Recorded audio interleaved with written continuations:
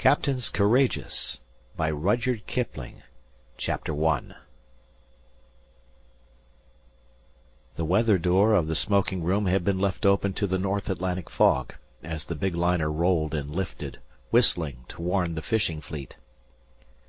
"That Shane boy's the biggest nuisance aboard," said a man in a frieze overcoat, shutting the door with a bang. "He isn't wanted here. He's too fresh." A white-haired German reached for a sandwich and grunted between bites. "I know der breed. America is full of dat kind. I tell you, you should import rope's ends free under your tariff." "Pshaw! There isn't any real harm to him. He's more to be pitied than anything," a man from New York drawled, as he lay at full length along the cushions under the wet skylight. "They've dragged him around from hotel to hotel ever since he was a kid. I was talking to his mother this morning. She's a lovely lady, but she don't pretend to manage him.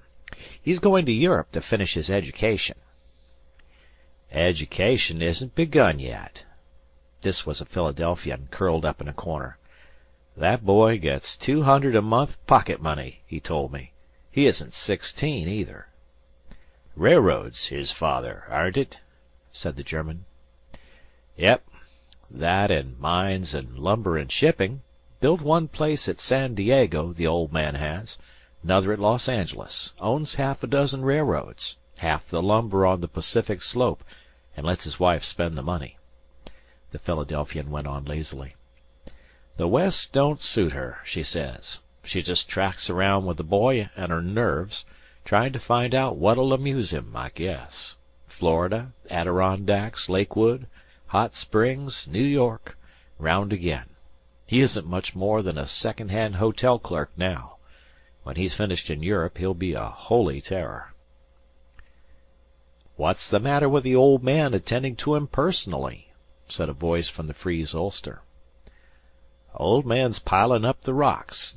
Don't want to be disturbed, I guess. He'll find out his error a few years from now. Pity, because there's a heap of good in the boy, if you could get at it." Mit a rope's end, growled the German. Once more the door banged, and a slight, slim-built boy, perhaps 15 years old, a half-smoked cigarette hanging from one corner of his mouth, leaned in over the high footway. His pasty yellow complexion did not show well on a person of his years, and his look was a mixture of irresolution, bravado, and very cheap smartness. He was dressed in a cherry-colored blazer, knickerbockers, red stockings, and bicycle shoes, with a red flannel cap at the back of his head. After whistling between his teeth as he eyed the company, he said in a loud voice, "Say, it's thick outside. You can hear the fish boats squawking all around us. Say, wouldn't it be great if we ran one down?" "Shut the door, Harvey," said the New Yorker. "Shut the door, and stay outside. You're not wanted here." "Who'll stop me?" he answered deliberately. "Did you pay for my passage, Mr. Martin? Guess I've as good right here as the next man." He picked up some dice from a checkerboard and began throwing, right hand against left. "Say, gentlemen, this is deader'n mud. Can't we make a game of poker between us?" There was no answer, and he puffed his cigarette, swung his legs, and drummed on the table with rather dirty fingers. Then he pulled out a roll of bills as if to count them. "How's your mamma this afternoon?" a man said. "I didn't see her at lunch." "In her stateroom, I guess. She's most always sick on the ocean. I'm going to give the stewardess $15 for looking after her. I don't go down more'n I can avoid. It makes me feel mysterious to pass that butler's pantry place. Say, this is the first time I've been on the ocean." "Oh, don't apologize, Harvey." "Who's apologizing? This is the first time I've crossed the ocean, gentlemen, and, except the first day, I haven't been sick one little bit. No, sir." He brought down his fist with a triumphant bang, wetted his finger, and went on counting the bills. "Oh, you're a high-grade machine with the writing in plain sight." The Philadelphian yawned. "You'll blossom into a credit to your country if you don't take care." "I know it. I'm an American, first, last, and all the time. I'll show 'em that when I strike Europe. Piff! My cig's out. I can't smoke the truck the steward sells. Any gentleman got a real Turkish cig on him?" The chief engineer entered for a moment, red, smiling, and wet. "Say, Mac," cried Harvey cheerfully, "how are we hittin' it?" "Very much in the ordinary way," was the grave reply. "The young are as polite as ever to their elders, and their elders are trying to appreciate it." A low chuckle came from a corner. The German opened his cigar case and handed a skinny black cigar to Harvey. "Dat is the proper apparatus to smoke, my young friend," he said. "You will try it? Yes? Then you will be ever so happy."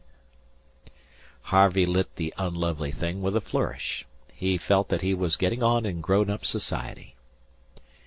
"It would take more than this to keel me over," he said, ignorant that he was lighting that terrible article, a Wheeling stogie.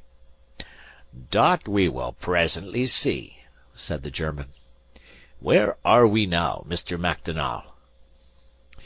"Just there or thereabouts, Mr. Schaefer," said the engineer. "We'll be on the Grand Bank tonight, but in a general way o' speakin', we're all among the fishing fleet now.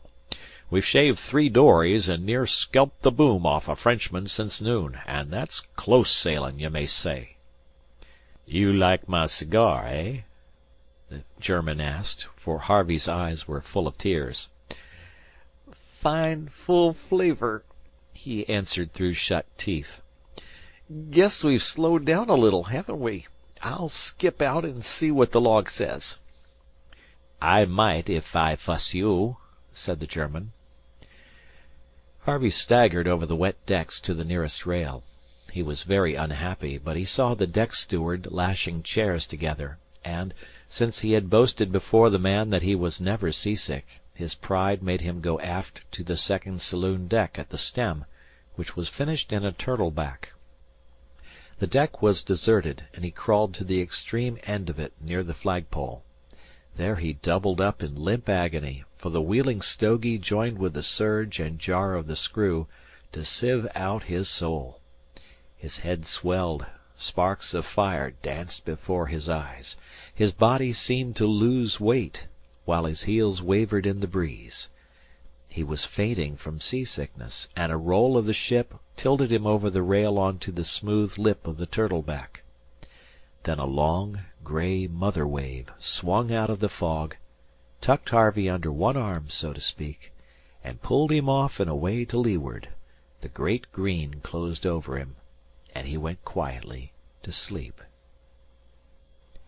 He was roused by the sound of a dinner horn, such as they used to blow at a summer school he had once attended in the Adirondacks. Slowly he remembered that he was Harvey Cheyne, drowned and dead in mid-ocean, but was too weak to fit things together. A new smell filled his nostrils, wet and clammy chills ran down his back, and he was helplessly full of salt water. When he opened his eyes he perceived that he was still on top of the sea, for it was running round him in silver-coloured hills, and he was lying on a pile of half-dead fish, looking at a broad human back clothed in a blue jersey. "It's no good," thought the boy. "I'm dead, sure enough, and this thing is in charge." He groaned, and the figure turned its head, showing a pair of little gold rings half hidden in curly black hair. "Aha! You feel some pretty well now?" it said. "Lie still so. We trim better." With a swift jerk he sculled the flickering boat-head on to a foamless sea that lifted her 20 full feet, only to slide her into a glassy pit beyond. But this mountain climbing did not interrupt Blue Jersey's talk. "Fine good job, I say, that I catch you. Eh, what? Better good job, I say, your boat not catch me. How you come to fall out?" "I was sick," said Harvey. "Sick and couldn't help it." Just in time I blow my horn, and your boat she yaw a little. Then I see you come all down. Eh, what? I think you're cut into baits by the screw, but you are dreeft to me, and I make a big fish of you. So you shall not die this time." "Where am I?" said Harvey, who could not see that life was particularly safe where he lay. "You are with me in the dory. Manuel my name, and I come from schooner We're Here of Gloucester. I live to Gloucester. By and by we get supper. Eh, what?" He seemed to have two pairs of hands and a head of cast iron, for, not content with blowing through a big conch shell, he must needs stand up to it, swaying with the sway of the flat-bottomed dory, and send a grinding, thuttering shriek through the fog. How long this entertainment lasted, Harvey could not remember, for he lay back terrified at the sight of the smoking swells. He fancied he heard a gun, and a horn, and a shouting. Something bigger than the dory, but quite as lively, loomed alongside. Several voices talked at once. He was dropped into a dark, heaving hole, where men in oilskins gave him a hot drink and took off his clothes, and he fell asleep. When he waked, he listened for the first breakfast bell on the steamer, wondering why his state-room had grown so small. Turning, he looked into a narrow triangular cave, lit by a lamp hung against a huge square beam. A three-cornered table within arm's reach ran from the angle of the bows to the foremast. At the after end, behind a well-used Plymouth stove, sat a boy about his own age, with a flat red face and a pair of twinkling gray eyes. He was dressed in a blue jersey and high rubber boots. Several pairs of the same sort of footwear, an old cap, and some worn-out woolen socks lay on the floor, and black and yellow oilskins swayed to and fro beside the bunks. The place was packed as full of smells as a bale is of cotton. The oilskins had a peculiarly thick flavor of their own, which made a sort of background to the smells of fried fish, burnt grease, paint, pepper, and stale tobacco. But these, again, were all hooped together by one encircling smell of ship and salt water. Harvey saw with disgust that there were no sheets on his bed-place. He was lying on a piece of dingy ticking full of lumps and nubbles. Then, too, the boat's motion was not that of a steamer. She was neither sliding nor rolling, but rather wriggling herself about in a silly, aimless way, like a colt at the end of a halter. Water noises ran by close to his ear, and beams creaked and whined about him. All these things made him grunt despairingly and think of his mother. "Feelin' better?" said the boy, with a grin. "Have some coffee?" He brought a tin cup full, and sweetened it with molasses. "Isn't there milk?" said Harvey, looking round the dark double tier of bunks as if he expected to find a cow there. "Well, no," said the boy. "Ner there ain't likely to be till about mid-September. 'Tain't bad coffee. I made it." Harvey drank in silence, and the boy handed him a plate full of pieces of crisp fried pork, which he ate ravenously. "I've dried your clothes. Guess they've shrunk some," said the boy. "They ain't our style much, none of 'em. Twist round and see if you hurt any." Harvey stretched himself in every direction, but could not report any injuries. "That's good," the boy said heartily. "Fix yourself and go on deck. Dad wants to see you. I'm his son. Dan, they call me, and I'm cook's helper and everything else aboard that's too dirty for the men. There ain't no boy here 'cept me since Otto went overboard, and he was only a Dutchy and 20-year-old at that. How'd you come to fall off in a dead flat calm?" "'Twasn't a calm," said Harvey sulkily. "It was a gale, and I was seasick. Guess I must have rolled over the rail." "There was a little common swell yesterday and last night," said the boy. "But if that's your notion of a gale," he whistled, "whew, you'll know more 'fore you're through. Hurry, Dad's waitin'." Like many other unfortunate young people, Harvey had never in all his life received a direct order. never, at least, without long and sometimes tearful explanations of the advantage of obedience and the reasons for the request. Mrs. Cheyne lived in fear of breaking his spirit, which, perhaps, was the reason that she herself walked on the edge of nervous prostration. He could not see why he should be expected to hurry for any man's pleasure, and said so. "Your dad can come down here if he's so anxious to talk to me. I want him to take me to New York right away. It'll pay him." Dan opened his eyes as the size and beauty of this joke dawned on him. "Say, Dad," he shouted up the foc'sle hatch, "he says you can slip down and see him if you're anxious that way. Hear, Dad?"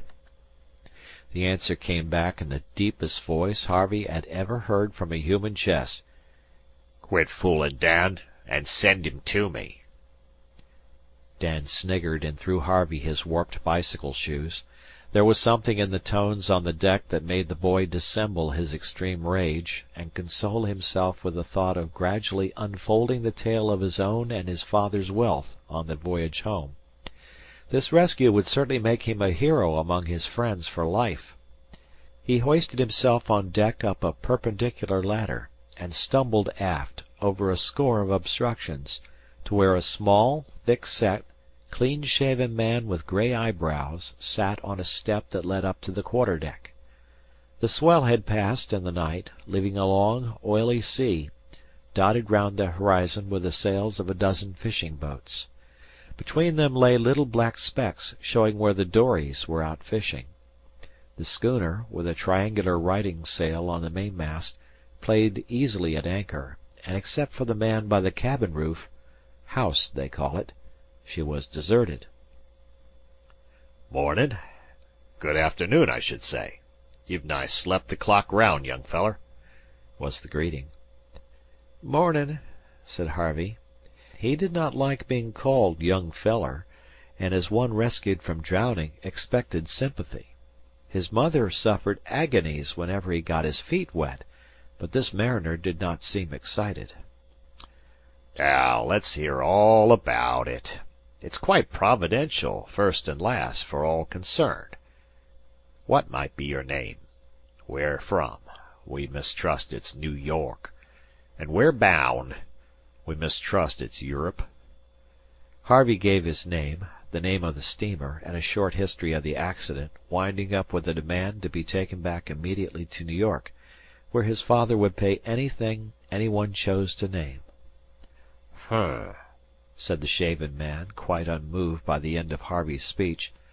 "I can't say we think special of any man, or boy even, that falls overboard from that kind of packet in a flat calm.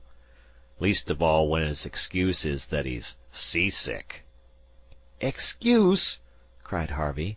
"Do you suppose I'd fall overboard into your dirty little boat for fun?" "Not knowin' what your notions of fun may be, I can't rightly say, young feller. But if I was you, I wouldn't call the boat which, under Providence, was the means of savin' you, names. In the first place, it's blame irreligious. In the second, it's annoying to my feelin's, and I'm Disco Troop of the We're Here, a Gloucester, which you don't seem rightly to know." "I don't know and I don't care," said Harvey. "I'm grateful enough for being saved, and all that, of course, but I want you to understand that the sooner you take me back to New York, the better it'll pay you." "Meanin' how?" Troop raised one shaggy eyebrow over a suspiciously mild blue eye. "Dollars and cents," said Harvey, delighted to think that he was making an impression. "Cold dollars and cents." He thrust a hand into a pocket and threw out his stomach a little, which was his way of being grand. "You've done the best day's work you ever did in your life when you pulled me in. I'm all the son Harvey Cheyne has." "He's been favored," said Disco, dryly. "And if you don't know who Harvey Cheyne is, you don't know much. That's all. Now turn her around and let's hurry." Harvey had a notion that the greater part of America was filled with people discussing and envying his father's dollars. "Maybe I do, and maybe I don't. Take a reef in your stomach, young feller. It's full of my vittles." Harvey heard a chuckle from Dan, who was pretending to be busy by the stump foremast, and the blood rushed to his face. "We'll pay for that, too," he said. "When do you suppose we shall get to New York?" "I don't use New York any, nor Boston. We may see Eastern Point about September, and your pa, I'm real sorry I ain't here to tell of him, may give me $10 after all your talk. Then, of course, he mayn't."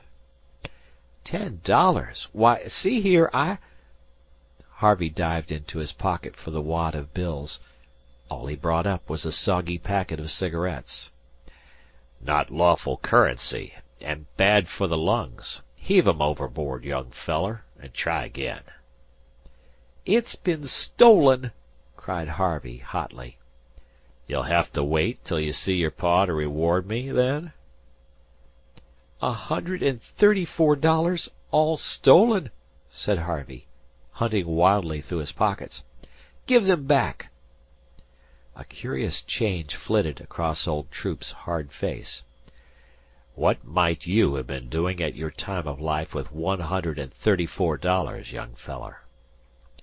"It was part of my pocket money for a month." This Harvey thought would be a knock-down blow, and it was, indirectly. "Oh, $134 is only part of his pocket money, for 1 month only. You don't remember hitting anything when you fell over, do you? Crack against a stanchion, let's say? Old man Haskin of the East Wind," Troop seemed to be talking to himself, "he tripped on a hatch and butted the mainmast with his head. Hardish. 'Baout 3 weeks afterwards, old man Haskin he would hev it that the East Wind was a commerce destroyin' man o' war, and so he declared war on Sable Island because it was British and the shoals run out too far. They sewed him up in a bed bag, his head and feet appearin', for the rest o' the trip, and now he's home in Essex playin' with little rag dolls." Harvey choked with rage, but Troop went on consolingly. "We're sorry for you. We're very sorry for you. And so young. We won't say no more about the money, I guess." "Course you won't. You stole it." "Suit yourself. We stole it, if it's any comfort to you. Now, about goin' back. Allowin' we could do it, which we can't. You ain't in no fit state to go back to your home, and we've just come on to the Banks, workin' for our bread. We don't see the half of $100 a month, let alone pocket money, and with good luck we'll be ashore again somewheres about the first weeks of September." But it's May now, and I can't stay here doing nothing just because you want to fish. I can't, I tell you." "Right and jest and right. No one asks you to do nothin'. There's a heap as you can do, for Otto he went overboard on Le Havre. I mistrust he lost his grip in a gale we found there. Anyways, he never come back to deny it. You've turned up plain, plumb providential for all concerned. I mistrust, though, there's ruther few things you can do. Ain't that so?"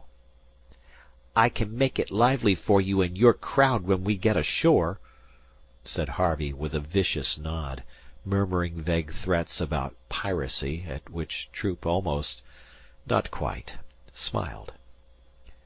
"'Cept talk. I'd forgot that.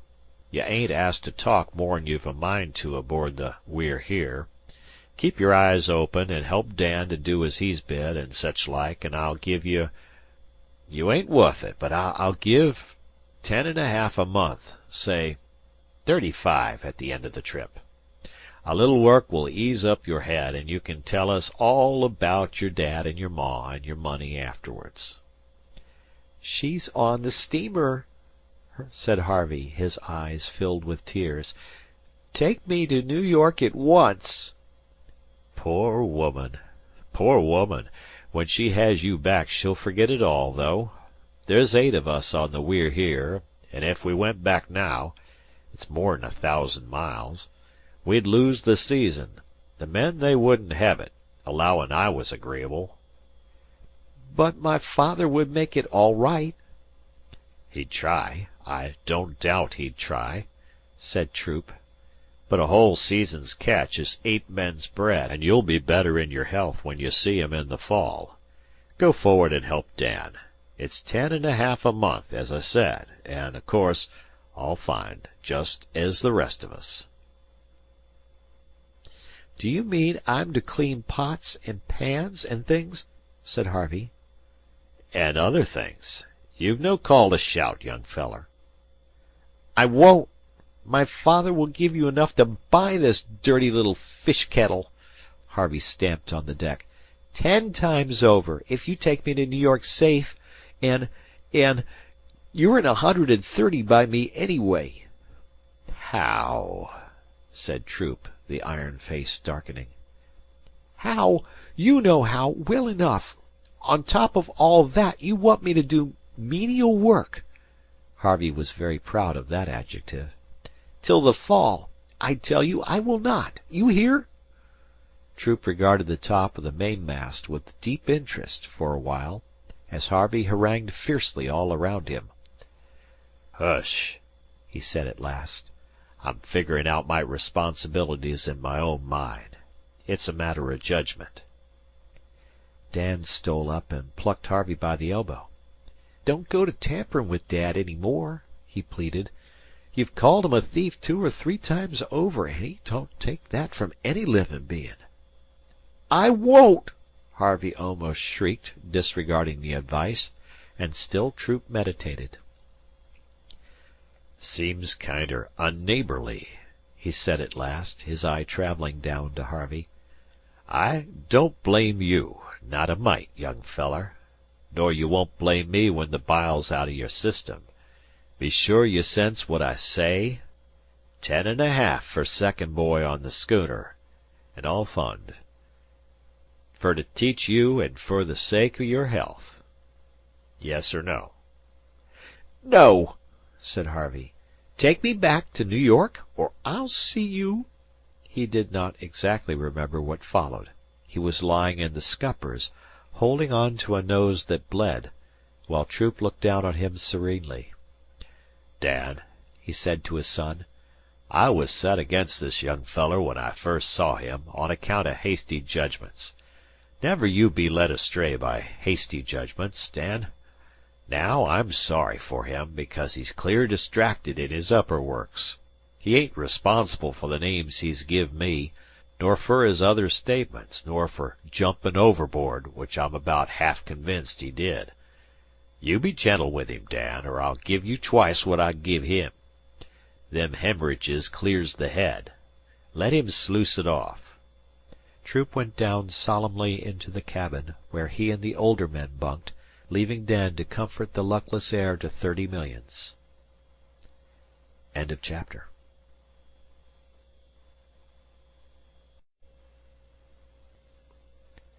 Captains Courageous by Rudyard Kipling, Chapter 2. "I warned you," said Dan, as the drops fell thick and fast on the dark oiled planking. "Dad ain't noways hasty, but you fair earned it. Pshaw! There's no sense takin' on so."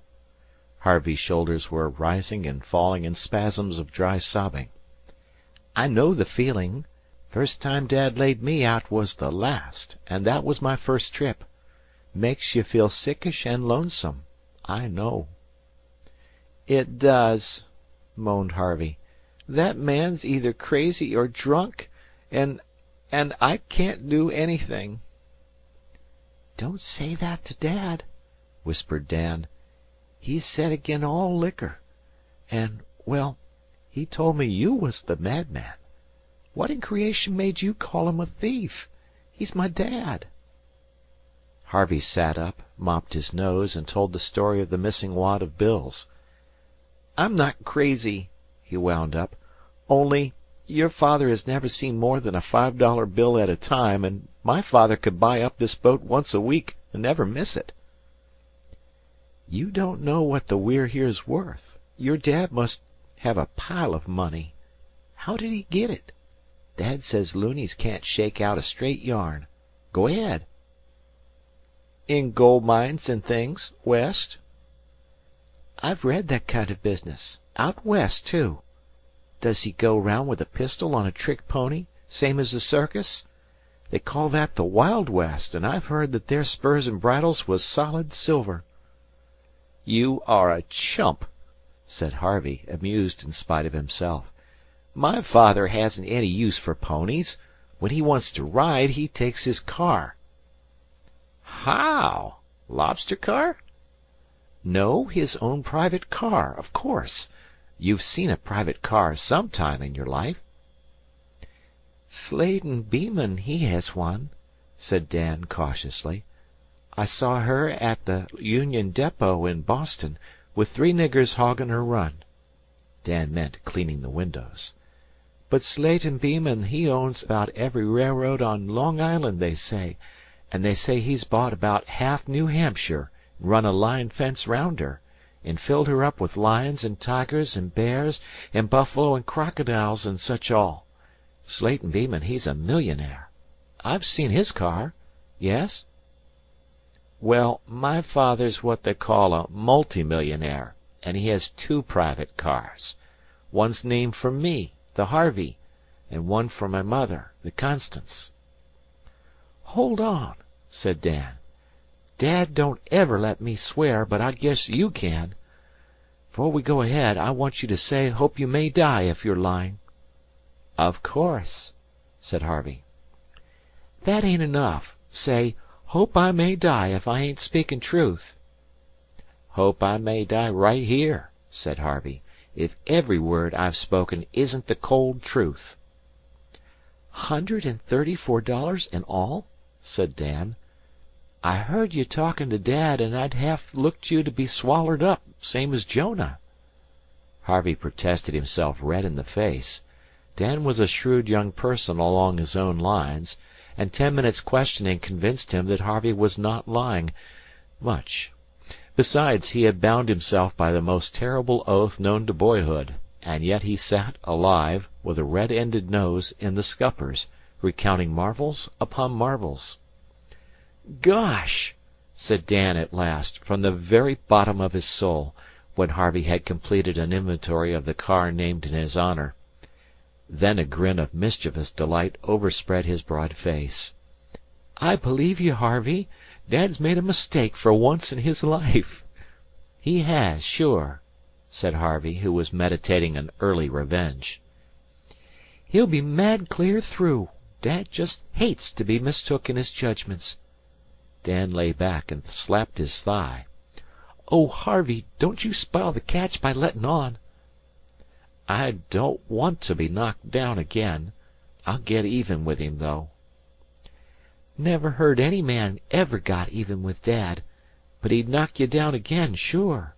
The more he was mistook, the more he'd do it. But gold mines and pistols—" "I never said a word about pistols," Harvey cut in, for he was on his oath. "That's so. No more you did.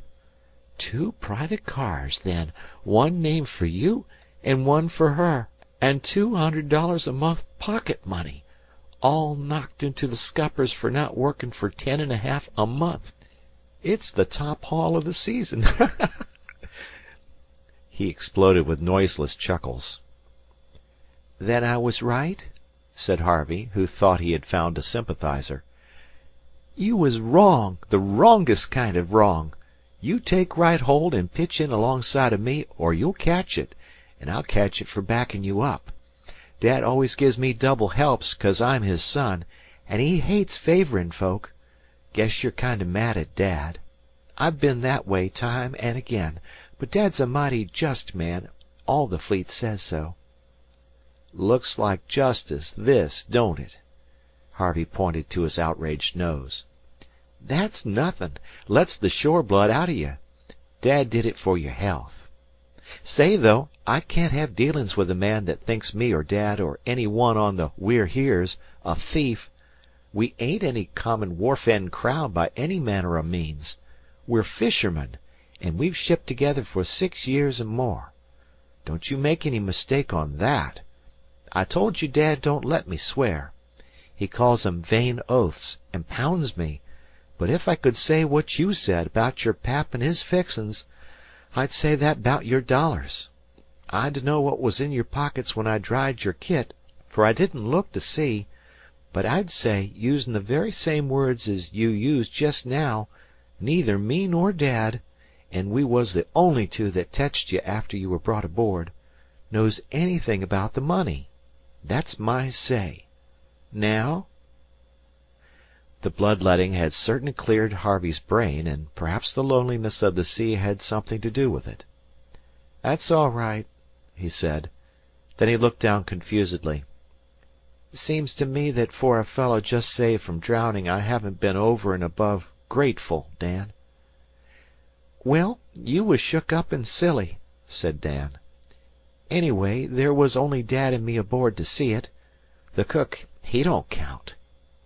"I might have thought about losin' the bills that way," Harvey said, half to himself, "instead of callin' everybody in sight a thief. Where's your father?" "In the cabin. What do you want of him again?" "You'll see," said Harvey, and he stepped, rather groggily, for his head was still singing, to the cabin steps, where the little ship's clock hung in plain sight of the wheel. Troop, in the chocolate and yellow painted cabin, was busy with a notebook and an enormous black pencil, which he sucked hard from time to time. "I haven't acted quite right," said Harvey, surprised at his own meekness. "What's wrong now?" said the skipper. "Walked into Dan, have you?" "No, it's about you." "I'm here to listen." "Well, I'm here to take things back," said Harvey, very quickly. "When a man's saved from drownin'..." He gulped. "Eh? You'll make a man yet if you go on this way." "He oughtn't begin by callin' people names." "Jest and right. Right and jest," said Troop, with the ghost of a dry smile. "So I'm here to say I'm sorry." Another big gulp. Troop heaved himself slowly off the locker he was sitting on and held out an 11-inch hand. "I mistrusted 'twould do you sights o' good. And this shows I weren't mistook in my judgments." A smothered chuckle on deck caught his ear. "I am very seldom mistook in my judgments." The 11-inch hand closed on Harvey's, numbing it to the elbow. "We'll put a little more gristle to that 'fore we're done with you, young feller, and I don't think any worse o' you for anything that's gone by. You wasn't fairly responsible. Go right about your business, and you won't take no hurt." "You're white," said Dan, as Harvey regained the deck, flushed to the tips of his ears. "I don't feel it," said he. "I didn't mean that way. I heard what Dad said. When Dad allows he don't think the worse of any man, Dad's give himself away. He hates to be mistook in his judgments, too. Ho, ho! Once Dad has a judgment, he'd sooner dip his colors to the British than change it. I'm glad it's settled right end up. Dad's right when he says he can't take you back. It's all the livin' we make here fishin'. The men'll be back like sharks after a dead whale in half an hour." "What for?" said Harvey. "Supper, of course. Don't your stomach tell you? You've a heap to learn." "Guess I have," said Harvey dolefully, looking at the tangle of ropes and blocks overhead. "She's a daisy," said Dan, enthusiastically, misunderstanding the look. "Wait till our mainsail's bent and she walks home with all her salt wet. There's some work first, though." He pointed down into the darkness of the open main hatch between the two masts. "What's that for? It's all empty," said Harvey. "You and me and a few more have got to fill it," said Dan. "That's where the fish goes." "Alive?" said Harvey. "Well, no. They're supposed to be rather dead, and flat, and salt. There's 100 hogshead of salt in the bins, and we hain't more'n covered our dunnage to now." "Where are the fish, though?" "In the sea, they say. In the boats we pray," said Dan, quoting a fisherman's proverb. "You come in last night with about 40 of 'em." He pointed to a sort of wooden pen just in front of the quarter-deck. "You and me, we'll sluice that out when we're through. Said we'll hev full pens to-night. I've seen her down half a foot with fish waitin' to clean, an' we stood to the tables till we was splittin' ourselves instid o' them, we was so sleepy. Yes, they're comin' in now." Dan looked over the low bulwarks at half a dozen dories, rowing towards them over the shining, silky sea. "I've never seen the sea from so low down," said Harvey. "It's fine." The low sun made the water all purple and pinkish, with golden lights on the barrels of the long swells, and blue and green mackerel shades in the hollows. Each schooner in sight seemed to be pulling her dories toward her by invisible strings, and the little black figures in the tiny boats pulled like clockwork toys. "They've struck on good," said Dan, between his half-shut eyes. "Manuel hain't room for another fish. Low as a lily pad in still water, ain't he?" "Which is Manuel? I don't see how you can tell 'em way off, as you do." "Last boat to the south'ard. He fund you last night," said Dan, pointing. "Manuel rows Portugoosy, an' you can't mistake him. East of him he's a heap better'n he rows is Pennsylvania, loaded with saleratus by the looks of him. East o' him see how pretty they string out all along with the humpy shoulders is Long Jack.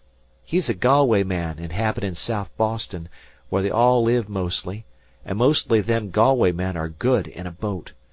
North, away yonder you'll hear him tune up in a minute is Tom Platt. Man-o'-war's man he was on the old Ohio.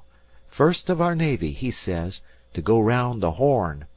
He never talks of much else, 'cept when he sings, but he has fair fishin' luck. There, what did I tell you?" A melodious bellow stole across the water from the northern dory. Harvey heard something about somebody's hands and feet being cold, and then: "Bring forth the chart, the doleful chart. See where the mountains meet. The clouds are thick around their heads, the mists around their feet." "Full boat," said Dan with a chuckle. "If he gives us 'O Captain,' it's toppin' full." The bellow continued: "And now to thee, O Capting, most earnestly I pray, that they shall never bury me in church or cloister gray." "Double game for Tom Platt. He'll tell you all about the old Ohio to-morrow. See that blue dory behind him? He's my uncle, Dad's own brother, an' if there's any bad luck loose on the Banks she'll fetch up agin Uncle Salters, sure. Look how tender he's rowin'. I'll lay my wage and share he's the only man stung up to-day, an' he's stung up good." "What'll sting him?" said Harvey, getting interested. "Strawberries mostly. Pumpkins sometimes, and sometimes lemons and cucumbers. Yes, he's stung up from his elbows down. That man's luck perfectly paralyzin'. Now we'll take a hold of the tackles and h'ist 'em in. Is it true what you told me jest now, that you never done a hand's turn o' work in all your born life? Must feel kinder awful, don't it?" "I'm goin' to try to work anyway," Harvey replied stoutly. "Only it's all dead new." "Lay a hold of that tackle, then, behind you." Harvey grabbed at a rope and long iron hook dangling from one of the stays of the mainmast, while Dan pulled down another that ran from something he called a topping lift, as Manuel drew alongside in his loaded dory. The Portuguese smiled a brilliant smile that Harvey learned to know well later, and a short-handled fork began to throw fish into the pen on deck. 231, he shouted. "Give him the hook," said Dan, and Harvey ran it into Manuel's hands. He slipped it through a loop of rope at the dory's bow, caught Dan's tackle, hooked it to the stern becket, and clambered into the schooner. "Pull!" shouted Dan, and Harvey pulled, astonished to find how easily the dory rose. "Hold on she don't nest in the crosstrees." Dan laughed, and Harvey held on, for the boat lay in the air above his head. "Lower away!" Dan shouted, and as Harvey lowered, Dan swayed the light boat with one hand till it landed softly just behind the mainmast. "They don't weigh nothin' empty. That was right smart for a passenger. There's more trick to it in a seaway." "Ha ha!" said Manuel, holding out a brown hand. "You are some pretty well now?" This time last night the fish they fish for you. Now you fish for fish. Eh, what?" I'm ever so grateful," Harvey stammered, and his unfortunate hand stole to his pocket once more, but he remembered that he had no money to offer. When he knew Manuel better, the mere thought of the mistake he might have made would have covered him with hot, uneasy blushes in his bunk. "There is no to be thankful for to me," said Manuel. "How shall I leave you drift all around the banks? Now you are a fishman, eh, what?" "Ooh! Ah!" He bent backward and forward stiffly from the hips to get the kinks out of himself. "I have not clean boat to day. Too busy. They struck on queek. Danny, my son, clean for me." Harvey moved forward at once. Here was something he could do for the man who had saved his life. Dan threw him a swab, and he leaned over the dory, mopping up the slime clumsily, but with great good will. "Hike out the foot-boards. They slide in them grooves," said Dan. "Swab 'em and lay 'em down. Never let a foot-board jam. You may want her bad some day. Here's Long Jack." A stream of glittering fish flew into the pen from a dory alongside. "Manuel, you take the tackle. I'll fix the tables. Harvey, clear Manuel's boat. Long Jack's nestin' on the top of her." Harvey looked up from his swabbing at the bottom of another dory just above his head. "Jest like the Injun puzzle boxes, ain't they?" said Dan as the one boat dropped into the other. "Takes to it like a duck to water," said Long Jack, a grizzly-chinned, long-lipped Galway man, bending to and fro exactly as Manuel had done. Disko in the cabin growled up the hatchway, and they could hear him suck his pencil. 149 and a half. Bad luck to ye, Discobolus," said Long Jack. "I'm murderin' myself to fill up your pockets. Slate it for a bad catch. The Portuguese has bait me." Whack came another dory alongside, and more fish shot into the pen. 203. Let's look at the passenger."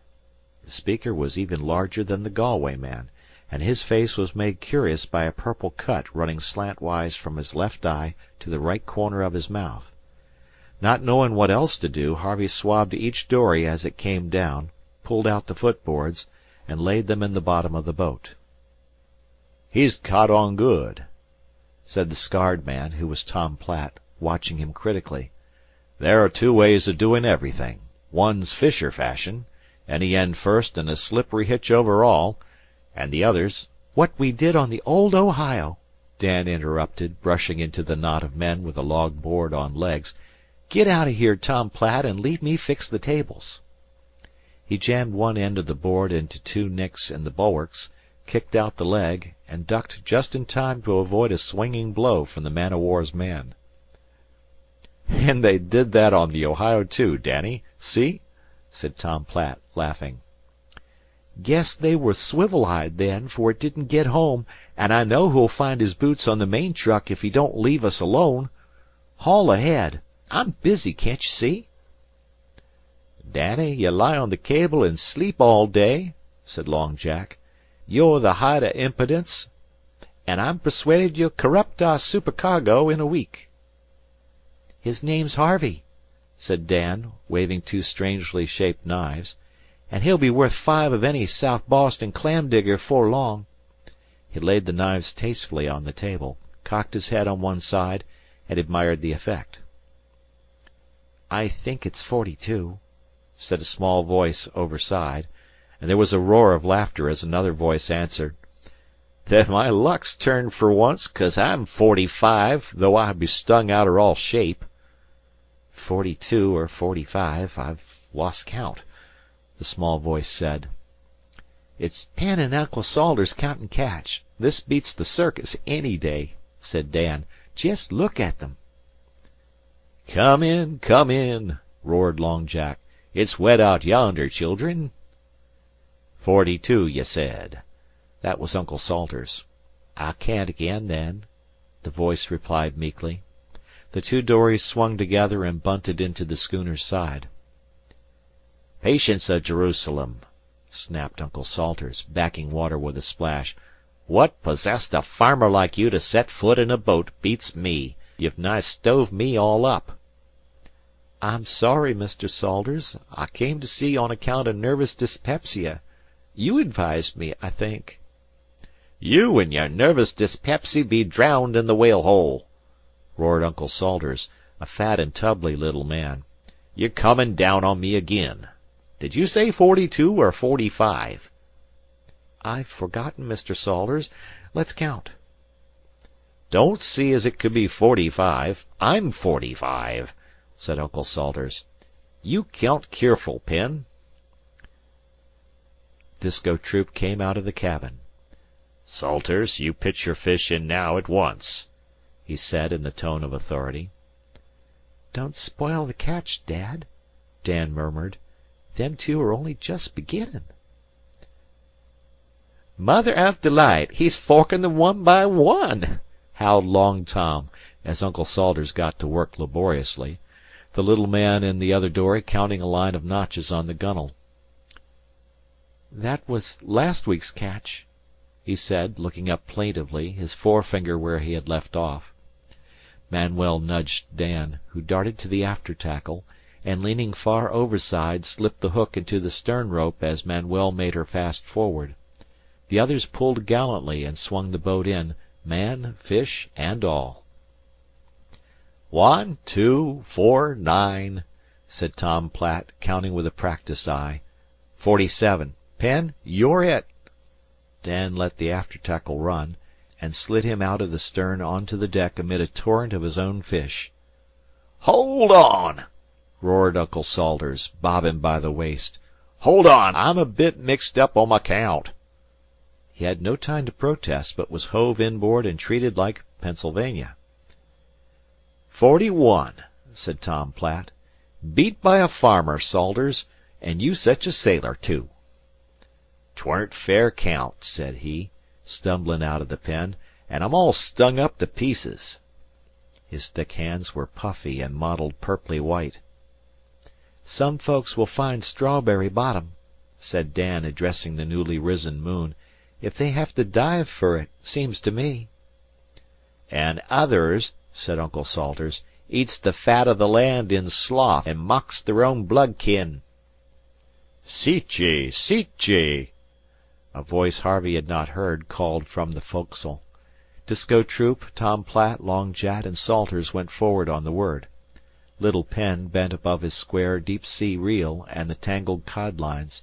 Manuel lay down full length on the deck, and Dan dropped into the hold, where Harvey heard him banging casks with a hammer. "Salt," he said, returning. "Soon as we're through supper we get to dressing down.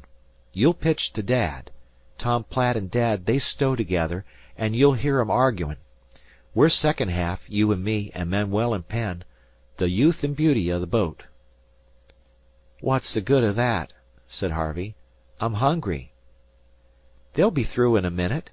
Sniff! She smells good to night. Dad ship's a good cook if he do suffer with his brother.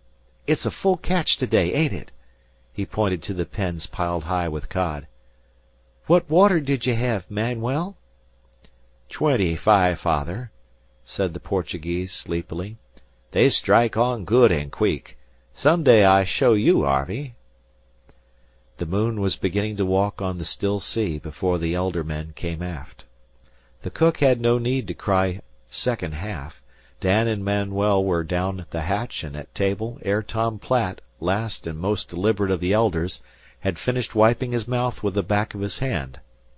Harvey followed Penn, and sat down before a tin pan of cod's tongues and sounds, mixed with scraps of pork and fried potato, a loaf of hot bread, and some black and powerful coffee. Hungry as they were, they waited while Pennsylvania solemnly asked a blessing. Then they stoked in silence till Dan drew breath over his tin cup and demanded of Harvey how he felt. "Most full, but there's just room for another piece." The cook was a huge jet-black negro, and unlike all the negroes Harvey had met, did not talk, contenting himself with smiles and dumb-show invitations to eat more. "See, Harvey," said Dan, rapping with his fork on the table. "It's jest as I said. The young and handsome men, like me and Pensy, and you and Manuel, we're second half, and we eats when the first half are through. They're the old fish, and they're mean and humpy, and their stomachs has to be humored, so they come first, which they don't deserve. Ain't that so, Doctor?" The cook nodded. "Can't he talk?" said Harvey in a whisper. "'Nough to get along. Not much o' anything we know. His natural tongue's kinder curious. Comes from the innards of Cape Breton, he does, where the farmers speak home-made Scotch. Cape Breton's full o' niggers whose folk run in there durin' our war, and they talk like the farmers, all huffy-chuffy." "That is not Scotch," said Pennsylvania. "That is Gaelic. So I read in a book." "Penn reads a heap. Most of what he says is so, 'cep when it comes to account o' fish, eh?" "Does your father just let them say how many they've caught, without checking them?" said Harvey. "Why, yes. Where's the sense of a man lyin' for a few old cod?" "Was a man once lied for his catch," Manuel put in. "Lied every day. 5, 10, 25 more fish than come he say there was." "Where was that?" said Dan. "None of our folk." "Frenchmen of Aguille." "Ah, those West Shore Frenchmen don't count anyways. Stands to reason they can't count. If you run acrost any of their soft hooks, Harvey, you'll know why," said Dan with an awful contempt. "Always more and never less, every time we come to dress." Long Jack roared down the hatch, and the second half scrambled up at once. The shadow of the masts and rigging, with the never furled riding sail, rolled to and fro on the heaving deck in the moonlight, and the pile of fish by the stern shone like a dump of fluid silver. In the hold there were tramplings and rumblings where Disko Troop and Tom Platt moved among the salt bins. Dan passed Harvey a pitchfork, and led him to the inboard end of the rough table, where Uncle Salters was drumming impatiently with a knife haft. A tub of salt water lay at his feet. "You pitch to Dad and Tom Platt down the hatch, and take keer Uncle Salters don't cut your eye out," said Dan, swinging himself into the hold. "I'll pass salt below." Penn and Manuel stood knee-deep among cod in the pen, flourishing drawn knives. Long Jack, a basket at his feet and mittens on his hands, faced Uncle Salters at the table, and Harvey stared at the pitchfork and the tub. "Hi!" shouted Manuel, stooping to the fish, and bringing one up with a finger under its gill and a finger in its eye. He laid it on the edge of the pen, the knife blade glimmered with a sound of tearing, and the fish, slit from throat to vent, with a nick on either side of the neck, dropped at Long Jack's feet. "Hi!" said Long Jack, with a scoop of his mittened hand. The cod's liver dropped in the basket. Another wrench and scoop sent the head and offal flying, and the empty fish slid across to Uncle Salters, who snorted fiercely. There was another sound of tearing, the backbone flew over the bulwarks, and the fish, headless, gutted and open, splashed in the tub, sending the salt water into Harvey's astonished mouth. After the first yell, the men were silent. The cod moved along as though they were alive, and long ere Harvey had ceased wondering at the miraculous dexterity of it all, his tub was full. "Pitch," grunted Uncle Salters, without turning his head, and Harvey pitched the fish by twos and threes down the hatch. "Hi! Pitch 'em bunchy!" shouted Dan. "Don't scatter. Uncle Salters is the best splitter in the fleet. Watch him mind his book." Indeed, it looked a little as though the round uncle were cutting magazine pages against time. Manuel's body, cramped over it from the hips, stayed like a statue, but his long arms grabbed the fish without ceasing. Little Penn toiled valiantly, but it was easy to see he was weak. Once or twice Manuel found time to help him without breaking the chain of supplies, and once Manuel howled because he had caught his finger in a Frenchman's hook. These hooks are made of soft metal, to be rebent after use, but the cod very often get away with them and are hooked again elsewhere, and that is one of the many reasons why the Gloucester boats despise the Frenchmen. Down below, the rasping sound of rough salt rubbed on rough flesh sounded like the whirring of a grindstone, a steady undertune to the click-nick of the knives in the pen, the wrench and schloop of torn heads, dropped liver, and flying offal, the "Cra" of Uncle Salters's knife scooping away backbones, and the flap of wet, opened bodies falling into the tub. At the end of an hour Harvey would have given the world to rest, for fresh, wet cod weigh more than you would think, and his back ached with the steady pitching. But he felt for the first time in his life that he was one of a working gang of men, took pride in the thought, and held on sullenly. "Knife-o!" shouted Uncle Salters at last. Penn doubled up, gasping among the fish. Manuel bowed back and forth to supple himself, and Long Jack leaned over the bulwarks. The cook appeared, noiseless as a black shadow, collected a mass of backbones and heads, and retreated. "Blood ends for breakfast and head chowder," said Long Jack, smacking his lips. "Knife-ho!" repeated Uncle Salters, waving the flat, curved splitter's weapon. "Look by your foot, Harve!" cried Dan below. Harvey saw half a dozen knives stuck in a cleat in the hatch combing. He dealt these around, taking over the dulled ones. "Water," said Disko Troop. "Scuttlebutt's forward, and the dipper's alongside. Hurry, Harve!" said Dan. He was back in a minute with a big dipper full of stale brown water which tasted like nectar, and loosed the jaws of Disko and Tom Platt. "These are cod," said Disko. "They ain't Damascus figs, Tom Platt, nor yet silver bars.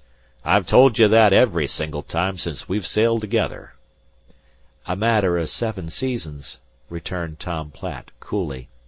"Good stowin's good stowin' all the same, and there's a right and a wrong way o' stowin' ballast even.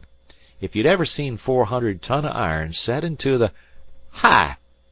With a yell from Manuel, the work began again, and never stopped till the pen was empty. The instant the last fish was down, Disko Troop rolled aft to the cabin with his brother. Manuel and Long Jack went forward. Tom Platt only waited long enough to slide home the hatch ere he too disappeared. In half a minute Harvey heard deep snores in the cabin, and he was staring blankly at Dan and Penn. "I did a little better that time, Danny," said Penn, whose eyelids were heavy with sleep. "But I think it is my duty to help clean." "Wouldn't hev your conscience for 1,000 quintal," said Dan. "Turn in, Penn. You've no call to do boy's work. Draw a bucket, Harvey. Oh, Penn, dump these in the gurry butt 'fore you sleep. Can you keep awake that long?" Penn took up the heavy basket of fish livers, emptied them into a cask with a hinged top, lashed by the foc'sle. Then he too dropped out of sight in the cabin. "Boys clean up after dressin' down, and first watch in calm weather is boys' watch on the We're Here." Dan sluiced the pen energetically, unshipped the table, set it up to dry in the moonlight, ran the red knife blades through a wad of oakum, and began to sharpen them on a tiny grindstone, as Harvey threw offal and backbones overboard under his direction. At the first splash a silvery white ghost rose bolt upright from the oily water and sighed a weir, whistling sigh. Harvey started back with a shout, but Dan only laughed. "Grampus," said he, "beggin' for fish heads. They up end that way when they're hungry.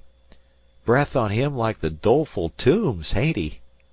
A horrible stench of decayed fish filled the air as the pillar of white sank, and the water bubbled oilily. "Hain't you never seen a grampus up end before? You'll see 'em by hundreds 'fore you're through. Say, it's good to have a boy aboard again. Otto was too old, and a Dutchy at that. Him and me we fought considerable. Wouldn't ha' keered for that if he'd had a Christian tongue in his head. Sleepy?" "Dead sleepy," said Harvey, nodding forward. "Mustn't sleep on watch. Rouse up and see if our anchor light's bright and shinin'. You're on watch now, Harve." "Pshaw! What's to hurt us? Bright as day." "Just when things happen, Dad says. Fine weather's good sleepin', and 'fore you know, maybe, you're cut in two by a liner, and 17 brass-bound officers, all gentlemen, lift their hand to it that your lights was out and there was a thick fog. Harve, I've kind o' took to you, but if you nod once more I'll lay into you with a rope's end." The moon, who sees many strange things on the Banks, looked down on a slim youth in knickerbockers and a red jersey staggering around the cluttered decks of a 70-ton schooner, while behind him, waving a knotted rope, walked, after the manner of an executioner, a boy who yawned and nodded between the blows he dealt. The lashed wheel groaned and kicked softly, the riding sail slatted a little in the shifts of the light wind, the windlass creaked, and the miserable procession continued. Harvey expostulated, threatened, whimpered, and at last wept outright, while Dan, the words clotting on his tongue, spoke of the beauty of watchfulness, and slashed away with the rope's end, punishing the dories as often as he hit Harvey. At last the clock in the cabin struck 10, and upon the 10th stroke little Penn crept on deck. He found 2 boys in 2 tumbled heaps side by side on the main hatch, so deeply asleep that he actually rolled them to their berths. End of chapter.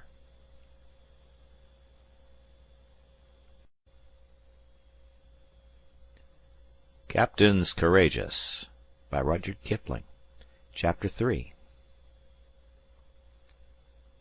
It was the 40-fathom slumber that clears the soul and eye and heart, and sends you to breakfast ravening. They emptied a big tin dish of juicy fragments of fish, the blood ends the cook had collected overnight.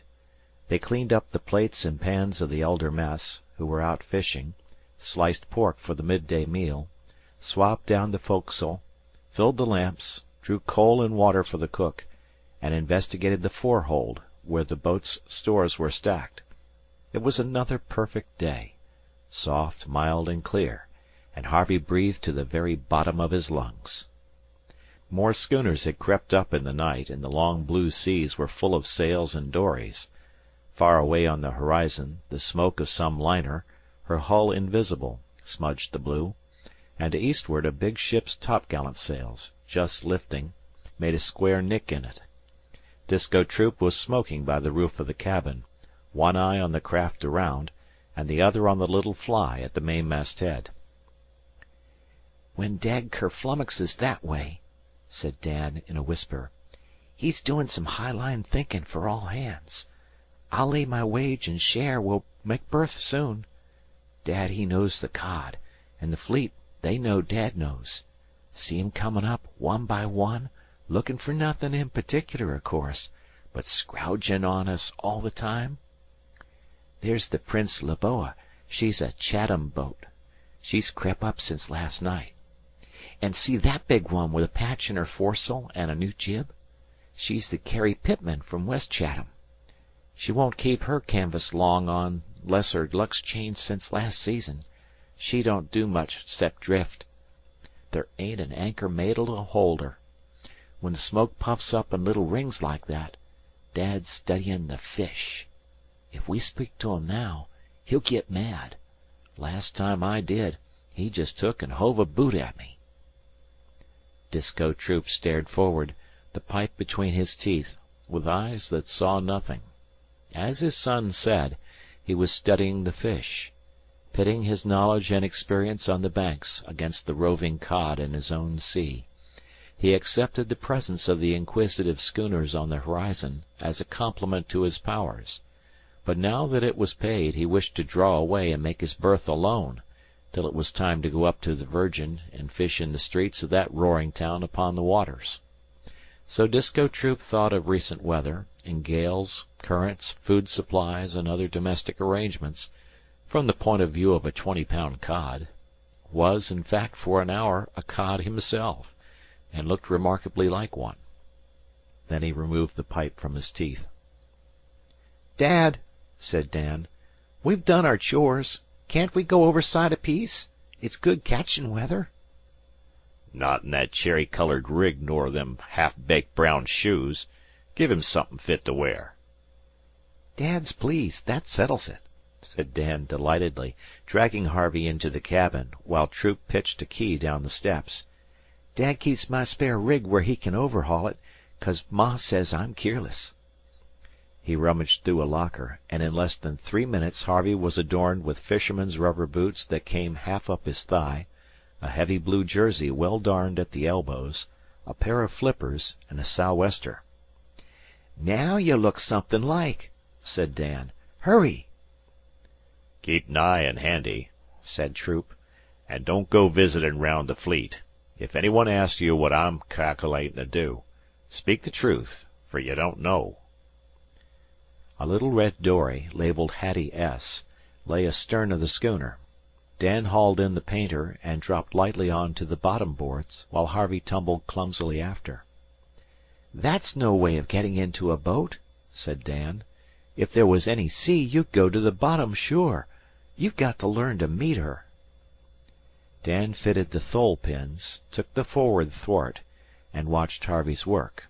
The boy had rowed, in a ladylike fashion, on the Adirondack ponds, but there is a difference between squeaking pins and well-balanced rowlocks, light sculls and stubby 8-foot sea oars. They stuck in the gentle swell, and Harvey grunted. "Short. Row short," said Dan. "If you cramp your oar in any kind o' sea, you're liable to turn her over. Ain't she a daisy? Mine, too." The little dory was specklessly clean. In her bows lay a tiny anchor, 2 jugs of water, and some 70 fathoms of thin, brown dory roding. A tin dinner horn rested in cleats just under Harvey's right hand, beside an ugly-looking maul, a short gaff, and a shorter wooden stick. A couple of lines, with very heavy leads and double cod-hooks, all neatly coiled on square reels, were stuck in their place by the gunwale. "Where's the sail and mast?" said Harvey, for his hands were beginning to blister. Dan chuckled. "You don't sail fishing dories much. You pull, but you needn't pull so hard. Don't you wish you owned her?" "Well, I guess my father might give me one or two if I asked him," Harvey replied. He had been too busy to think much of his family till then. "That's so. I forgot your dad's a millionaire. You don't act millionairy any, now. But a dory and craft and gear," Dan spoke as though she were a whaleboat, "costs a heap. Think your dad'd give you one for a pet, like?" "Shouldn't wonder. It would be 'most the only thing I haven't stuck him for yet." "Must be a expensive kinder kid to home. Don't slitheroo that way, Harve. Short's the trick, because no sea's ever dead still, and the swells'll—" Crack! The loom of the oar kicked Harvey under the chin and knocked him backward. "That was what I was going to say. I had to learn, too, but I wasn't more than 8 years old when I got my schoolin'." Harvey regained his seat with aching jaws and a frown. "No good gettin' mad at things, Dad says. It's our own fault if we can't handle 'em, he says. Let's try here. Manuel'll give us the water." The Portuguese was rocking fully a mile away, but when Dan upended an oar he waved his left arm 3 times. 30 fathom," said Dan, stringing a salt clam on to the hook. "Over with the doughboys. Bait same as I do, Harve, and don't snarl your reel." Dan's line was out long before Harvey had mastered the mystery of baiting and heaving out the leads. The dory drifted along easily. It was not worth while to anchor till they were sure of good ground. "Here we come!" Dan shouted, and a shower of spray rattled on Harvey's shoulders as a big cod flapped and kicked alongside. "Muckle, Harvey, muckle! Under your hand, quick!" Evidently muckle could not be the dinner horn, so Harvey passed over the maul, and Dan scientifically stunned the fish before he pulled it inboard, and wrenched out the hook with a short wooden stick he called a gobstick. Then Harvey felt a tug, and pulled up zealously. "Why, these are strawberries!" he shouted. "Look!" The hook had fouled among a bunch of strawberries, red on one side and white on the other, perfect reproductions of the land fruit, except that there were no leaves, and the stem was all pipy and slimy. "Don't touch 'em! Slat 'em off! Don't—" The warning came too late. Harvey had picked them from the hook and was admiring them. "Ouch!" he cried, for his fingers throbbed as though he had grasped many nettles. "Now you know what strawberry bottom means. Nothin' 'cep fish should be teched with the naked fingers, Dad says.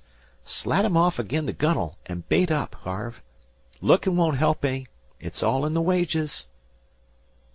Harvey smiled at the thought of his $10.50 a month, and wondered what his mother would say if she could see him hanging over the edge of a fishing dory in mid-ocean. She suffered agonies whenever he went out on Saranac Lake, and by the way, Harvey remembered distinctly that he used to laugh at her anxieties. Suddenly the line flashed through his hand, stinging even through the flippers, the woolen circlets supposed to protect it. "He's a logy.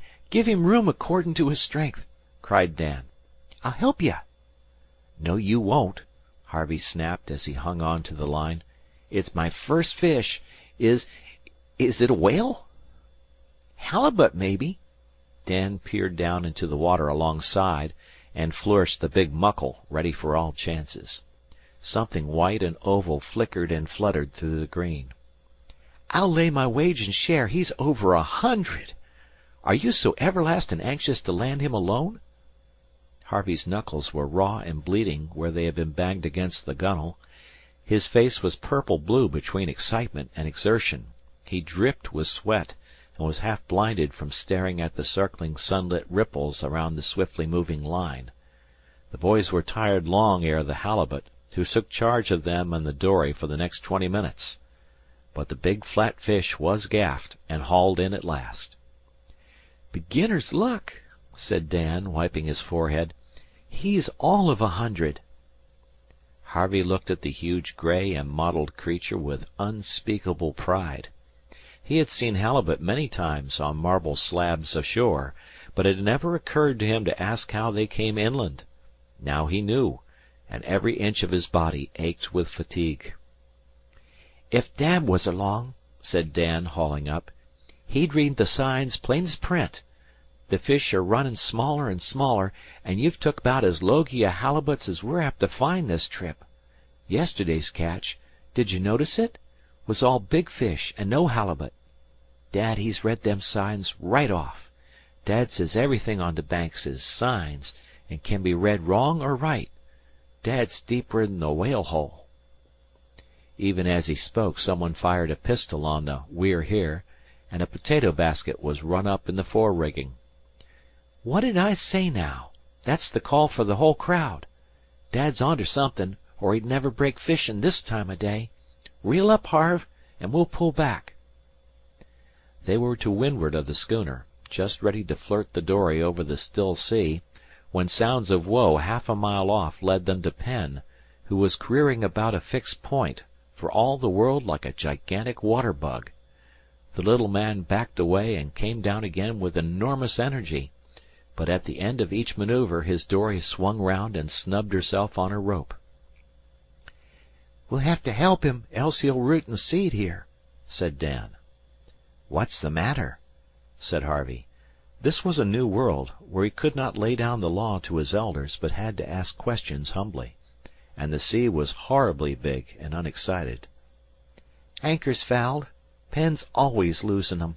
Lost 2 this trip already. On sandy bottom, too. And Dad says next one he loses, sure as fishin', he'll give him the kelleg. That'd break Penn's heart." "What's a kelleg?" said Harvey, who had a vague idea it might be some kind of marine torture, like keel-hauling in the story-books. "Big stone instead of an anchor. You can see a kelleg ridin' in the bows fur's you can see a dory, and all the fleet knows what it means. They'd guy him dreadful. Penn couldn't stand that no more'n a dog with a dipper to his tail. He's so everlastin' sensitive. Hello, Penn! Stuck again? Don't try any more of your patents. Come up on her and keep your rodin' straight up and down." "It doesn't move," said the little man, panting. "It doesn't move at all, and indeed I've tried everything." "What's all this hurrah's nest for'ard?" said Dan, pointing to a wild tangle of spare oars and dory roding, all matted together by the hand of inexperience. "Oh, that," said Penn proudly, "is a Spanish windlass. Mr. Salters showed me how to make it, but even that doesn't move her." Dan bent low over the gunwale to hide a smile, twitched once or twice on the roding, and behold, the anchor drew at once. "Haul up, Penn," he said, laughing, "or she'll get stuck again." They left him regarding the weed-hung flukes of the little anchor with big, pathetic blue eyes, and thanking them profusely. "Oh, say, while I think of it, Harve," said Dan, when they were out of earshot, "Penn ain't quite all caulked. He ain't nowise dangerous, but his mind's give out. See?" "Is that so, or is it one of your father's judgments?" Harvey asked as he bent to his oars. He felt he was learning to handle them more easily. "Dad ain't mistook this time. Penn's a sure enough loony. No, he ain't that exactly. So much as a harmless idjit. It was this way. You're rowing quite so, Harve. And I tell you 'cause it's right you orter know. He was a Moravian preacher once. Jacob Boller was his name, Dad told me, and he lived with his wife and 4 children somewheres out Pennsylvania way. Well, Penn he took his folks along to a Moravian meeting, camp meeting most like, and they stayed over just one night in Johnstown. You've heerd talk of Johnstown?" Harvey considered.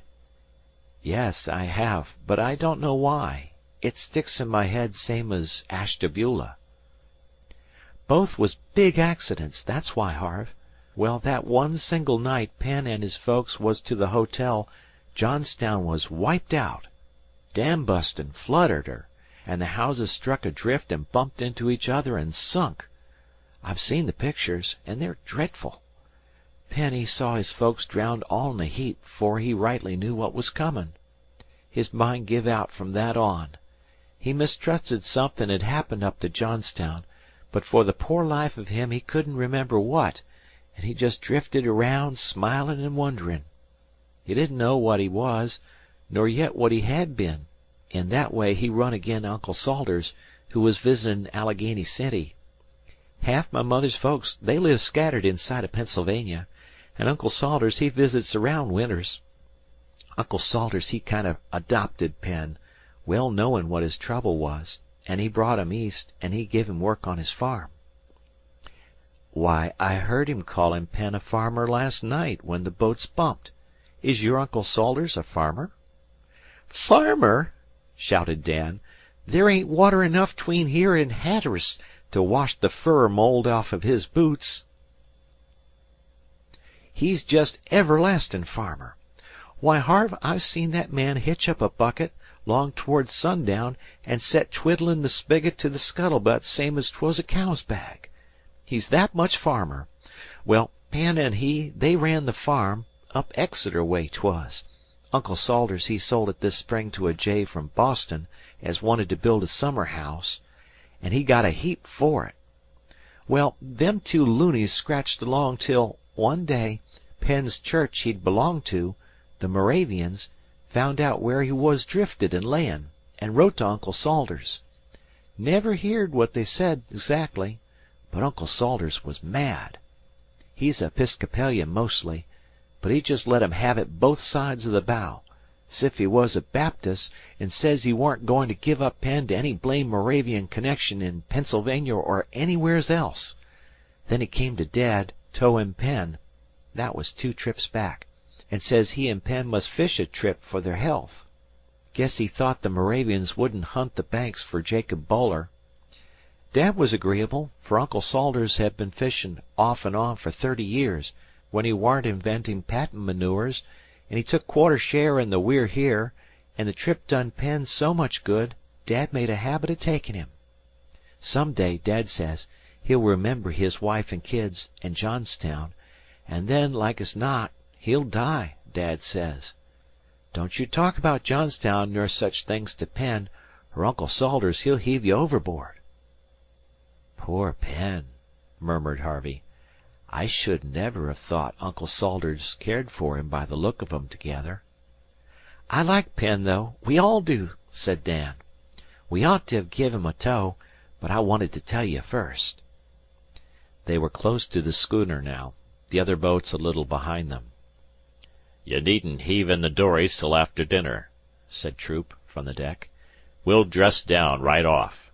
Fix table, boys." "Deeper'n the Whale deep," said Dan, with a wink, as he set the gear for dressing down. "Look at them boats that have edged up since mornin'. They're all waitin' on Dad. See 'em, Harve?" "They are all alike to me." And indeed to a landsman the nodding schooners around seemed run from the same mould. "They ain't, though. That yaller dirty packet with its bowsprit steeved that way, she's the Hope of Prague. Nick Brady's her skipper, the meanest man on the Banks. We'll tell him so when we strike the main ledge. Way off yonder's the Day's Eye. The two Geralds own her. She's from Harwich, fastish, too, and his Good Luck, but Dad he'd find fish in a graveyard. Them other three, side along, they're the Margie Smith, Rose, and Edith C. Whalen, all from home. Guess we'll see the Abby M. Deering to-morrer, Dad, won't we? They're all slippin' over from the shoal o' Quiro." "You won't see many boats to-morrow, Danny." When Troop called his son Danny, it was a sign that the old man was pleased. "Boys, we're too crowded," He went on, addressing the crew as they clambered inboard. "We'll leave 'em to bait big and catch small." He looked at the catch in the pen, and it was curious to see how little and level the fish ran. Save for Harvey's halibut, there was nothing over 15 pounds on deck. "I'm waiting on the weather," he added. "You'll have to make it yourself, Disko, for there's no sign I can see," said Long Jack, sweeping the clear horizon. And yet, half an hour later, as they were dressing down, the Bank fog dropped on them. Between fish and fish, as they say, it drove steadily and in wreaths, curling and smoking along the colorless water. The men stopped dressing down without a word. Long Jack and Uncle Salters slipped the windlass brakes into their sockets, and began to heave up the anchor, the windlass jarring as the wet hempen cable strained on the barrel. Manuel and Tom Platt gave a hand at the last. The anchor came up with a sob, and the riding sail bellied as Troop steadied her at the wheel. "Up jib and foresail," said he. "Slip 'em in the smother," shouted Long Jack, making fast the jib sheet, while the others raised the clacking, rattling rings of the foresail, and the foreboom creaked as the We're Here looked up into the wind and dived off into blank, whirling white. "There's wind behind this fog," said Troop. It was all wonderful beyond words to Harvey, and the most wonderful part was that he heard no orders except an occasional grunt from Troop, ending with, "That's good, my son." "Never seen anchor weighed before?" said Tom Platt to Harvey, gaping at the damp canvas of the foresail. "No. Where are we goin'?" "Fish and make berth, as you'll find out 'fore you've been a week aboard. It's all new to you, but we never know what may come to us. Now take me, Tom Platt. I'd never ha' thought—" "It's better than $14 a month and a bullet in your belly," said Troop from the wheel. "Ease your jumbo a grind." "Dollars and cents better," returned the man-o'-war's man, doing something to a big jib with a wooden spar tied to it. "But we didn't think of that when we manned the windlass brakes on the Miss Jim Buck outside Beaufort Harbor, with Fort Macon heaving hot shot at our stem, and a living gale atop of all. Where was you then, Disko?" "Just here or hereabouts," Disko replied. "Earnin' my bread on the deep waters, and dodgin' Reb privateers. Sorry I can't accommodate you with red-hot shot, Tom Platt, but I guess we'll come out all right on wind 'fore we see Eastern Point." There was an incessant slapping and chatter at the bows now, varied by a solid thud and a little spout of spray that clattered down on the foc'sle. The rigging dripped clammy drops, and the men lounged along the lee of the house, all save Uncle Salters, who sat stiffly on the main hatch, nursing his stung hands. "Guess she'd carry staysail," said Disko, rolling one eye at his brother. "Guess she wouldn't to any sort of profit. What's the sense of wasting canvas?" the farmer sailor replied. The wheel twitched almost imperceptibly in Disko's hands. A few seconds later a hissing wave top slashed diagonally across the boat, smote Uncle Salters between the shoulders, and drenched him from head to foot. He rose sputtering and went forward, only to catch another. "See Dad chase him all around the deck," said Dan. "Uncle Salters he thinks his quarter share's our canvas. Dad's put this duckin' act up on him 2 trips runnin'. Hi, that found him where he feeds." Uncle Salters had taken refuge by the foremast, but a wave slapped him over the knees. Disko's face was as blank as the circle of the wheel. "Guess you'd lie easier under staysail, Salters," said Disko, as though he had seen nothing. "Set your old kite, then," roared the victim through a cloud of spray. "Only don't lay it to me if anything happens.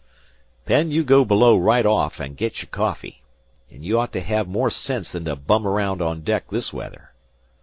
"Now they'll swill coffee and play checkers till the cows come home," said Dan, as Uncle Salters hustled Penn into the fore cabin. "Looks to me like's if we'd all be doin' so for a spell. There's nothin' in creation deader limpsy idler'n a banker when she ain't on fish." "I'm glad you spoke, Danny," cried Long Jack, who had been casting round in search of amusement. "I'd clean forgot we'd got a passenger under that T-wharf hat. There's no idleness for them that don't know their ropes. Pass him along, Tom Platt, and we'll larn him." "'Tain't my trick this time," grinned Dan. "You've got to go it alone. Dan learned me with a rope's end." For an hour Long Jack walked his prey up and down, teaching, as he said, things at the sea that ivery man must know, blind, drunk, or asleep. There is not much gear to a 70-ton schooner with a stump foremast, but Long Jack had a gift of expression. When he wished to draw Harvey's attention to the peak halyards, he dug his knuckles into the back of the boy's neck and kept him at gaze for half a minute.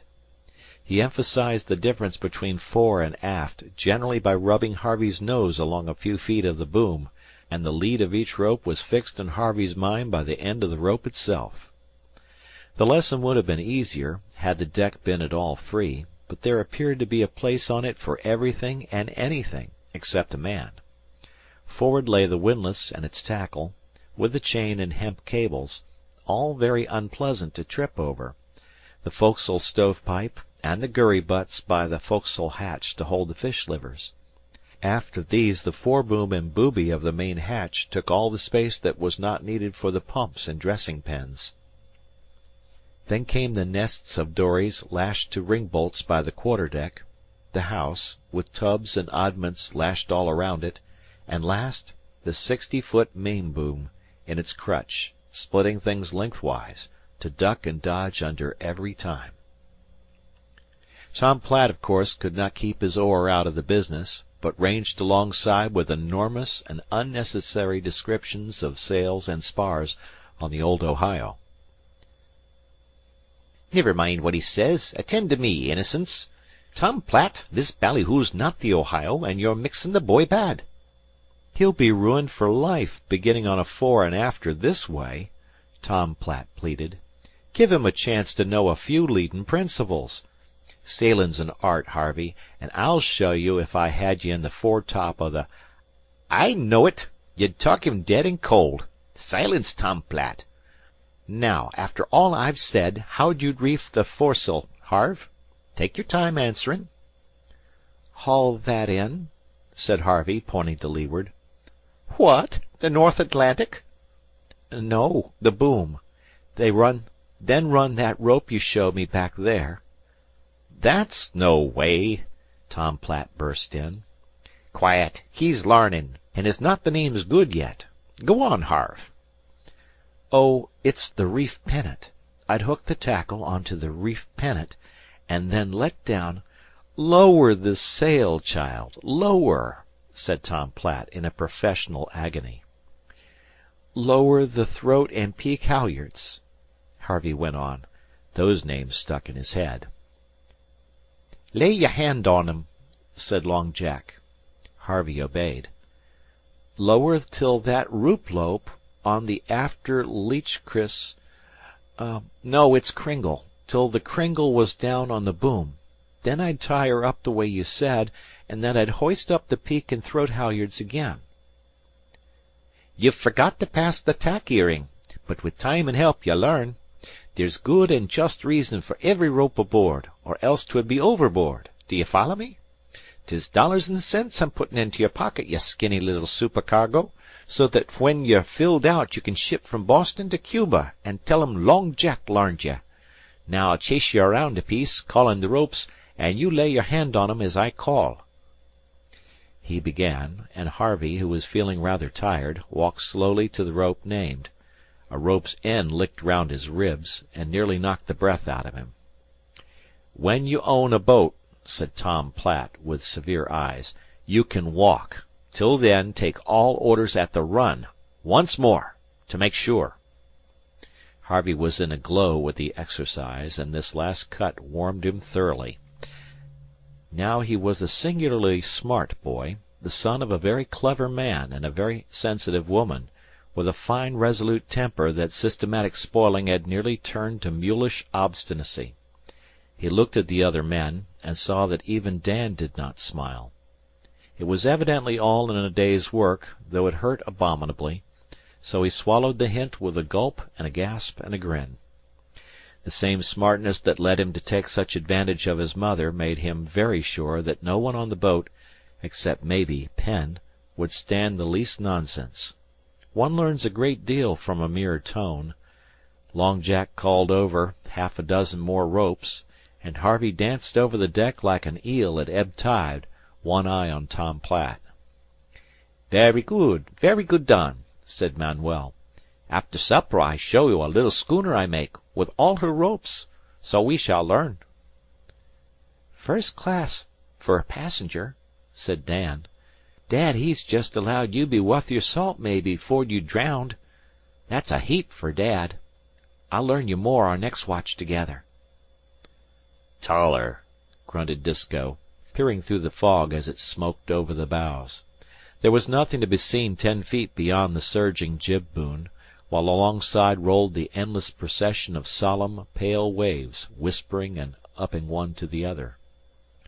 "Now I'll learn you something Long Jack can't," shouted Tom Platt, as from a locker by the stern he produced a battered deep-sea lead hollowed at one end, smeared the hollow from a saucer full of mutton tallow, and went forward. "I'll learn you how to fly the Blue Pigeon. Shoo!" Disko did something to the wheel that checked the schooner's way, while Manuel, with Harvey to help, and a proud boy was Harvey, let down the jib and a lump on the boom. The lead sung a deep droning song as Tom Platt whirled it round and round. "Go ahead, man," said Long Jack impatiently. "We're not drawing 25 foot off Fire Island in a fog. There's no trick to it." "Don't be jealous, Galway." The released lead plopped into the sea far ahead as the schooner surged slowly forward. "Soundin' is a trick, though," said Dan. "When your dipsy lead's all the eye you're like to hev fer a week. What do you make it, Dad?" Disko's face relaxed. His skill and honor were involved in the march he had stolen on the rest of the fleet, and he had his reputation as a master artist who knew the Banks blindfold. 60, maybe, if I'm any judge," he replied, with a glance at the tiny compass in the window of the house. 60, sung out Tom Platt, hauling in great wet coils. The schooner gathered way once more. "Heave," said Disko, after a quarter of an hour. "What do you make it?" Dan whispered, and he looked at Harvey proudly. But Harvey was too proud of his own performances to be impressed just then. 50, said the father. "I mistrust we're right over the nick of Green Bank on old 65. 50, roared Tom Platt. They could scarcely see him through the fog. "She's bust within a yard, like the shells at Fort Macon." "Bait up, Harve," said Dan, diving for a line on the reel. The schooner seemed to be straying promiscuously through the smother, her head sail banging wildly. The men waited and looked at the boys, who began fishing. "Heh!" Dan's lines twitched on the scored and scarred rail. "Now how in thunder did Dad know? Help us here, Harve. It's a big un. Poke hook, too." They hauled together, and landed a goggle-eyed 20-pound cod. He had taken the bait right into his stomach. "Why, he's all covered with little crabs!" cried Harvey, turning him over. "By the great hook block, they're lousy already," said Long Jack. "Disko, you keep your spare eyes under the keel." Splash went the anchor, and they all heaved over the lines, each man taking his place at the bulwarks. "Are they good to eat?" Harvey panted as he lugged in another crab-covered cod. "Sure. When they're lousy, it's a sign they've all been herdin' together by the thousand, and when they take the bait that way, they're hungry. Never mind how the bait sets, they'll bite on the bare hook." "Say, this is great!" Harvey cried as the fish came in gasping and splashing, nearly all poke-hooked, as Dan had said. "Why can't we always fish from the boat instead of from the dories?" "Allus can, till we begin to dress down. Efter that, the heads and offals 'd scare the fish to Fundy. Boat fishin' ain't reckoned progressive, though, unless you know as much as Dad knows. Guess we'll run out our trawl to night. Harder on the back this than from the dory, ain't it?"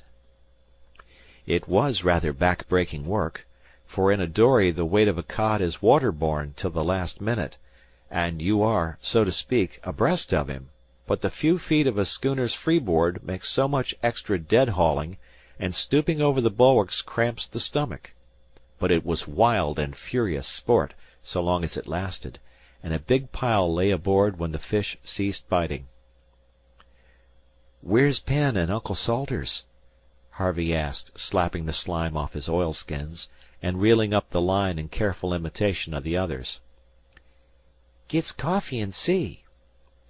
Under the yellow glare of the lamp on the pawl post, the forecastle table down and opened, utterly unconscious of fish or weather, sat the two men, a checkerboard between them, Uncle Salters snarling at Penn's every move. "What's the matter now?" said the former, as Harvey, one hand in the leather loop at the head of the ladder, hung shouting to the cook. "Big fish and lousy. Heaps and heaps," Harvey replied, quoting Long Jack. "How's the game?" Little Penn's jaw dropped.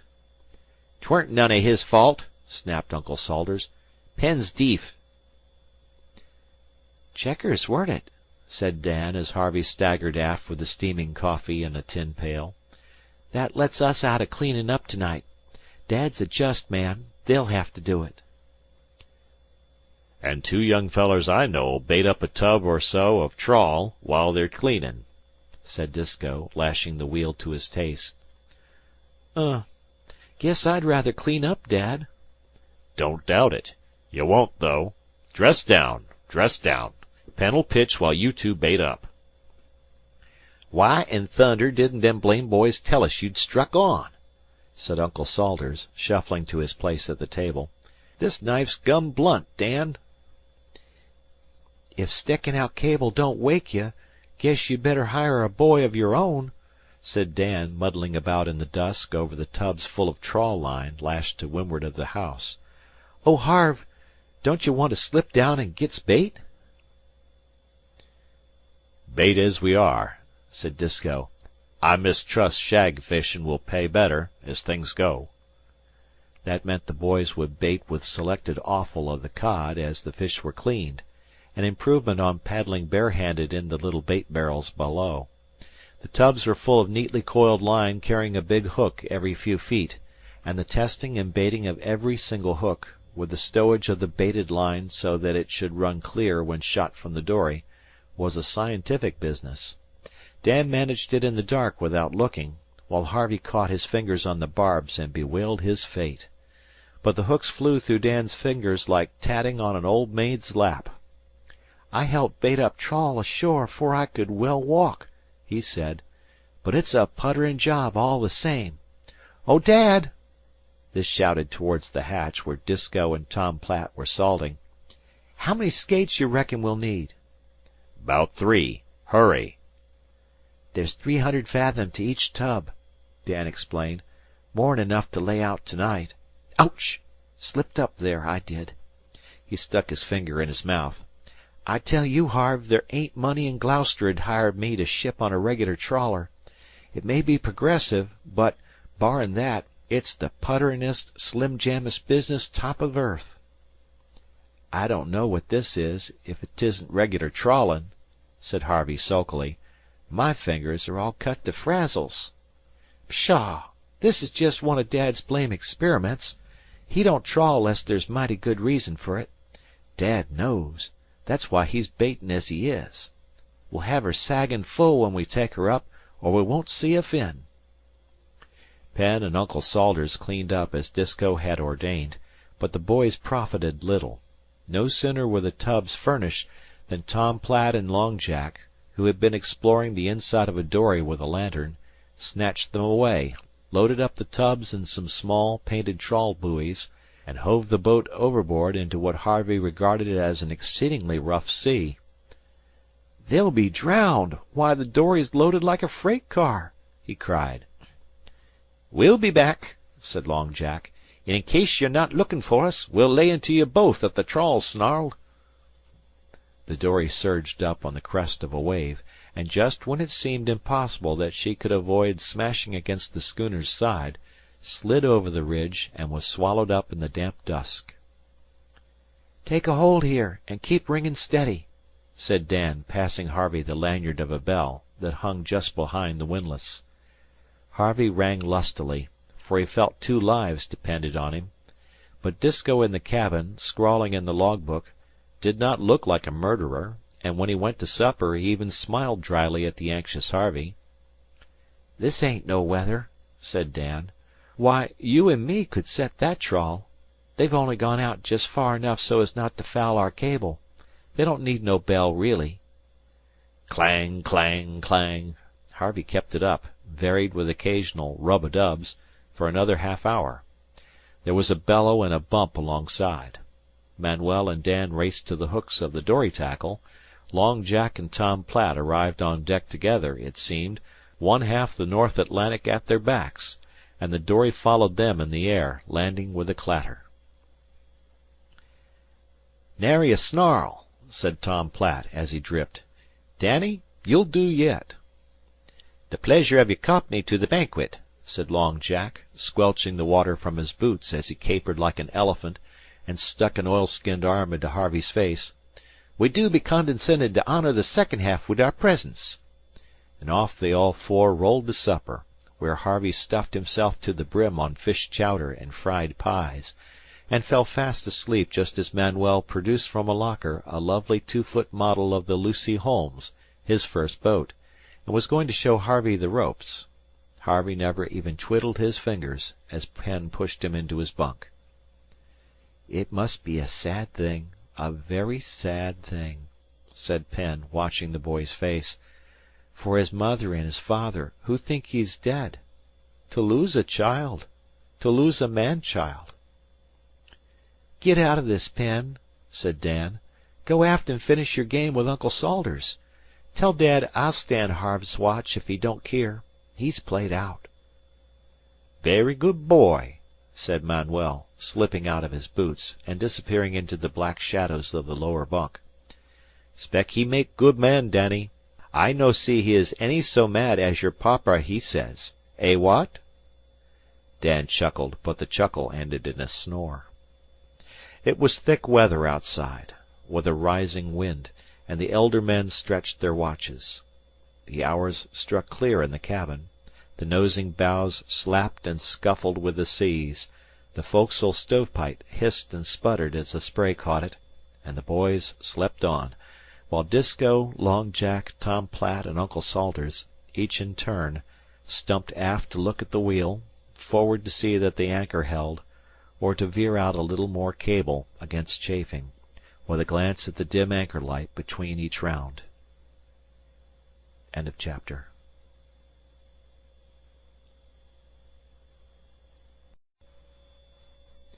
Captains Courageous by Rudyard Kipling. Chapter 4. Harvey waked to find the first half at breakfast, the forecastle door drawn to a crack, and every square inch of the schooner singing its own tune. The black bulk of the cook balanced behind the tiny galley over the glare of the stove, and the pots and pans in the pierced wooden board before it jarred and racketed to each plunge. Up and up the forecastle climbed, yearning and surging and quivering, and then, with a clear sickle-like swoop, came down into the seas. He could hear the flaring bows cut and squelch, and there was a pause ere the divided waters came down on the deck above, like a volley of buckshot. Followed the woolly sound of the cable in the hawse-hole, a grunt and squeal of the windlass, a yaw, a punt, and a kick, and the We're Here gathered herself together to repeat the motions.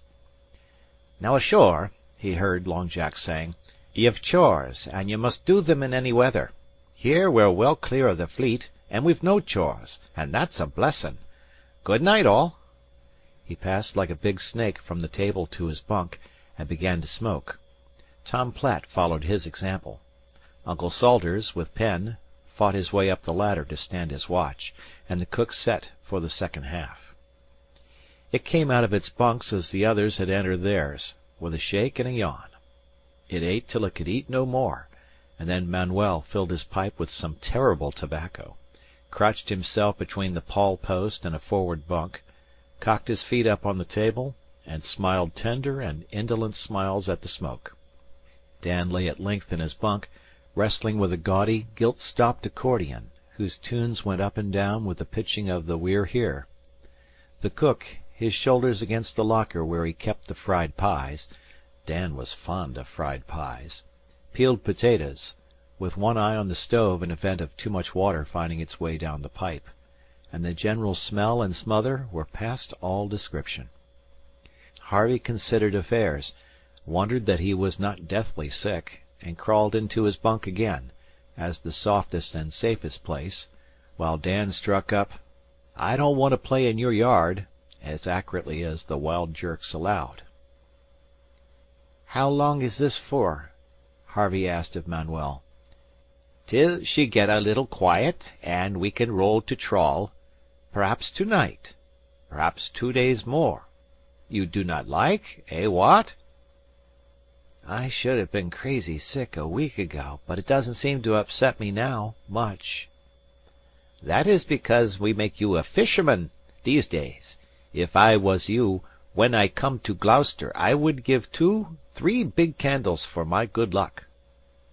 "Give who?" "To be sure, the Virgin of our church on the hill. She is very good to fishermen all the time.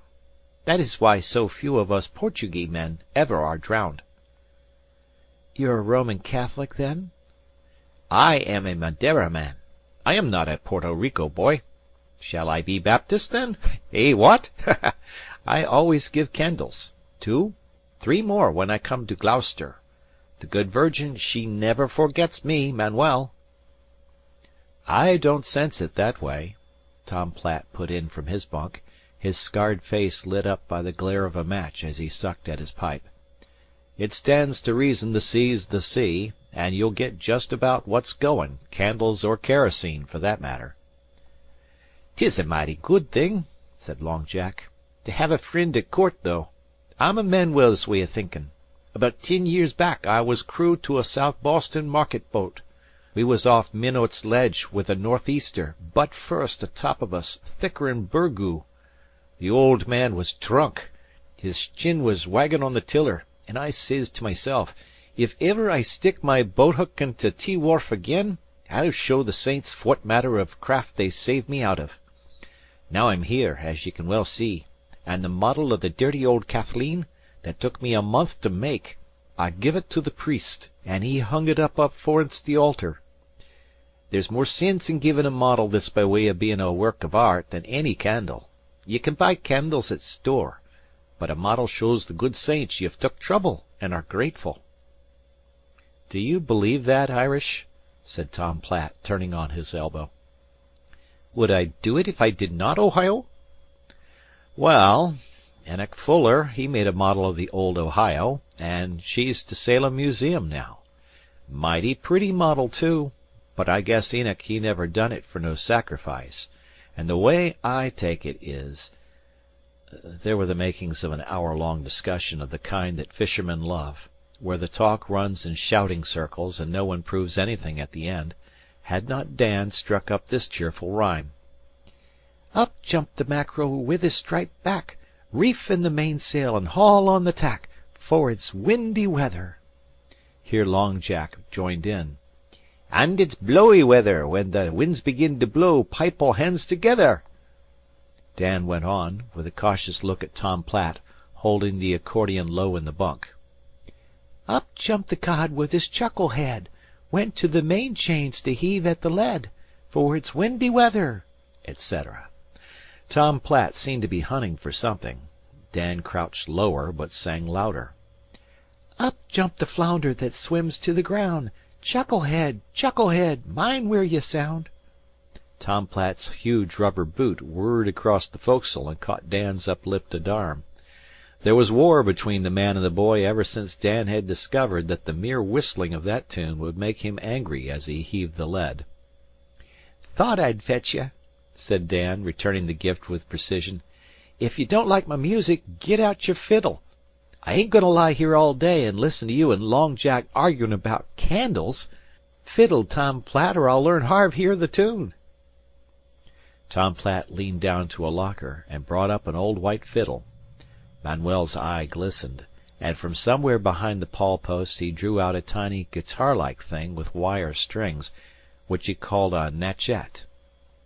"'Tis a concert," said Long Jack, beaming through the smoke. "A regular Boston concert." There was a burst of spray as the hatch opened, and Disko in yellow oilskins descended. "You're just in time, Disko. What you doin' outside?" "Just this." He dropped on to the lockers with the push and heave of the We're Here. "We're singin' to keep our breakfast down. You lead, of course, Disko," said Long Jack. "Guess there ain't more'n about 2 old songs I know, and you've heard 'em both." His excuses were cut short by Tom Platt launching into a most dolorous tune, like unto the moaning of winds and the creaking of masts. With his eyes fixed on the beams above, Disko began this ancient ditty, Tom Platt flourishing all around him to make the tune and words fit a little. "There is a crack packet of fame. She hails from New York, and the Dreadnought's her name. You may talk of your flyers, Swallowtail and Black Ball, but the Dreadnought's the packet that can beat them all. Now the Dreadnought she lies in the river Mersey, because of the tugboat to take her to sea. But when she's off soundings, you shortly will know." Chorus. "She's the Liverpool packet, oh Lord, let her go. Now the Dreadnought she's howling 'cross the banks of Newfoundland, where the water's all shallow and the bottom's all sand. Says all the little fishes that swim to and fro." Chorus. "She's the Liverpool packet, oh Lord, let her go." There were scores of verses, for he worked the Dreadnought every mile of the way between Liverpool and New York as conscientiously as though he were on her deck, and the accordion pumped and the fiddle squeaked beside him. Tom Platt followed with something about the rough and tough McGinn who would pilot the vessel in. Then they called on Harvey, who felt very flattered, to contribute to the entertainment, but all that he could remember were some pieces of Skipper Ireson's Ride that he had been taught at the camp school in the Adirondacks. It seemed that they might be appropriate to the time and place, but he had no more than mentioned the title when Disko brought down one foot with a bang and cried, "Don't go on, young feller. That's a mistaken judgment. One of the worst kind, too, because it's catchin' to the ear." "I oughter have warned you," said Dan. "That allus fetches Dad." "What's wrong?" said Harvey, surprised and a little angry. "All you're going to say," said Disko. "All dead wrong from start to finish, and Whittier he's to blame. I have no special call to right any Marblehead man, but 'tweren't no fault of Ireson's. My father he told me the tale time and again, and this is the way it was." "For the 100th time," put in Long Jack under his breath. "Ben Ireson he was skipper of the Betty, young feller, comin' home from the Banks. That was before the War of 1812, but justice is justice at all times. They found the active of Portland, and Gibbons of that town he was her skipper. They found her leakin' off Cape Cod Light. There was a terrible gale on, and they was gettin' the Betty home as fast as they could crowd her. Well, Ireson, he said there warn't any sense to reskin' a boat in that sea. The men they wouldn't hev it, and he laid it before them to stay by the Active till the sea run down a piece. They wouldn't hev that either, hangin' round the Cape in any such weather, leak or no leak. They just up stays and quit, naturally takin' Ireson with them. Folks to Marblehead was mad at him not runnin' the risk, and because next day, when the sea was calm, they never stopped to think o' that. Some o' the Active's folk was took off by a Truro man. They come into Marblehead with their own tale to tell, sayin' how Ireson had shamed his town, and so forth and so on, and Ireson's men they was scared, seein' public feelin' agin 'em, and they went back on Ireson, and swore he was responsible for the hull act. 'Tweren't the women neither that tarred and feathered him. Marblehead women don't act that way. 'Twas a passel o' men and boys, and they carted him around town in an old dory till the bottom fell out, and Ireson he told 'em they'd be sorry for it some day. Well, the facts come out later, same as they usually do, too late to be anyways useful to an honest man, and Whittier he come along and picked up the slack end of a lyin' tale, and tarred and feathered Ben Ireson all over onct more after he was dead. 'Twas the only time Whittier ever slipped up, and 'tweren't fair. I whaled Dan good when he brought that piece back from school. Tots don't know no better, o' course, but I'd give you the facts, hereafter and evermore to be remembered. Ben Ireson weren't no such kind of man as Whittier makes him out. My father, he knew him well, before and after that business, and you beware o' hasty judgments, young feller. Next." Harvey had never heard Disko talk so long, and collapsed with burning cheeks. But, as Dan said promptly, a boy could only learn what he was taught at school, and life was too short to keep track of every lie along the coast. Then Manuel touched the jangling, jarring little natchet to a queer tune, and sang something in Portuguese about Nina Innocente, ending with a full-handed sweep that brought the song up with a jerk.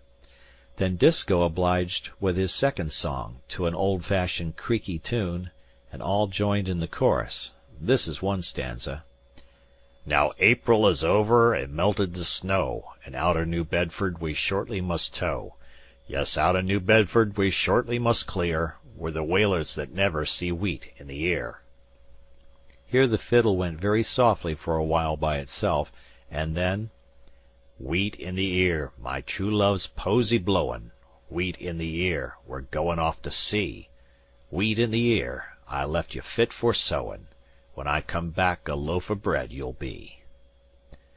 That made Harvey almost weep, though he could not tell why. But it was much worse when the cook dropped the potatoes and held out his hands for the fiddle. Still leaning against the locker door, he struck into a tune that was like something very bad but sure to happen whatever you did. After a little he sang in an unknown tongue, his big chin down on the fiddle-tail, his white eyeballs glaring in the lamplight. Harvey swung out of his bunk to hear better, and amid the straining of the timbers and the wash of the waters, the tune crooned and moaned on, like lee surf in a blind fog, till it ended with a wail. "Jimmy Christmas, that gives me the blue creevies," said Dan.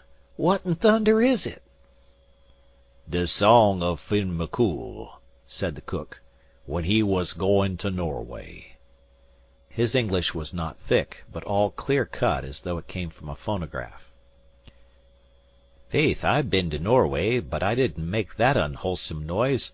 'Tis like some of the old songs, though," said Long Jack, sighing. "Don't let's have another without something between," said Dan, and the accordion struck up a rattling, catchy tune that ended: "It's 6 and 20 Sundays since last we saw the land, with 1500 quintal, and 1500 quintal, 1,500 toppin' quintal, twixt old Queereau and Grand." "Hold on!" roared Tom Platt. "Do you want to nail the trip, Dan? That's Jonah, sure, 'less you sing it after all our salt's wet." "No, 'tain't. Is it, Dad? Not unless you sing the very last verse. You can't learn me anything on Jonahs." "What's that?" said Harvey. "What's a Jonah?" A Jonah's anything that spoils the luck. Sometimes it's a man, sometimes it's a boy, or a bucket. I've known a splittin'-knife Jonah 2 trips till we was on to her," said Tom Platt. "There's all sorts of Jonahs. Jim Bourke was one till he was drowned on George's. I'd never ship with Jim Bourke, not if I was starvin'. There was a green dory on the Ezra flood. That was a Jonah too, the worst sort of Jonah. Drowned 4 men, she did, and used to shine fiery of nights in the nest." "And you believe that?" said Harvey, remembering what Tom Platt had said about candles and models. "Haven't we all got to take what's served?" A mutter of dissent ran around the bunks. "Outboard, yes. Inboard, things can happen," said Disko. "Don't you go making a mock of Jonahs, young feller." "Well, Harve ain't no Jonah. Day after we catched him," Dan cut in, "we had a toppin' good catch." The cook threw up his head and laughed suddenly, a queer, thin laugh. He was a most disconcerting nigger. "Murder!" said Long Jack. "Don't do that again, doctor. We ain't used to it." "What's wrong?" said Dan. "Ain't he our mascot? And didn't they strike on good after we'd struck him?" "Oh, yes," said the cook. "I know that, but the catch is not finished yet." "He ain't going to do us any harm," said Dan hotly. "Where are you hittin' and edgin' to? He's all right." "No harm, no. But one day he will be your master, Danny." "That all?" said Dan placidly. "He won't, not by a jugful." "Master," said the cook, pointing to Harvey. "Man," and he pointed to Dan. "That's news. How soon?" said Dan, with a laugh. "In some years, and I shall see it. Master and man, man and master." "How in thunder did you work that out?" said Tom Platt. "In my head, where I can see." "How?" This from all the others at once. "I do not know, but so it will be." He dropped his head and went on peeling the potatoes, and not another word could they get out of him. "Well," said Dan, "a heap o' things'll have to come about 'fore Harve's any master o' mine, but I'm glad the doctor ain't choosin' to mark him for a Jonah. Now I mistrust Uncle Salters for the Jonahest Jonah in the fleet regardin' his own special luck. Dunno if it's spreadin' same as smallpox. He ought to be on the Carrie Pitman. That boat's her own Jonah, sure. Crews and gear make no differ to her driftin'. Jimmy Christmas! She'll etch loose in a flat calm." "Well, we'll clear of the fleet, anyway," said Disko. "Carrie Pitman and all." There was a rapping on the deck. "Uncle Salters has catched his luck," said Dan as his father departed. "It's blown clear," Disko cried, and all the foc'sle tumbled up for a bit of fresh air. The fog had gone, but a sullen sea ran in great rollers behind it. The We're Here slid, as it were, into long sunk avenues and ditches which felt quite sheltered and homelike if they would only stay still; but they changed without rest or mercy, and flung up the schooner to crown one peak of 1,000 gray hills, while the wind hooted through her rigging as she zigzagged down the slopes. Far away a sea would burst in a sheet of foam, and the others would follow suit as at a signal, till Harvey's eyes swam with a vision of interlacing whites and grays. 4 or 5 Mother Carey's chickens stormed round in circles, shrieking as they swept past the bows. A rain squall or two strayed aimlessly over the hopeless waste, ran down wind and back again, and melted away. "Seems to me I saw something flicker just now over yonder," said Uncle Salters, pointing to the northeast. "Can't be any of the fleet," said Disko, peering under his eyebrows, a hand on the foc'sle gangway as the solid bows hatcheted into the troughs. "Sea's oilin' over dreadful fast. Danny, don't you want to skip up a piece and see how our trawl buoy lays?" Danny, in his big boots, trotted rather than climbed up the main rigging. This consumed Harvey with envy. Hitched himself around the reeling crosstrees, and let his eye rove till it caught the tiny black buoy flag on the shoulder of a mile-away swell. "She's all right," he hailed. "Sail O! Dead to the north'ard, comin' down like smoke. Schooner she be, too." They waited another half hour, the sky clearing in patches, with a flicker of sickly sun from time to time that made patches of olive green water. Then a stump foremast lifted, ducked, and disappeared, to be followed on the next wave by a high stern with old-fashioned wooden snails' horn davits. The sails were red-tanned. "Frenchman!" shouted Dan. "No, 'tain't neither. Dad!" "That's no French," said Disko. "Salters, your blame luck holds tighter'n a screw in a keghead." "I've eyes. It's Uncle Abishai." "You can't nowise tell for sure." "The head king of all Jonahs," groaned Tom Platt. "Oh, Salters, Salters, why wasn't you abed and asleep?" "How could I tell?" said poor Salters as the schooner swung up. She might have been the very Flying Dutchman, so foul, draggled, and unkempt was every rope and stick aboard. Her old-style quarter-deck was some 4 or 5 feet high, and her rigging flew knotted and tangled like weed at a wharf-end. She was running before the wind, yawing frightfully, her staysail let down to act as a sort of extra foresail, scandalized, they call it, and her foreboom guyed out over the side. Her bowsprit cocked up like an old-fashioned frigate's. Her jib-boom had been fished and spliced and nailed and clamped beyond further repair, and as she hove herself forward and sat down on her broad tail, she looked for all the world like a blowsy, frowsy, bad old woman sneering at a decent girl. "That's Abishai," said Salters. "Full o' gin and Judic men, and the judgments o' Providence layin' for 'em and never takin' good holt. He's run into bait, Miquelon way." "He run her under," said Long Jack. "That's no rig for this weather." "Not he, or he'd have done it long ago," Disko replied. "Looks as if he's calculated to run us under. Ain't she down by the head more'n natural, Tom Platt?" "If it's his style of loadin' her, she ain't safe," said the sailor slowly. "If she's spewed her oakum, he'd better git to his pumps mighty quick." The creature thrashed up, wore round with a clatter and rattle, and lay head to wind within earshot. A graybeard wagged over the bulwark, and a thick voice yelled something Harvey could not understand. But Disko's face darkened. "He'd risk every stick he has to carry bad news. Says we're in for a shift of wind. He's in for worse.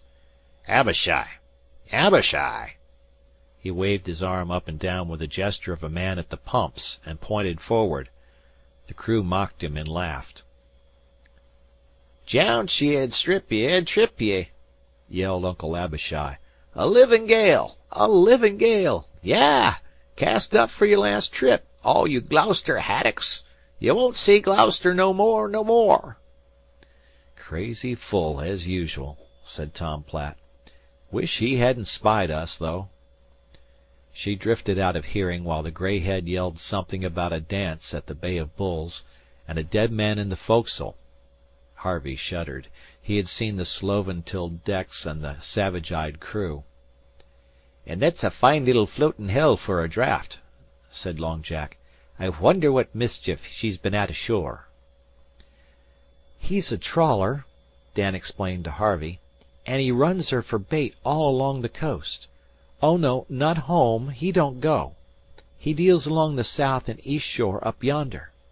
He nodded in the direction of the pitiless Newfoundland beaches. "Dad won't never take me ashore there. They're a mighty tough crowd, and Abishai's the toughest. You saw his boat? Well, she's nigh 70 old, they say, the last of the old Marblehead heel tappers. They don't make them quarter-decks any more. Abishai don't use Marblehead, though. He ain't wanted there. He just drifts around in debt, trawlin' and cussin' like you've heard. Been a Jonah for years and years, he says. Gets liquor from the free camp boats for makin' spells and sellin' winds and such truck. Crazy, I guess." "'Twon't be any use underrunnin' the trawl to-night," said Tom Platt with quiet despair. "He come alongside special to cuss us. I'd give my wage and share to see him at the gangway of the old Ohio 'fore we quit floggin'. Just about 6 dozen, and Sam Mocatta layin' 'em on criss-cross." The dishevelled heel tapper danced drunkenly down wind, and all eyes followed her. Suddenly the cook cried in his phonograph voice: "It was his own death made him speak so. He is fey. Fey, I tell you. Look!" She sailed into a patch of watery sunshine 3 or 4 miles distant. The patch dulled and faded out, and even as the light passed, so did the schooner. She dropped into a hollow and was not. "Run under, by the great hock block!" shouted Disko, jumping aft.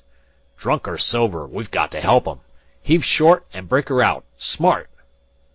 Harvey was thrown on the deck by the shock that followed the setting of the jib and foresail, for they hove short on the cable, and, to save time, jerked the anchor bodily from the bottom, heaving in as they moved away.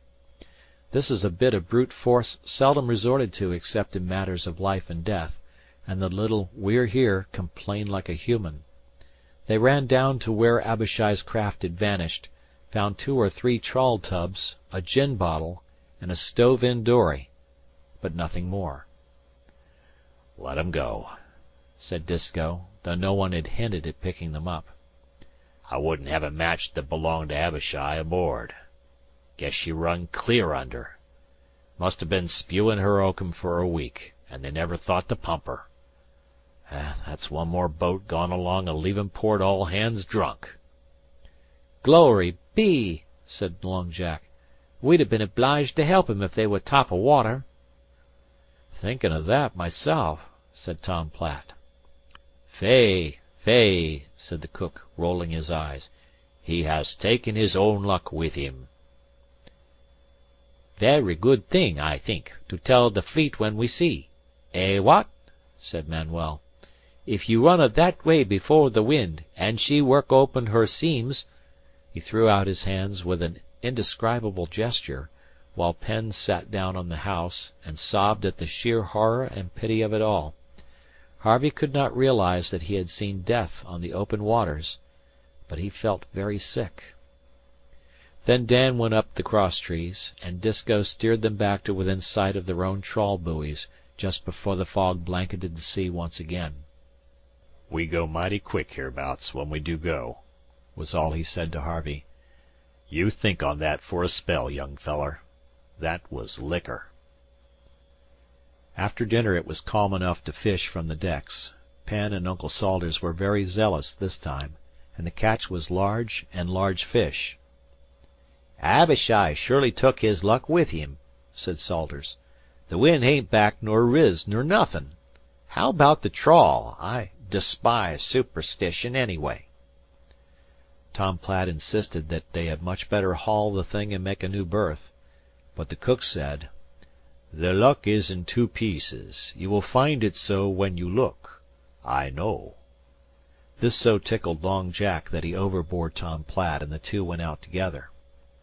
Underrunning a trawl means pulling it in on one side of the dory, picking off the fish, rebaiting the hooks, and passing them back to the sea again, something like pinning and unpinning linen on a wash line. It is a lengthy business, and rather dangerous, for the long, sagging line may twitch a boat under in a flash. But when they heard, "And now to thee, O Capting," booming out of the fog, the crew of the We're Here took heart. The dory swirled alongside well loaded, Tom Platt yelling for Manuel to act as relief boat. "The luck's cut square in 2 pieces," said Long Jack, forking in the fish, while Harvey stood open-mouthed at the skill with which the plunging dory was saved from destruction. "One half was just punkins. Tom Platt wanted to haul her, and had done with it, but I said I'll back the doctor that has the second sight, and the other half come up saggin' full of big uns. Hurry, Manny, and bring a tub of bait. There's luck afloat to-night." The fish bit at the newly baited hooks from which their brethren had just been taken, and Tom Platt and Long Jack moved methodically up and down the length of the trawl, the boat's nose surging under the wet line of hooks, stripping the sea cucumbers that they called pumpkins, slatting off the fresh-caught cod against the gunwale, rebaiting, and loading Manuel's dory till dusk. "I'll take no risks," said Disko, then. "Not with him floatin' around so near. Abishai won't sink for a week. Heave in the dories, and we'll dress down after supper." That was a mighty dressing down, attended by 3 or 4 blowing grampuses. It lasted until 9 o'clock, and Disko was thrice heard to chuckle as Harvey pitched the split fish into the hold. "Say, you're haulin' ahead dreadful fast," said Dan, when they ground the knives after the men had turned in. "There's somethin' of a sea to-night, and I hain't heard you made no remarks on it." "Too busy," Harvey replied, testing a blade's edge. "Come to think of it, she is a high kicker." The little schooner was gambolling all around her anchor among the silver-tipped waves. Backing with a start of affected surprise at the sight of the strained cable, she pounced on it like a kitten, while the spray of her descent burst through the hawse-holes with the report of a gun. Shaking her head, she would say, "Well, I'm sorry I can't stay any longer with you. I'm going north," and would sidle off, halting suddenly with a dramatic rattle of her rigging. "And I was just going to observe," she would begin, as gravely as a drunken man addressing a lamp-post. The rest of the sentence (she acted her words in dumb show, of course) was lost in a fit of fidgets, when she behaved like a puppy chewing a string, a clumsy woman in a side-saddle, a hen with her head cut off, or a cow stung by a hornet, exactly as the whims of the sea took her.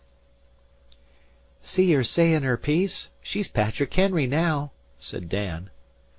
She swung sideways on a roller, and gesticulated with her jib boom from port to starboard. "But ez fer me, give me liberty, or give me death." Whop!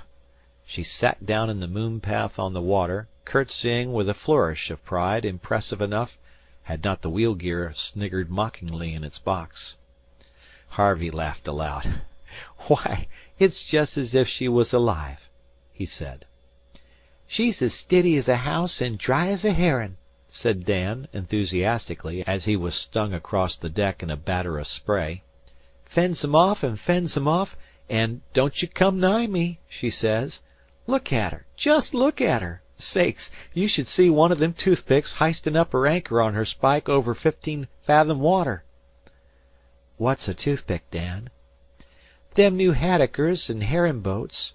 Fine as a yacht forward, with yacht sterns to 'em, and spike bowsprits, and a house that'd take our hold. I've heard that Burgess himself he made the models for 3 or 4 of 'em. Dad's sot against 'em on account of their pitchin' and joltin', but they're heaps o' money in 'em. Dad can find fish, but he ain't no ways progressive. He don't go with the march o' the times. They're chock full o' labor-savin' jigs and sech all. Ever seed the Elector o' Gloucester? She's a daisy, if she is a toothpick." "What do they cost, Dan?" "Hills of dollars. 15,000, perhaps. More, maybe. There's gold leaf and everything you can think of." Then, to himself, half under his breath, "Guess I'd call her Hattie S., too." End of chapter.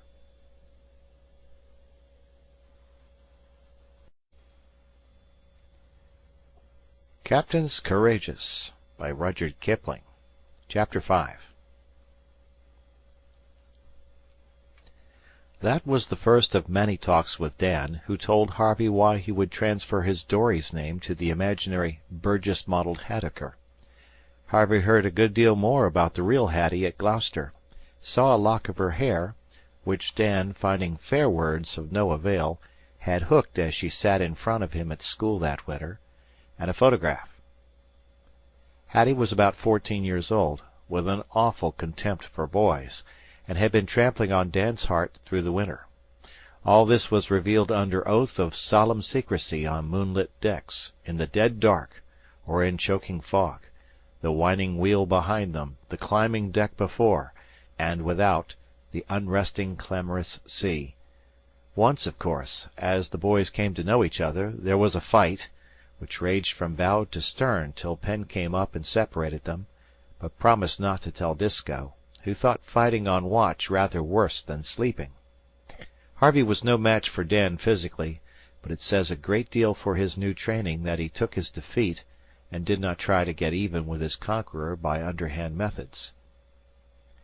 That was after he had been cured of a string of boils between his elbows and wrists, where the wet jersey and oilskins cut into the flesh. The salt water stung them unpleasantly, but when they were ripe Dan treated them with Disko's razor, and assured Harvey that now he was a blooded banker, the affliction of gurry sores being the mark of the caste that claimed him. Since he was a boy, and very busy, he did not bother his head with too much thinking.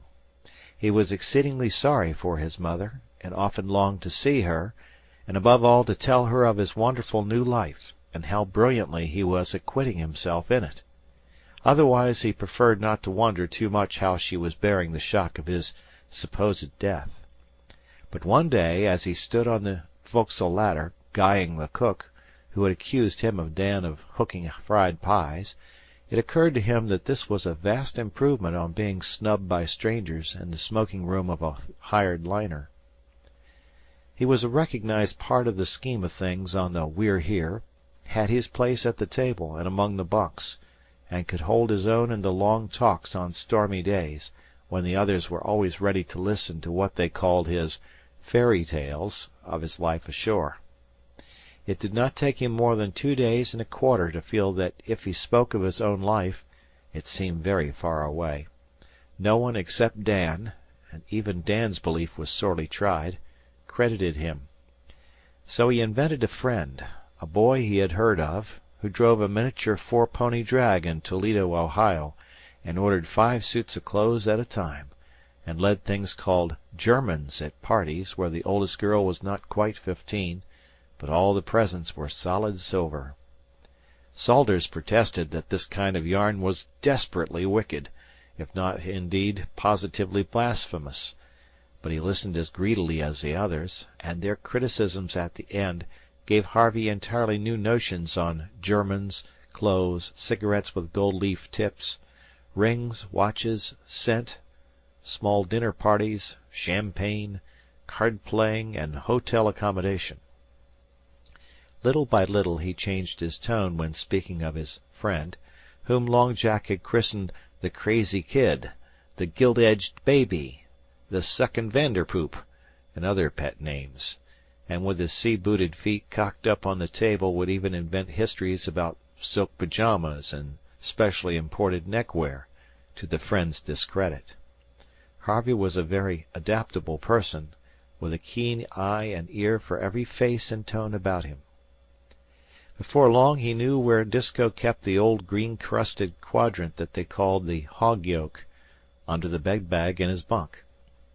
When he took the sun, and with the help of the old farmer's almanac found the latitude, Harvey would jump down into the cabin and scratch the reckoning and date with a nail on the rust of the stovepipe.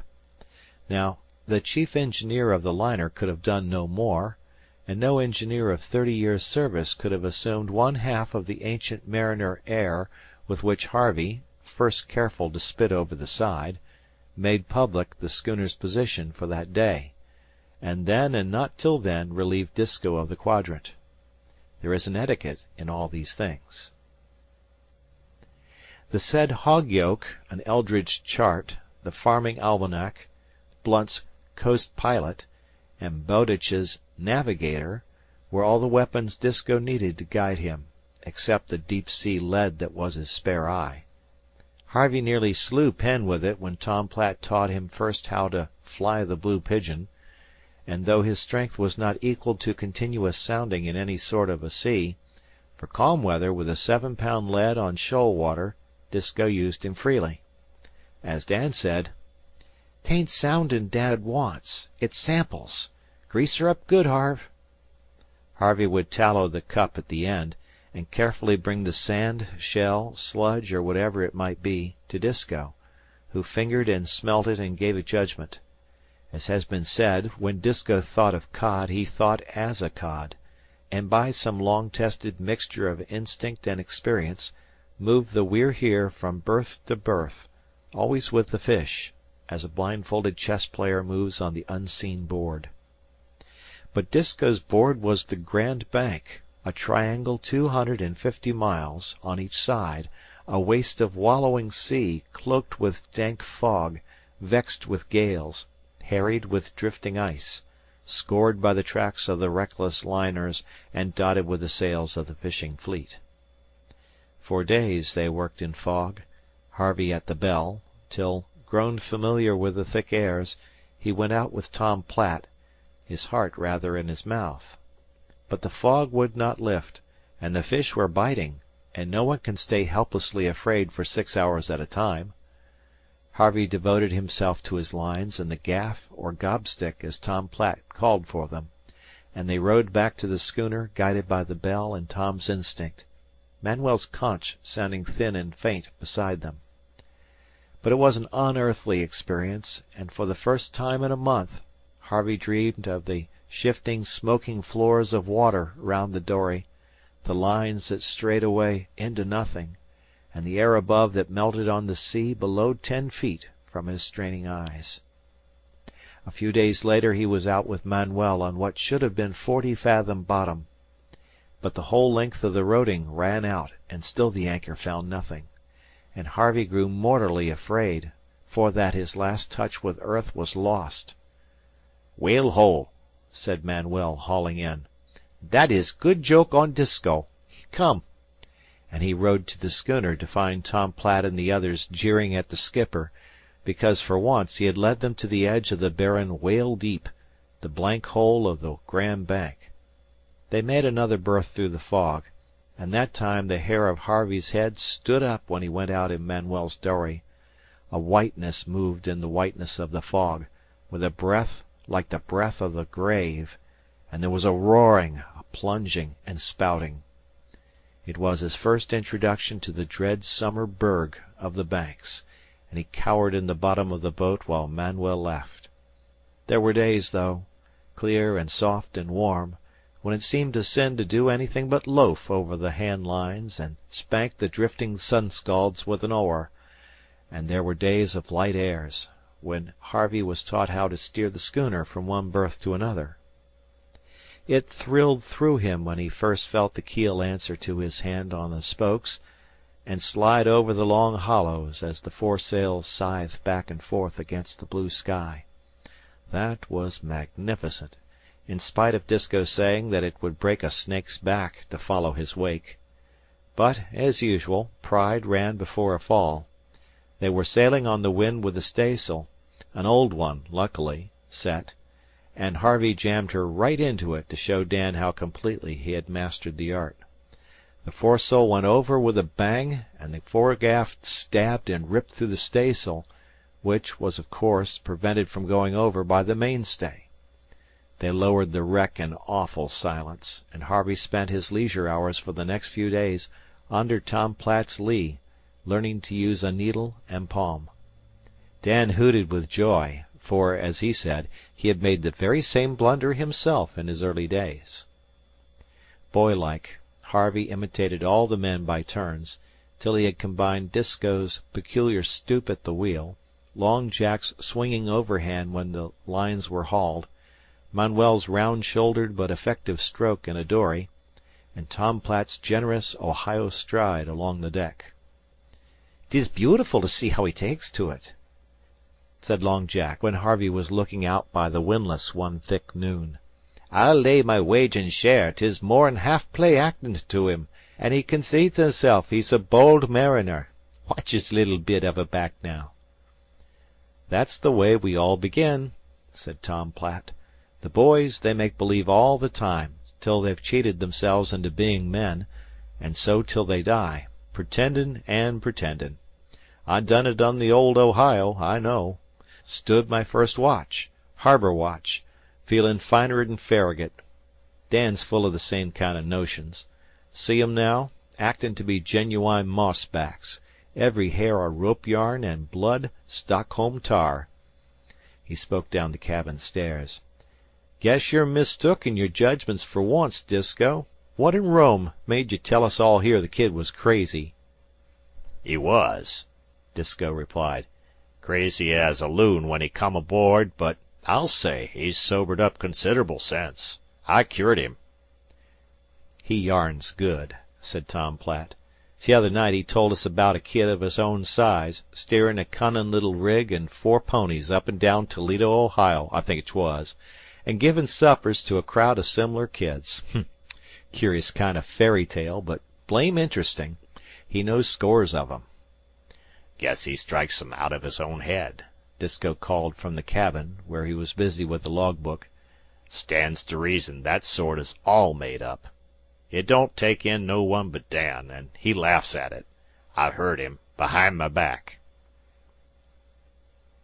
"You ever hear what Simon Peter Calhoun said when they whacked up a match 'twixt his sister Hitty an' Lorin Gerald, an' the boys put up that joke on him down to George's?" drawled Uncle Salters, who was dripping peaceably under the lee of the starboard dory nest. Tom Platt puffed at his pipe in scornful silence. He was a Cape Cod man, and had not known that tale more than 20 years. Uncle Salters went on with a rasping chuckle. "Simon Peter Calhoun, he said, an' he was jest right, about Lorin. Half on the town, he said, an' the other half blame fool, an' they told me she's married a rich man. Simon Peter Calhoun, he needn't no roof to his mouth an' talk that way." "He didn't talk any Pennsylvania Dutch," Tom Platt replied. "You'd better leave a Cape man to tell that tale. The Calhouns were gypsies from way back." "Well, I don't profess to be any elocutionist," Salters said. "I'm comin' to the moral of things. That's jest about what our Harve be. Half on the town, an' the other half blame fool, an' there's some'll believe he's a rich man. Yah!" "Did you ever think how sweet 'twould be to sail with a full crew of Salterses?" said Long Jack. "Half in the fur an' other half in the muck heap, as Calhoun did not say, an' makes out he's a fisherman." A little laugh went around at Salters's expense.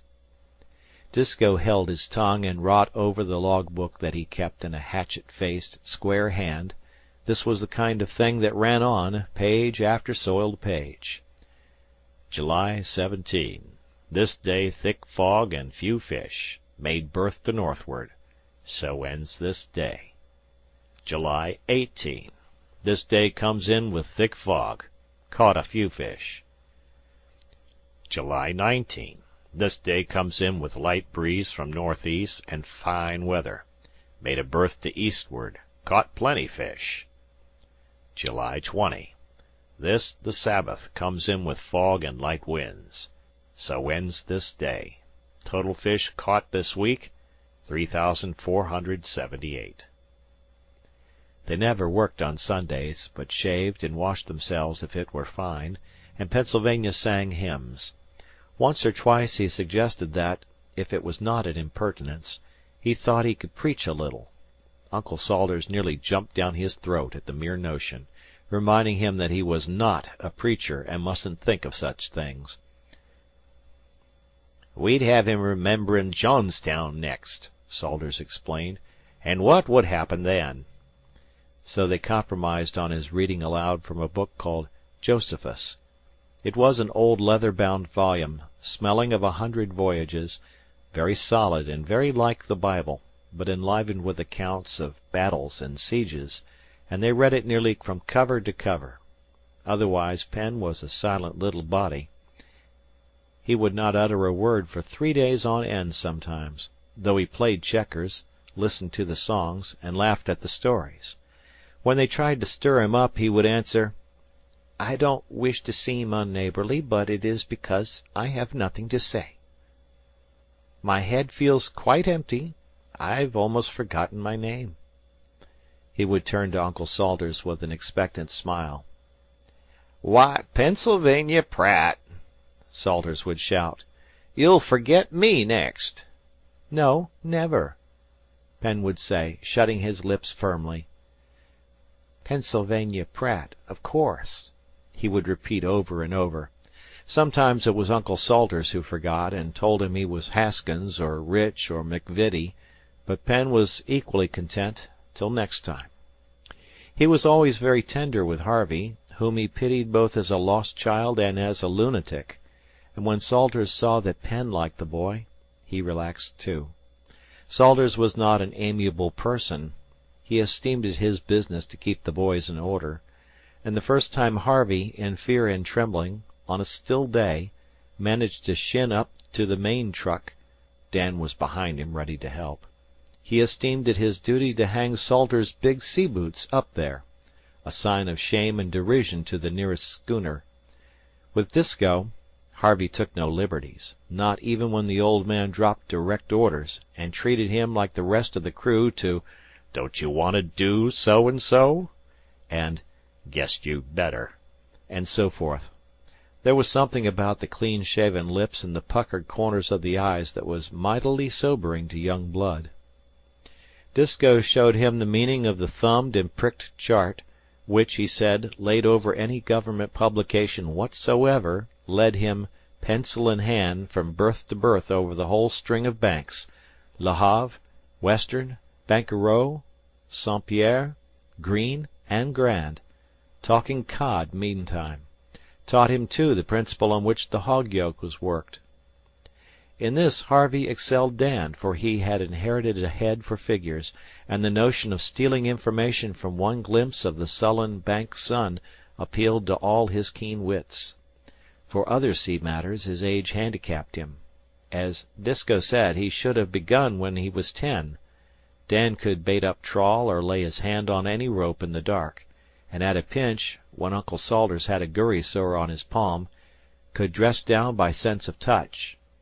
He could steer in anything short of half a gale from the feel of the wind on his face, humoring the We're Here just when she needed it. These things he did as automatically as he skipped about the rigging, or made his dory a part of his own will and body. But he could not communicate his knowledge to Harvey. Still, there was a good deal of general information flying about the schooner on stormy days, when they lay up in the forecastle or sat on the cabin lockers, while spare eye-bolts, leads, and rings rolled and rattled in the pauses of the talk.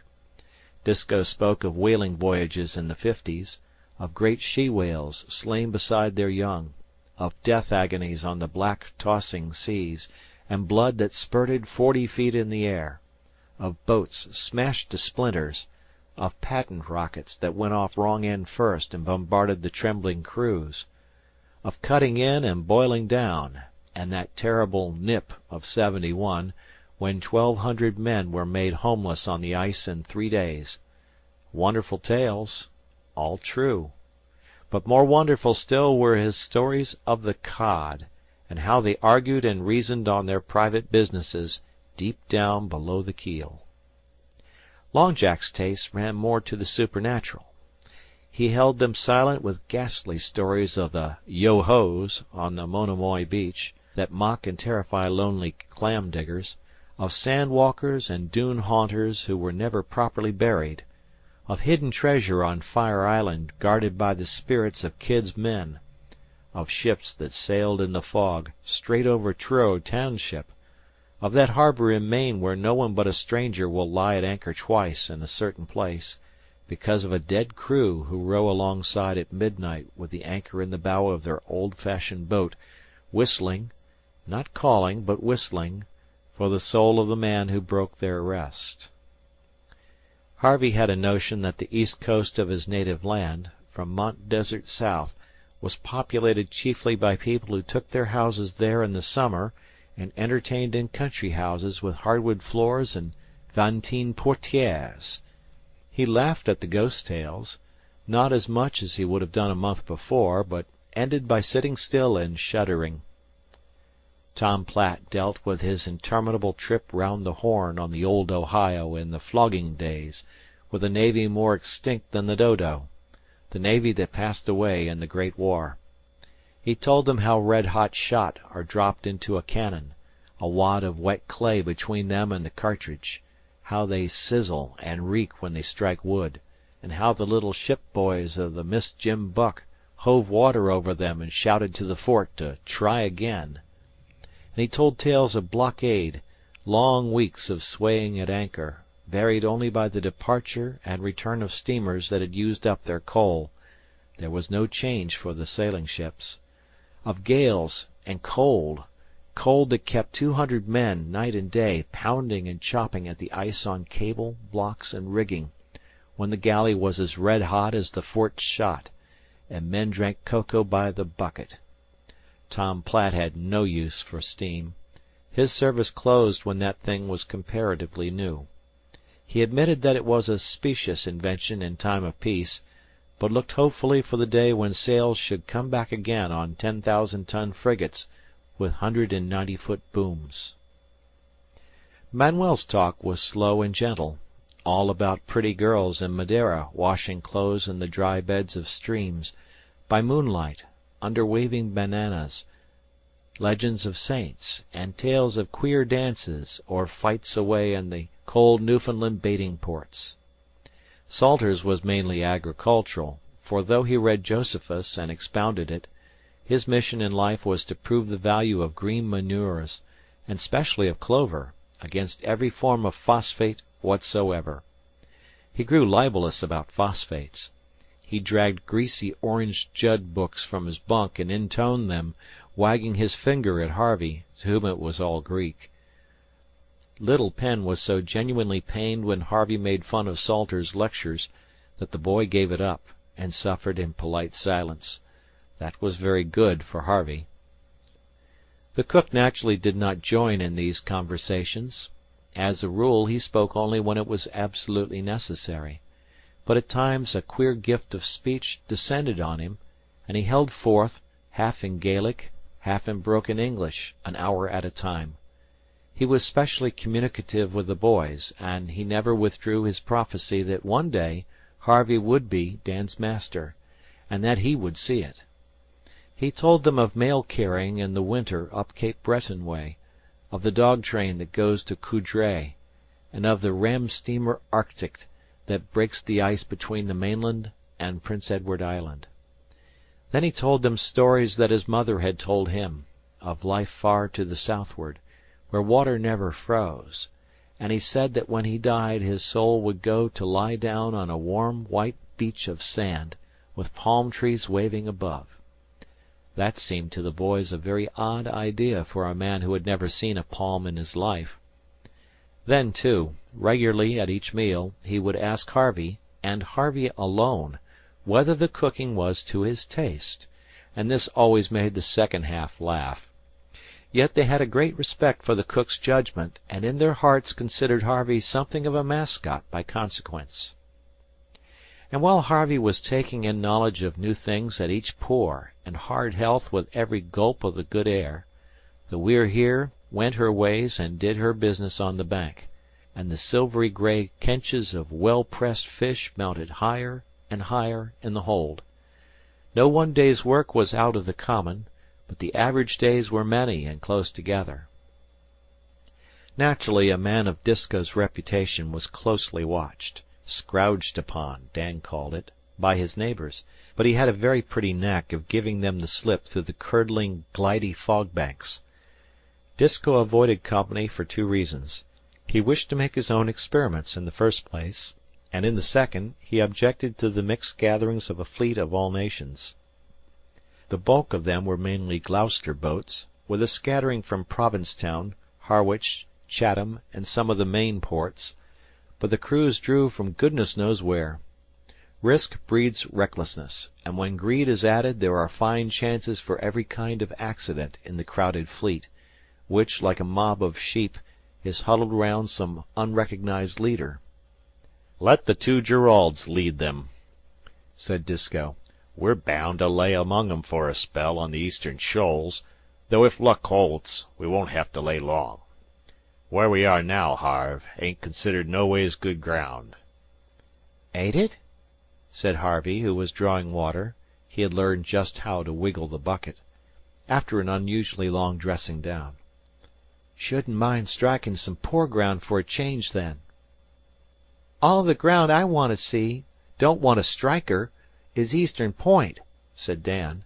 "Say, Dad, it looks as if we wouldn't have to wait more'n 2 weeks on the shoals. You'll meet all the company you want then, Harve. That's the time we begin to work. No regular meals for no one then. Mug up when you're hungry, and sleep when you can't keep awake. Good job you wasn't picked up a month later than you was, or we'd never have you dressed in shape for the Old Virgin."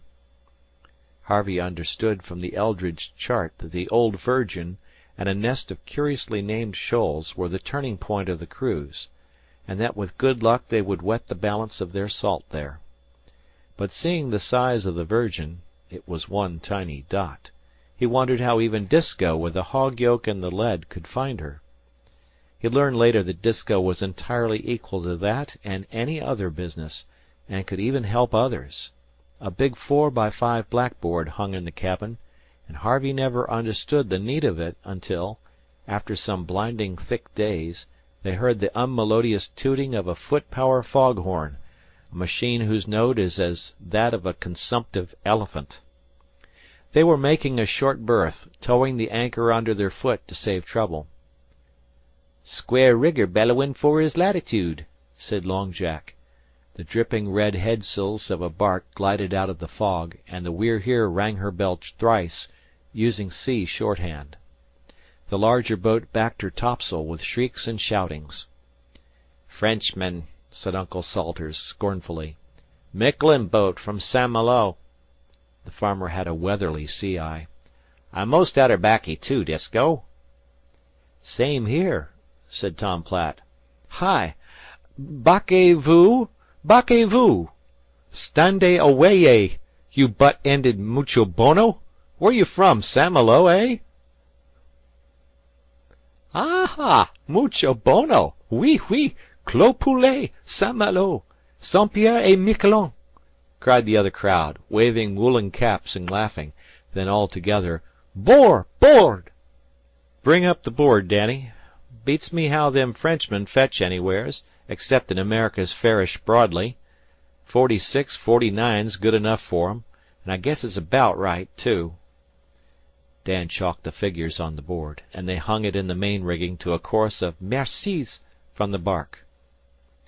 "Seems kinda unneighborly to let 'em swedge off like this," Salters suggested, feeling in his pockets. "Have you learned French, then, since last trip?" said Disko. "I don't want no more stone ballast hove at us 'long o' your calm Miquelon boats, footy coochins, same as you did off Le Havre." "Harmon Rush, he said that was the way to rise 'em. Plain United States is good enough fer me. We're all dretful short on terbacker. Young feller, don't you speak French?" "Oh, yes," said Harvey valiantly, and he bawled, "Hi! Say! Arrêtez-vous! Attendez! Nous sommes venus pour tabac!" "Ah! Tabac! Tabac!" they cried, and laughed again. "That hit 'em. Let's heave a dory over, anyway," said Tom Platt. "I don't exactly hold no certificates on French, but I know another lingo that goes, I guess. Come on, Harve, and interpret." The raffle and confusion when he and Harvey were hauled up the bark's black side was indescribable. Her cabin was all stuck round with glaring colored prints of the Virgin of Newfoundland, they called her. Harvey found his French of no recognized bank brand, and his conversation was limited to nods and grins. But Tom Platt waved his arms and got along swimmingly.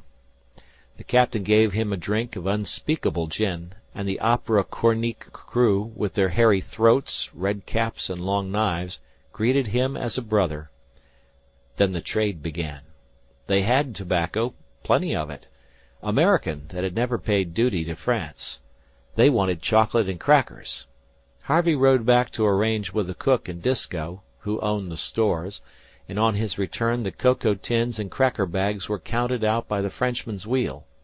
It looked like a piratical division of loot, but Tom Platt came out of it roped with black pigtail and stuffed with cakes of chewing and smoking tobacco. Then those jovial mariners swung off into the mist, and the last Harvey heard was a gay chorus. "Par derrière chez ma tante, il y a un bois joli, et le rossignol y chante, et le jour et la nuit. Que donnerez-vous, belle, qui l'amènerait ici? Je donnerai Quebec, Sorel et Saint-Denis." "How was it my French didn't go, and your sign talk did?" Harvey demanded when the barter had been distributed among the We're Heres. "Sign talk. Platt guffawed. "Well, yes, 'twas sign talk, but a heap older'n your French, Harve. Them French boats are chock full of Freemasons, and that's why." "Are you a Freemason, then?" "Looks that way, don't it?" said the man-o'-war's man, stuffing his pipe, and Harvey had another mystery of the deep sea to brood upon. End of chapter.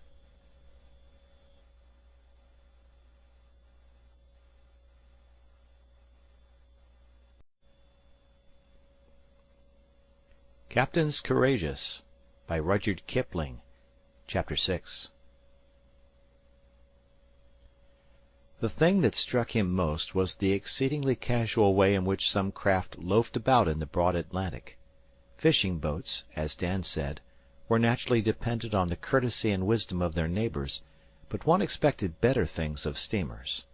That was after another interesting interview, when they had been chased for 3 miles by a big lumbering old cattle boat, all boarded over on the upper deck, that smelt like 1,000 cattle pens.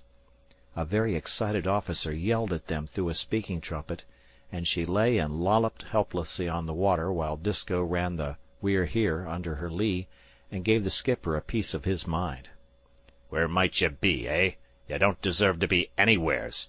You barnyard tramps go hogging the road on the high seas with no blame consideration for your neighbors, and your eyes in your coffee cups instead of your silly heads." At this the skipper danced on the bridge, and said something about Disko's own eyes. "We haven't had an observation for 3 days. Do you suppose we can run her blind?" he shouted. "Well, I can," Disko retorted. "What's come to your lead? Et it? Can't you smell bottom, or are them cattle too rank?" "What do you feed 'em?" asked Uncle Salters with intense seriousness, for the smell of the pens woke all the farmer in him. "They say they fall off dreadful on a voyage. Dunno as it's any of my business, but I've a kind o' notion that oil cake broke small and sprinkled—" "Thunder!" said a cattleman in a red jersey as he looked over the side. "What asylum did they let his whiskers out of?" "Young feller," Salters began, standing up in the fore rigging, "let me tell you, 'fore we go any further, that I've—" The officer on the bridge took off his cap with immense politeness. "Excuse me," he said, "but I've asked for my reckoning. If the agricultural person with the hair will kindly shut his head, the sea-green barnacle with the walleye may perhaps condescend to enlighten us." "Now you've made a show of me, Salters," said Disko angrily. He could not stand up to that particular sort of talk, and snapped out the latitude and longitude without more lectures. "Well, that's a boatload of lunatics, sure," said the skipper as he rang up the engine room and tossed a bundle of newspapers into the schooner. "Of all the blamed fools, next to you, Salters, him and his crowd are about the likeliest I've ever seen," said Disko as the We're Here slid away. "I was just giving him my judgment on lulysicking round these waters like a lost child, and you must cut in with your fool farmin'. Can't you never keep things separate?" Harvey, Dan, and the others stood back, winking one to the other in full of joy, but Disko and Salters wrangled seriously till evening, Salters arguing that a cattle boat was practically a barn on blue water, and Disko insisting that, even if this were the case, decency and fisher pride demanded that he should have kept things separate. Long Jack stood in silence for a time. An angry skipper makes an unhappy crew, and then he spoke across the table after supper. "For what's the good o' bodderin' what they'll say?" said he. "They'll tell that tale agin us for years, that's all," said Disko. "Oil cake sprinkled." "With salt, of course," said Salters, impenitent, reading the farming reports from a week-old New York paper. "It's plumb mortifying to all my feelin's," the skipper went on. "Can't see it that way," said Long Jack, the peacemaker. "Look at here, Disko.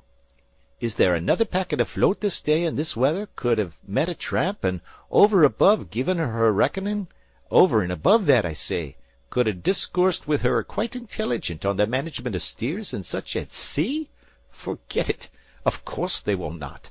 'Twas the most compensious conversation that I've ever accrued. Double game and twice running, all to us." Dan kicked Harvey under the table, and Harvey choked in his cup. "Well," said Salters, who felt that his honor had been somewhat plastered, "I said I didn't know 'twas any business of mine 'fore I spoke." "And right there," said Tom Platt, experienced in discipline and etiquette, "right there, I take it, Disko, you should have asked him to stop if the conversation was likely, in your judgment, to be anyways what it shouldn't." "Dunno but that's so," said Disko, who saw his way to an honorable retreat from a fit of the dignities. "Why, of course 'twas so," said Salters. "You bein' skipper here, and I'd cheerful have stopped on a hint, not from any leadin' or conviction, but for the sake of bearin' an example to these two blame boys of ours." "Didn't I tell you, Harve, 'twould come around to us 'fore we'd done? Always those blame boys! But I wouldn't have missed the show for a half share in a halibutter," Dan whispered. "Still, things should have been kept separate," said Disko, and the light of new argument lit in Salters's eye as he crumbled cut plug into his pipe.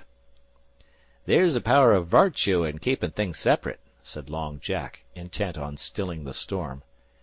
"That's what Staining, of Staining and Hare's, fund when he sent Counahan for skipper on the Manila Ticoon, instead of Captain Newton that was took with inflammatory rheumatism and couldn't go. Counahan the Navigator, we called him." "Nick Counahan, he never went aboard for a night 'thout a pond of rum somewheres in the manifest," said Tom Platt, playing up to the lead. "He used to burn round the commission houses to Boston lookin' for the Lord to make him captain of a towboat on his merits. Sam Coy, up to Atlantic Avenue, gave him his board free for a year or more on account of his stories. Counahan the Navigator. Dead these 15 year, ain't he?" "17, I guess. He died the year the Caspar McVeigh was spilt, but he could never keep things sep'rate. Staining took him for the reason the thief took the hot stove, because there was nothin' else that season. The men was all to the Banks, and Counahan he whacked up an everlastin' hard crowd for crew. Rum! You could have floated the Manila, insurance and all, in what they stowed aboard her.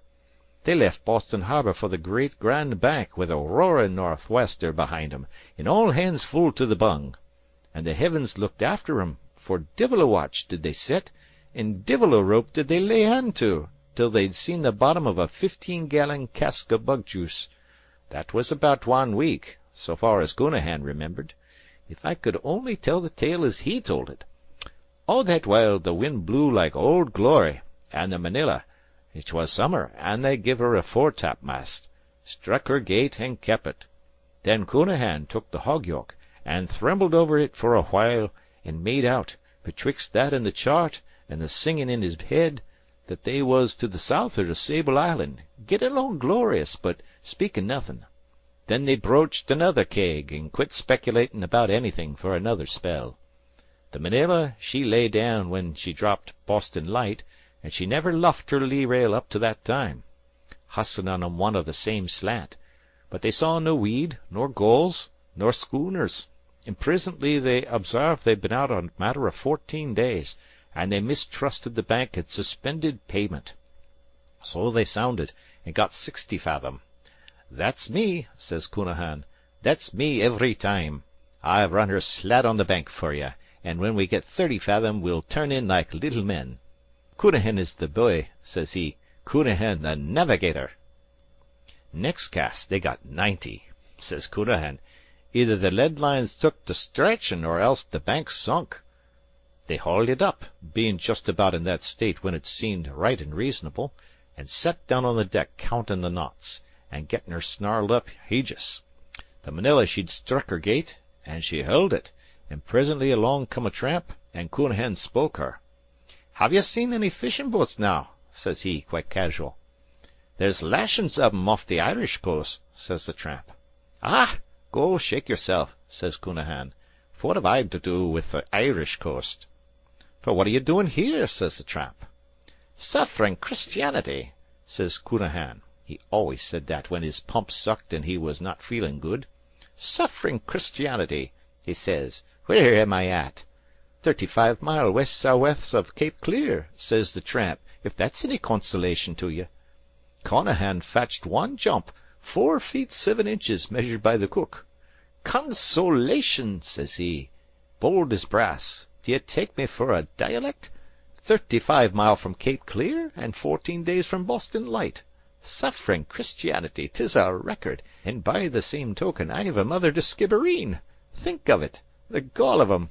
But you see, you can never keep things separate. The crew was mostly Cork and Kerry men, barrin' one Marylander that wanted to go back, but they called him a mutineer, and they ran the old Manila into Skibbereen, and they had an illigant time visitin' it round with friends on the old sod for a week.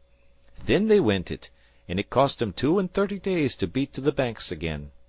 'Twas gettin' on towards fall, and grub was low, so Counahan run her back to Boston, with no more bones to it."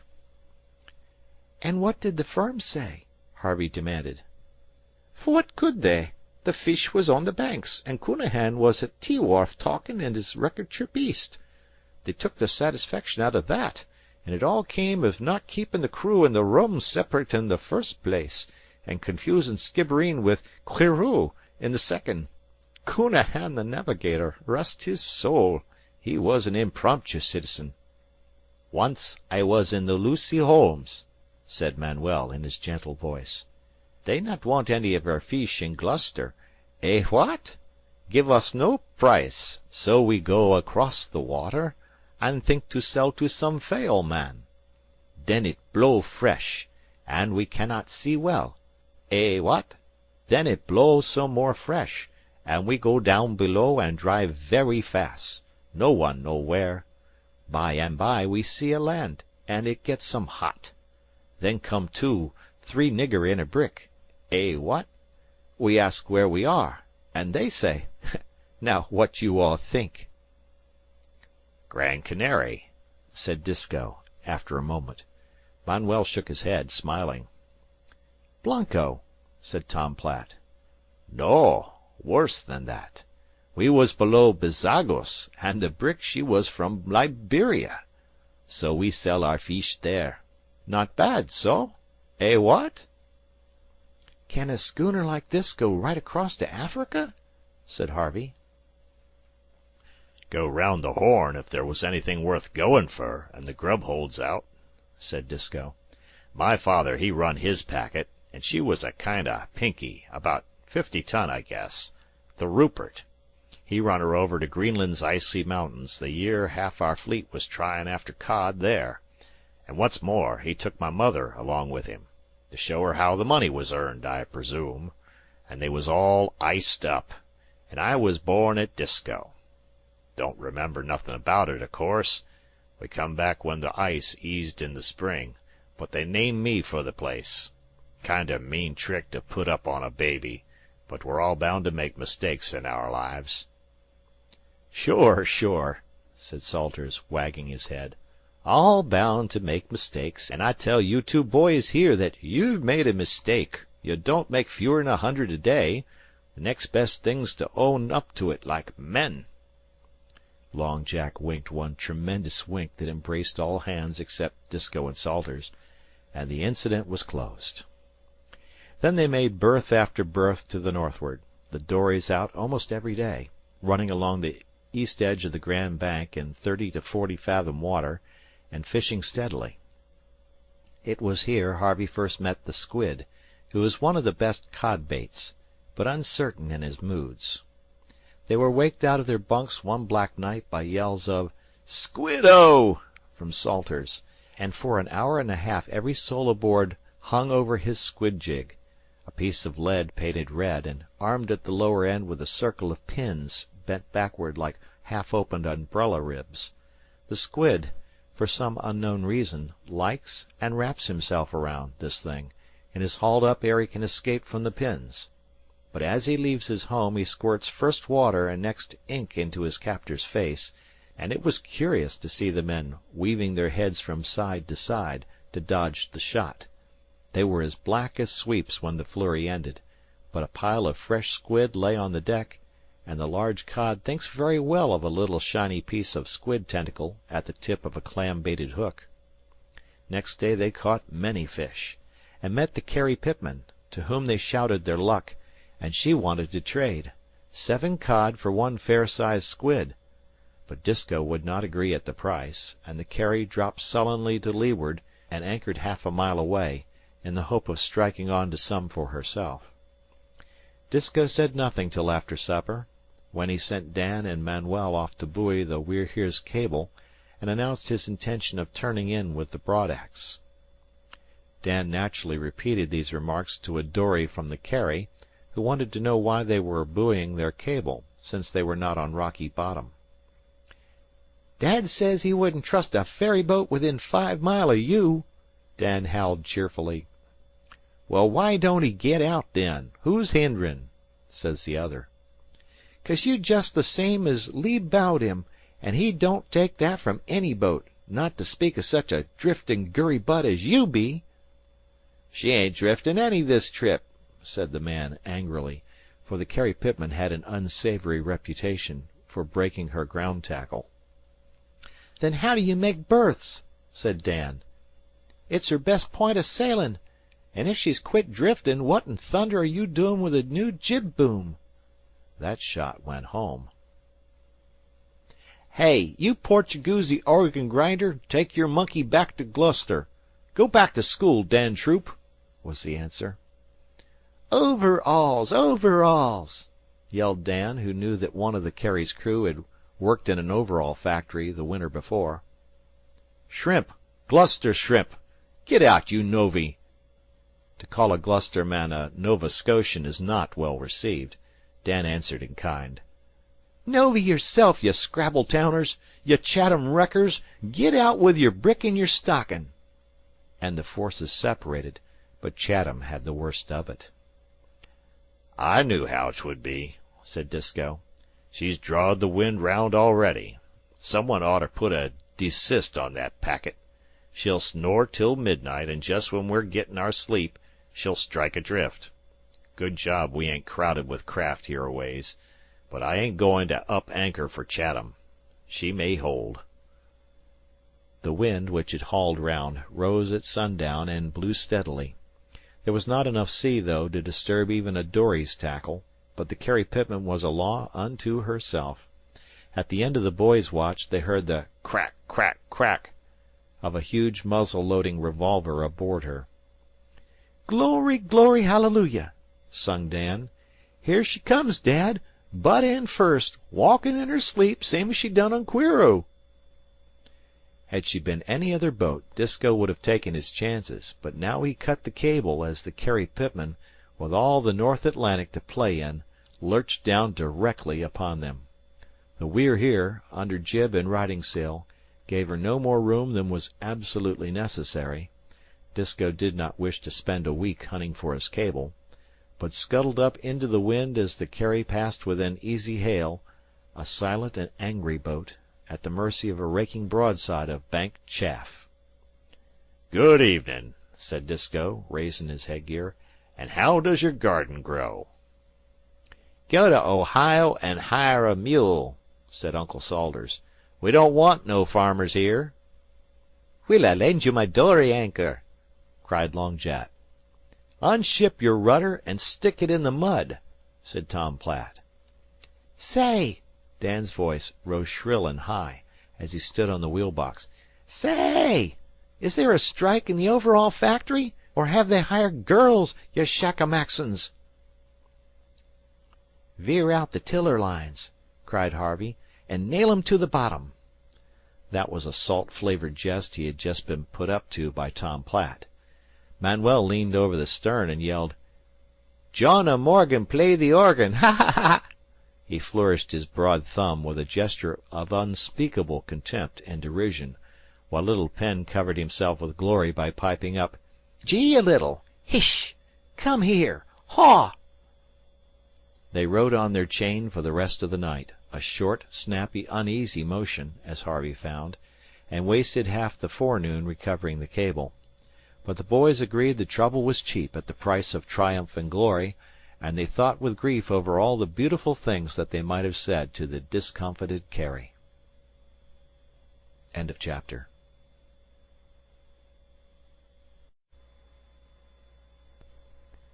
Captains Courageous by Rudyard Kipling. Chapter 7. Next day they fell in with more sails, all circling slowly from the east northerly towards the west. But just when they expected to make the shoals by the Virgin, the fog shut down, and they anchored, surrounded by the tinklings of invisible bells. There was not much fishing, but occasionally dory met dory in the fog and exchanged news. That night, a little before dawn, Dan and Harvey, who had been sleeping most of the day, tumbled out to hook fried pies. There was no reason why they should not have taken them openly, but they tasted better so, and it made the cook angry. The heat and smell below drove them on deck with their plunder, and they found Disko at the bell, which he handed over to Harvey. "Keep her going," said he. "I mistrust I hear something. If it's anything, I'm best where I am so as to get at things." It was a forlorn little jingle. The thick air seemed to pinch it off, and in the pauses Harvey heard the muffled shriek of a liner's siren, and he knew enough of the Banks to know what that meant. It came to him, with horrible distinctness, how a boy in a cherry-coloured jersey (he despised fancy blazers now with all a fisherman's contempt), how an ignorant, rowdy boy had once said it would be great if a steamer ran down a fishing-boat. That boy had a state-room with a hot and cold bath, and spent 10 minutes each morning picking over a gilt-edged bill of fare. And that same boy—no, his very much older brother—was up at 4 of the dim dawn in streaming, crackling oilskins, hammering, literally for the dear life, on a bell smaller than the steward's breakfast bell, while somewhere close at hand a 30-foot steel stern was storming along at 20 miles an hour. The bitterest thought of all was that there were folks asleep in dry, upholstered cabins who would never learn that they had massacred a boat before breakfast. So Harvey rang the bell. "Yes, they slowed down one turn of their blamed propeller," said Dan, applying himself to Manuel's conch, "fer to keep inside the law, and that's consolin' when we're all at the bottom. Hark to her, she's a humper." "Oh!" went the siren. "Tingle, tingle, tink," went the bell. "Grrrr!" went the conch, while sea and sky were all milled up in milky fog. Then Harvey felt that he was near a moving body, and found himself looking up and up at the wet edge of a cliff-like bow, leaping, it seemed, directly over the schooner. A jaunty little feather of water curled in front of it, and as it lifted it showed a long ladder of Roman numerals, XV, XVI, XVII, XVIII, and so forth, on a salmon-coloured, gleaming side. It tilted forward and downward with a heart-stilling "shhh." The ladder disappeared. A line of brass-rimmed portholes flashed past. A jet of steam puffed in Harvey's helplessly uplifted hands.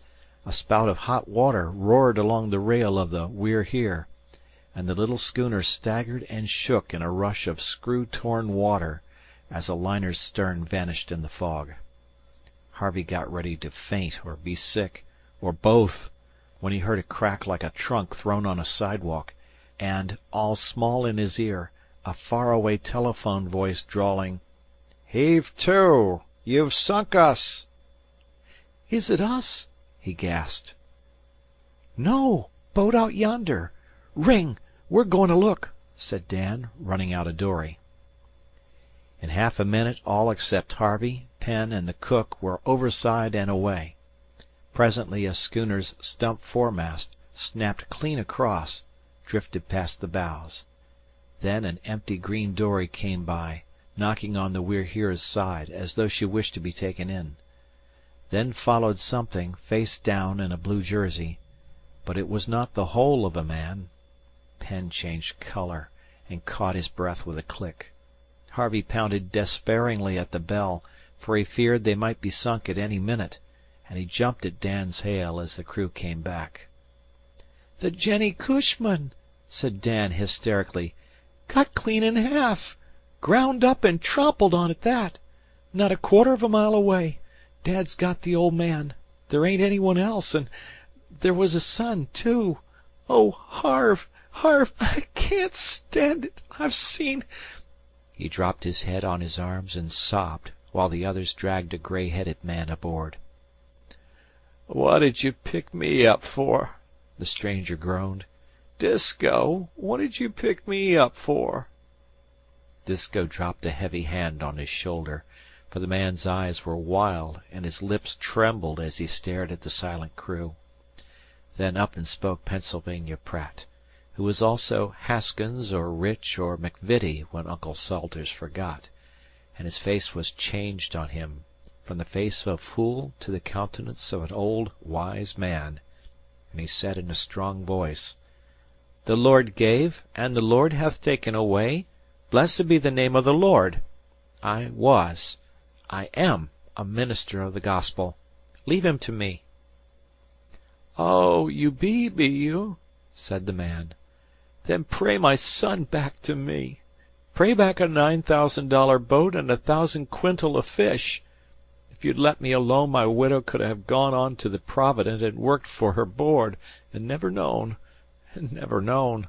Now I'll hev to tell her." "There ain't nothin' to say," said Disko. "Better lie down a piece, Jason Ollie." When a man has lost his only son, his summer's work, and his means of livelihood, in 30 counted seconds, it is hard to give consolation. "All Gloucester men, wasn't they?" said Tom Platt, fiddling helplessly with a dory becket. "Oh, that don't make no odds," said Jason, wringing the wet from his beard. "I'll be rowin' summer boarders around East Gloucester this fall." He rolled heavily to the rail, singing, "Happy birds that sing and fly round thine altars, O Most High."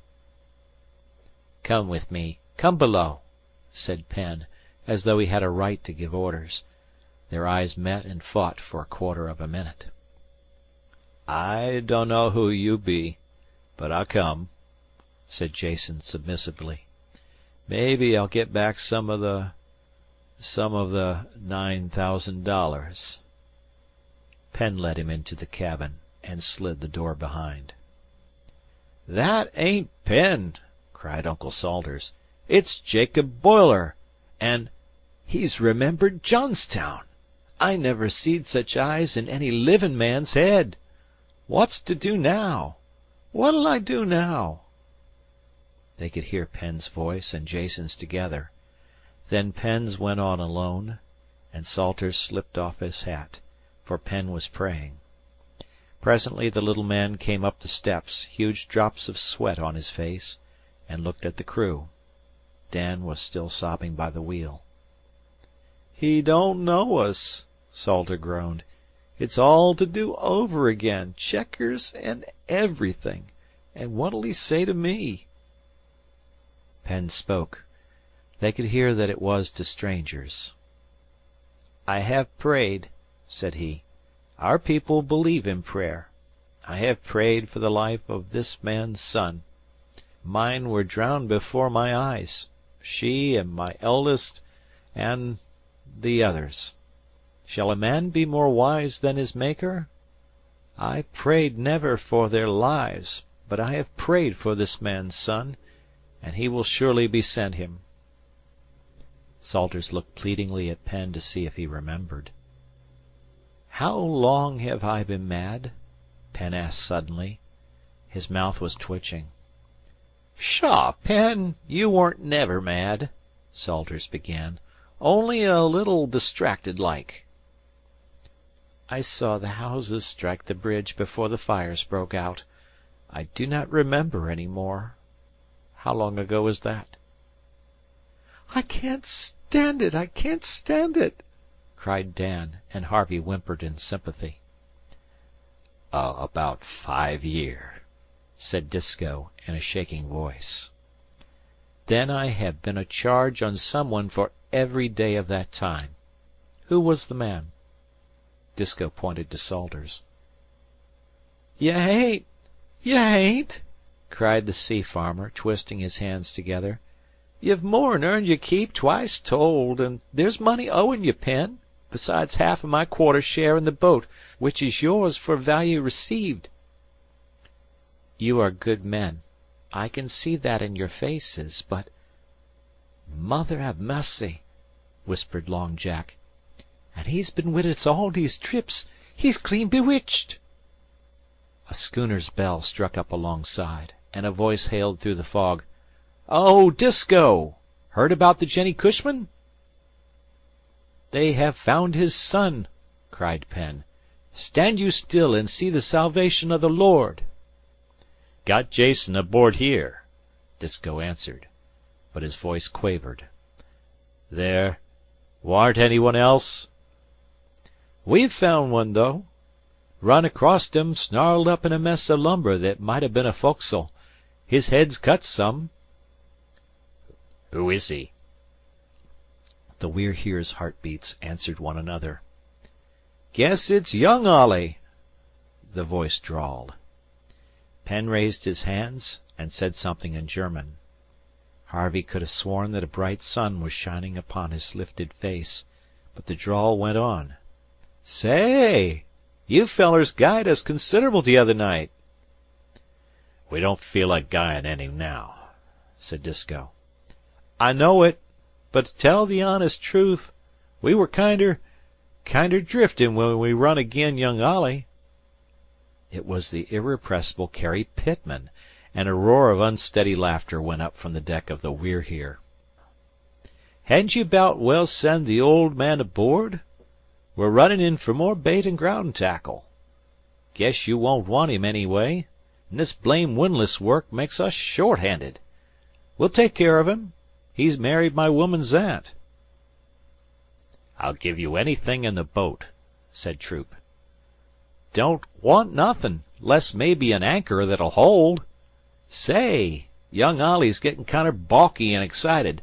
Send the old man along." Penn waked him from his stupor of despair, and Tom Platt rowed him over. He went away without a word of thanks, not knowing what was to come, and the fog closed over all. "And now," said Penn, drawing a deep breath as though about to preach, "and now—" The erect body sank like a sword driven home into the scabbard. The light faded from the overbright eyes. The voice returned to its usual pitiful little titter. "And now," said Pennsylvania Pratt, "do you think it's too early for a little game of checkers, Mr. Salters?" The very thing I was going to say myself," cried Salters promptly. "It beats all, Penn, how you get on to what's in a man's mind." The little fellow blushed and meekly followed Salters forward. "Up anchor! Hurry! Let's quit these crazy waters!" shouted Disko, and never was he more swiftly obeyed. "Now what in creation do you suppose is the meaning of that all?" said Long Jack, when they were working through the fog once more, damp, dripping, and bewildered. "The way I sense it," said Disko, at the wheel, "is this: the Jennie Cushman business comin' on an empty stomach." We saw one of them go by," sobbed Harvey. "And that, o' course, kinder hove him outer water. Jullock runnin' a craft ashore hove him right out, I take it, to rememberin' Johnstown and Jacob Boiler and such like reminiscences. Well, consolin' Jason there held him up a piece, same as shorin' up a boat. Then, bein' weak, them props slipped, and he slided down the ways, and now he's waterborne agin. That's how I sense it." They decided that Disko was entirely correct. "'Twould ha' broke Salters all up," said Long Jack, "if Penn had stayed Jacob Boilerin'. Did you see his face when Penn asked who he'd been charged on all these years? How is it, Salters?" "Asleep. Dead asleep." Turned in like a child," Salters replied, tiptoeing aft. "There won't be no grub till he wakes, natural. Did ye ever see such a gift in prayer? He everlastingly hiked young Ollie out o' the ocean. That's my belief. Jason was tur'ble proud of his boy, an' I mistrusted all along 'twas a judgment on worshippin' vain idols." "There's others just as sot," said Disko. "That's different," Salters retorted quickly. "Penn's not all caulked, an' I ain't only but doin' my duty by him." They waited, those hungry men, 3 hours, till Penn reappeared with a smooth face and a blank mind. He said he believed that he had been dreaming. Then he wanted to know why they were so silent, and they could not tell him. Disko worked all hands mercilessly for the next 3 or 4 days, and when they could not go out, turned them into the hold to stack the ship's stores into smaller compass, to make more room for the fish.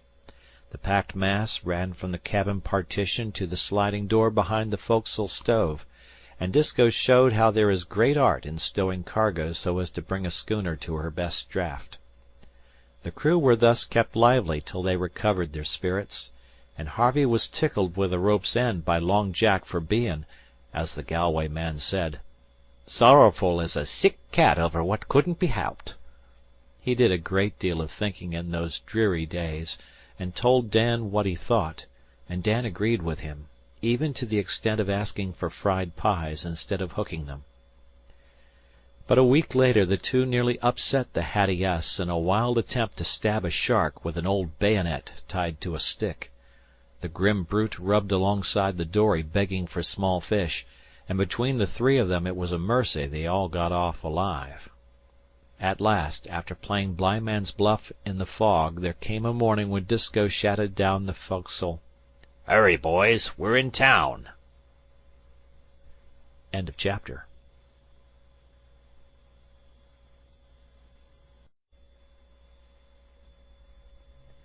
Captains Courageous by Rudyard Kipling. Chapter 8.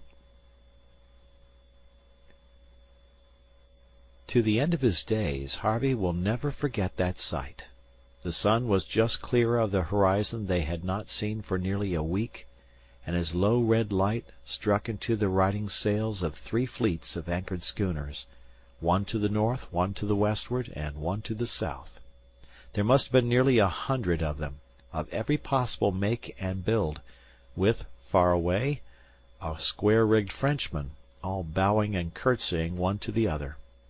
From every boat dories were dropped away like bees from a crowded hive, and the clamour of voices, the rattling of ropes and blocks, and the splash of the oars carried for miles across the heaving water.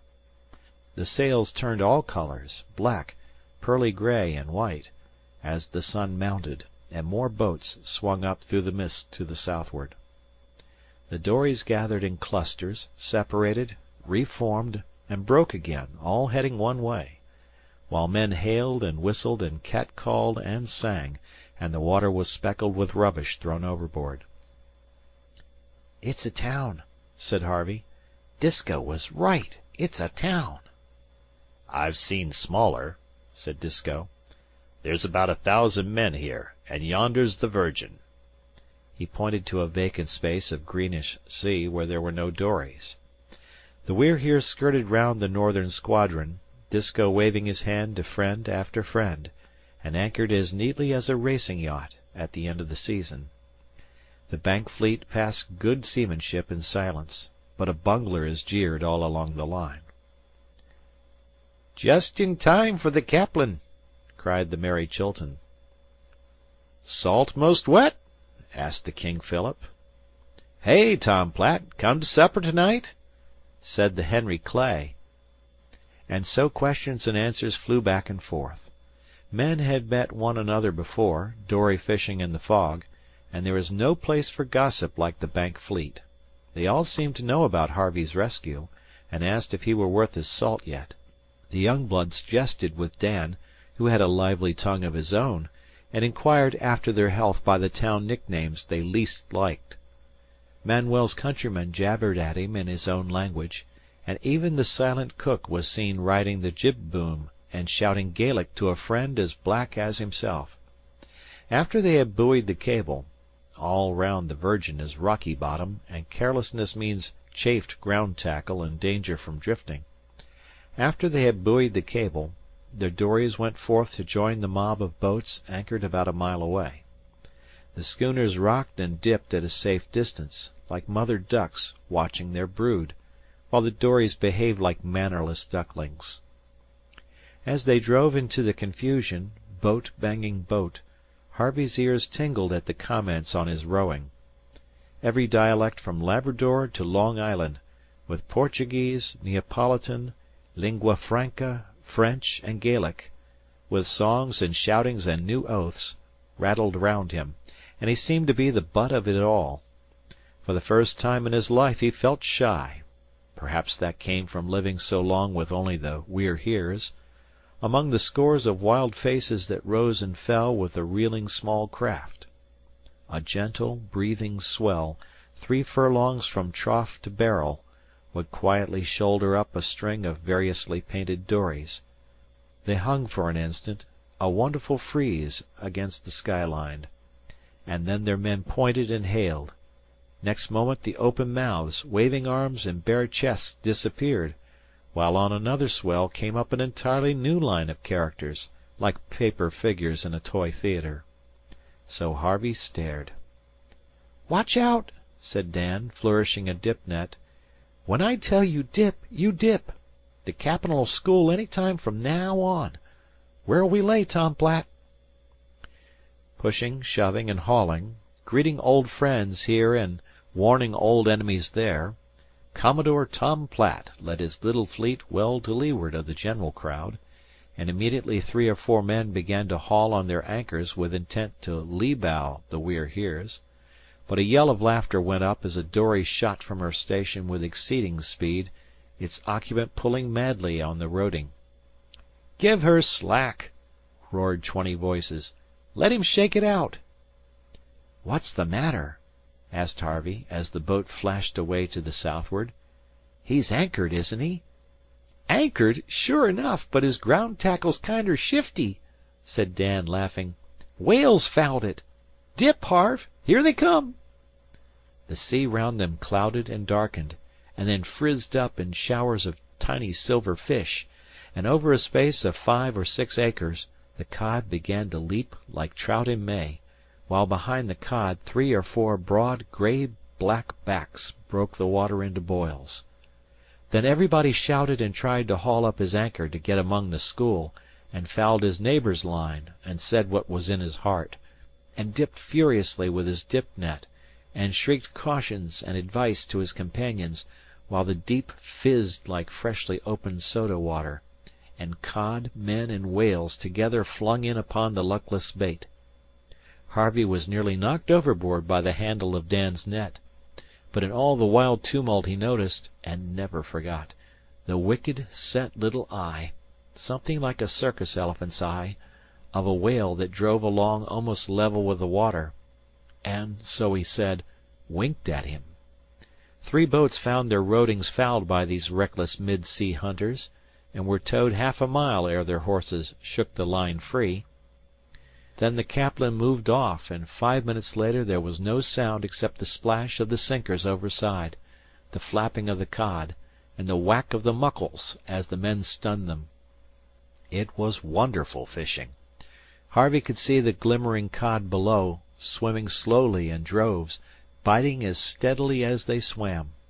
Bank law strictly forbids more than 1 hook on 1 line when the dories are on the Virgin or the Eastern Shoals, but so close lay the boats that even single hooks snarled, and Harvey found himself in hot argument with a gentle, hairy Newfoundlander on one side and a howling Portuguese on the other. Worse than any tangle of fishing lines was the confusion of the dory rodings below water. Each man had anchored where it seemed good to him, drifting and rowing round his fixed point. As the fish struck on less quickly, each man wanted to haul up and get to better ground, but every third man found himself intimately connected with some 4 or 5 neighbours. To cut another's roding is crime unspeakable on the Banks. Yet it was done, and done without detection, 3 or 4 times that day. Tom Platt caught a Maine man in the black act, and knocked him over the gunwale with an oar, and Manuel served a fellow countryman in the same way. But Harvey's anchor line was cut, and so was Penn's, and they were turned into relief boats to carry fish to the We're Here as the dories filled. The Caplin schooled once more at twilight, when the mad clamour was repeated, and at dusk they rowed back to dress down by the light of kerosene lamps on the edge of the pen. It was a huge pile, and they went to sleep while they were dressing. Next day several boats fished right above the cap of the Virgin, and Harvey, with them, looked down on the very weed of that lonely rock, which rises to within 20 feet of the surface. The cod were there in legions, marching solemnly over the leathery kelp. When they bit all together, and so when they stopped. There was a slack time at noon, and the dories began to search for amusement. It was Dan who sighted the Hope of Prague just coming up, and as her boats joined the company they were greeted with the question, "Who's the meanest man in the fleet?" 300 voices answered cheerily, "Nick Brady." It sounded an organ chant. "Who stole the lamp wicks?" That was Dan's contribution. "Nick Brady," sang the boats. "Who boiled the salt bait for soup?" This was an unknown backbiter a quarter of a mile away. Again the joyful chorus. Now, Brady was not especially mean, but he had that reputation, and the fleet made the most of it. Then they discovered a man from a Truro boat who, 6 years before, had been convicted of using a tackle with 5 or 6 hooks. A scrouger, they call it, on the shoals. Naturally he had been christened Scrouger Jim, and though he had hidden himself on the Georges ever since, he found his honours waiting for him full blown. They took it up in a sort of firecracker chorus. "Jim! Oh, Jim! Jim! Oh, Jim! Scrouger Jim!" That pleased everybody. And when a poetical Beverly man he had been making it up all day, and talked about it for weeks sang, "The Carrie Pitman's anchor doesn't hold her for a cent," the dories felt that they were indeed fortunate. Then they had to ask that Beverly man how he was off for beans, because even poets must not have things all their own way. Every schooner and nearly every man got it in turn. Was there a careless or dirty cook anywhere? The dories sang about him and his food. Was a schooner badly found? The fleet was told at full length. Had a man hooked tobacco from a messmate? He was named in meeting, the name tossed from roller to roller. Disco's infallible judgments, Long Jack's market boat that he had sold years ago, Dan's sweetheart. Oh, but Dan was an angry boy. Penn's bad luck with dory anchors, Salter's views on manure, Manuel's little slips from virtue ashore, and Harvey's ladylike handling of the oar, all were laid before the public, and as the fog fell around them in silvery sheets beneath the sun, the voices sound like a bench of invisible judges pronouncing sentence. The dories roved and fished and squabbled till a swell underran the sea. Then they drew more apart to save their sides, and some one called that if the swell continued the Virgin would break. A reckless Galway man with his nephew denied this, hauled up anchor, and rowed over the very rock itself. Many voices called them to come away, while others dared them to hold on. As the smooth-backed rollers passed to the southward, they hove the dory high and high into the mist, and dropped her in ugly, sucking, dimpled water, where she spun round her anchor, within a foot or two of the hidden rock. It was playing with death for mere bravado, and the boats looked on in uneasy silence till Long Jack rowed up behind his countrymen and quietly cut their roding. "Can't ye hear it knockin'?" he cried. "Pull for your miserable lives! Pull!" The men swore and tried to argue as the boat drifted, but the next swell checked a little, like a man tripping on a carpet. There was a deep sob and a gathering roar, and the Virgin flung up a couple of acres of foaming water, white, furious, and ghastly over the shoal sea. Then all the boats greatly applauded Long Jack, and the Galway men held their tongue. "Ain't it elegant?" said Dan, bobbing like a young seal at home. "She'll break about once every half-hour now, lest the swell piles up good. What's her reg'lar time when she's at work, Tom Platt?" "Once every 15 minutes to the tick. Harve, you've seen the greatest thing on the Banks, and but for Long Jack you've seen some dead men, too." There came a sound of merriment where the fog lay thicker and the schooners were ringing their bells. A big bark nosed cautiously out of the mist, and was received with shouts and cries of "Come along, darlin'!" from the Irishry. "Another Frenchman," said Harvey. "Hain't you eyes? She's a Baltimore boat, goin' in fear and tremblin'," said Dan. "We'll guy the very sticks out o' her. Guess it's the fust time her skipper ever met up with the fleet this way." She was a black, buxom 800-ton craft. Her mainsail was looped up, and her topsail flapped undecidedly in what little wind was moving. Now a bark is feminine beyond all other daughters of the sea, and this tall, hesitating creature, with her white and gilt figurehead, looked just like a bewildered woman half lifting her skirts to cross a muddy street under the jeers of bad little boys. That was very much her situation. She knew she was somewhere in the neighborhood of the Virgin, had caught the roar of it, and was therefore asking her way. This is a small part of what she heard from the dancing dories. "The Virgin! What are you talking of? This is Le Havre on a Sunday morning. Go home and sober up." "Go home, ye tarrapin! Go home and tell 'em we're comin'." Half a dozen voices together, in a most tuneful chorus, as her stern went down with a roll and a bubble into the troughs. "There she strikes!" "Hard up! Hard up for your life! You're on top of her now!" "Down! Hard down! Let go everything!" "All hands to the pumps!" "Down jib and pole her!" Here the skipper lost his temper and said things. Instantly fishing was suspended to answer him, and he heard many curious facts about his boat and her next port of call. They asked him if he were insured, and whence he had stolen his anchor, because, they said, it belonged to the Carrie Pitman. They called his boat a mud scow, and accused him of dumping garbage to frighten the fish. They offered to tow him and charge it to his wife. And one audacious youth slipped almost under the counter, smacked it with his open palm, and yelled, "Giddy up, Buck!" The cook emptied a pan of ashes on him, and he replied with codheads. The bark's crew fired a small coal from the galley, and the dories threatened to come aboard and razee her. They would have warned her at once, had she been in real peril, but, seeing her well clear of the Virgin, they made the most of their chances. The fun was spoilt when the rock spoke again, a half-mile to windward, and the tormented bark set everything that would draw and went her ways, but the dories felt that the honours lay with them. All that night the Virgin roared hoarsely, and next morning, over an angry white-headed sea, Harvey saw the fleet with flickering masts waiting for a lead.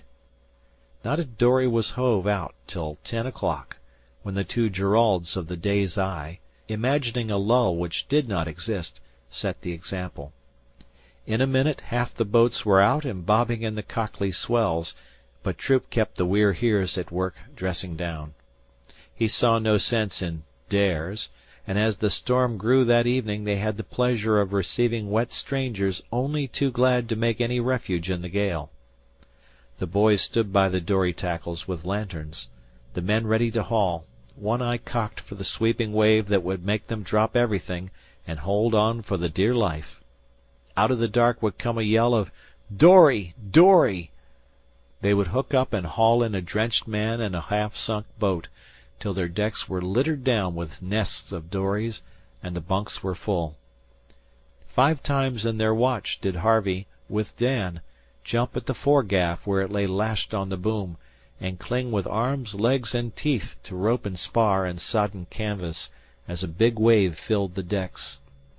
One dory was smashed to pieces, and the sea pitched the man head first onto the decks, cutting his forehead open, and about dawn, when the racing seas glimmered white all along their cold edges, another man, blue and ghastly, crawled in with a broken hand, asking news of his brother.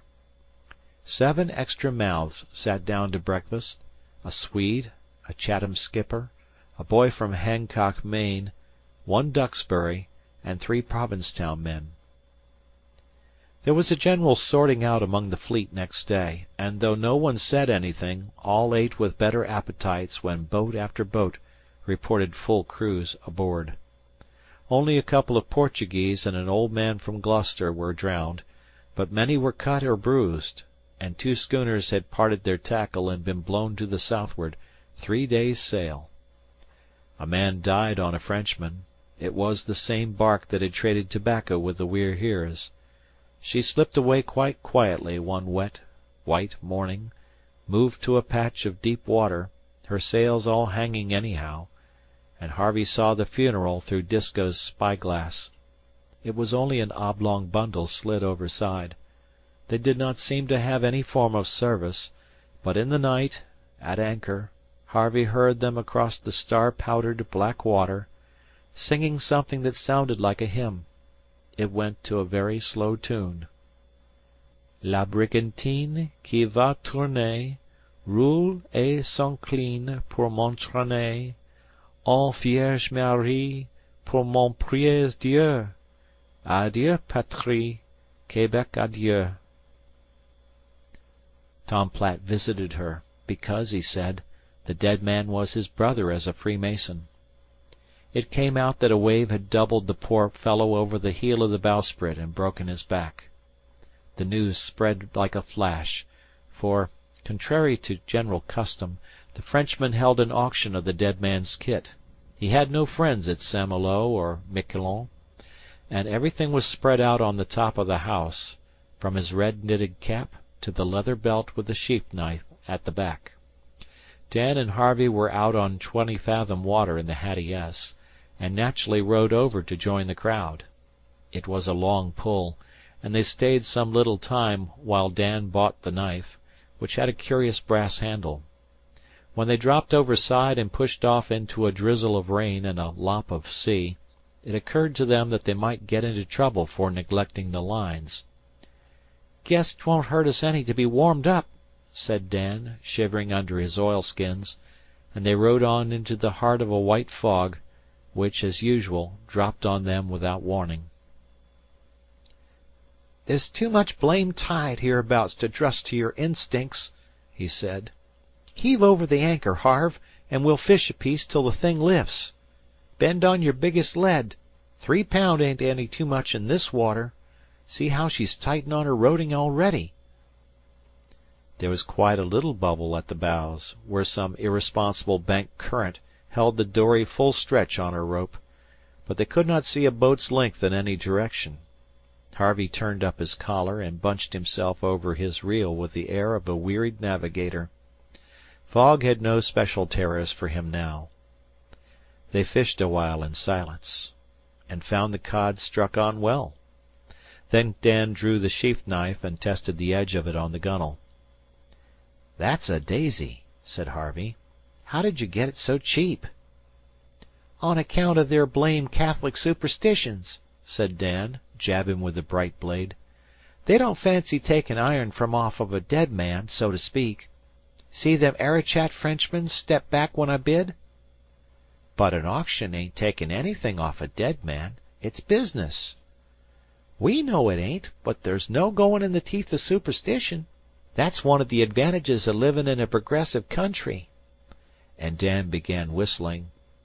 "Oh, Double Thatcher, how are you? Now Eastern Point comes inter view. The girls and boys we soon shall see at anchor off Cape Ann." "Why didn't that Eastport man bid, then? He bought his boots. Ain't Maine progressive?" "Maine? Pshaw! They don't know enough, or they hain't got money enough, to paint their houses in Maine. I've seen 'em. The Eastport man he told me that the knife had been used, so the French captain told him, Used up on the French coast last year." "Cut a man?" "Heave the muckle." Harvey hauled in his fish, rebaited, and threw over. "Killed him. Course, when I heard that, I was keener'n ever to get it." "Christmas! I didn't know it," said Harvey, turning round. "I'll give you $1 for it when I get my wages. Say, I'll give you $2." "Honest? Do you like it as much as all that?" said Dan, flushing. "Well, to tell the truth, I kind of got it for you to give, but I didn't let on till I saw how you'd take it. It's yours and welcome, Harve, because we're dory mates, and so on and so forth, and so followin'. Catch a holt." He held it out, belt and all. "But look at here, Dan, I don't see—" "Take it. 'Tain't no use to me. I wish you to hev it." The temptation was irresistible. "Dan, you're a white man," said Harvey. "I'll keep it as long as I live."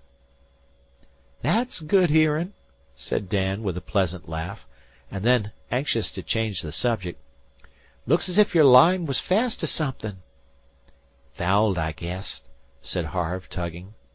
Before he pulled up he fastened the belt round him, and with deep delight heard the tip of the sheath click on the thwart. "Consarn the thing!" he cried. "She acts as though she was on Strawberry Bottom. It's all sand here, ain't it?" Dan reached over and gave a judgmatic tweak. "Hollabut'll act that way if he's sulky. That's no Strawberry Bottom. Yank her once or twice. She gives, sure. Guess we better haul up and make certain." They pulled together, making fast at each turn on the cleats, and the hidden weight rose sluggishly. "Prize! Oh, haul!" shouted Dan, but the shout ended in a shrill double shriek of horror, for out of the sea came the body of the dead Frenchman buried 2 days before. The hook had caught him under the right armpit, and he swayed, erect and horrible, head and shoulders above water. His arms were tied to his side, and he had no face. The boys fell over each other in a heap at the bottom of the dory, and there they lay while the thing bobbed alongside, held on the shortened line. The tide brought him," said Harvey, with quivering lips, as he fumbled at the clasp of the belt. "Oh, Lord! Oh, Harve!" groaned Dan. "Be quick! He's come for it! Let him have it! Take it off!" "I don't want it! I don't want it!" cried Harvey. "I can't find the buckle." "Quick, Harve! He's on your line!" Harvey sat up to unfasten the belt, facing the head that had no face under its streaming hair. "He's fast still," he whispered to Dan, who slipped out his knife and cut the line, as Harvey flung the belt far overside.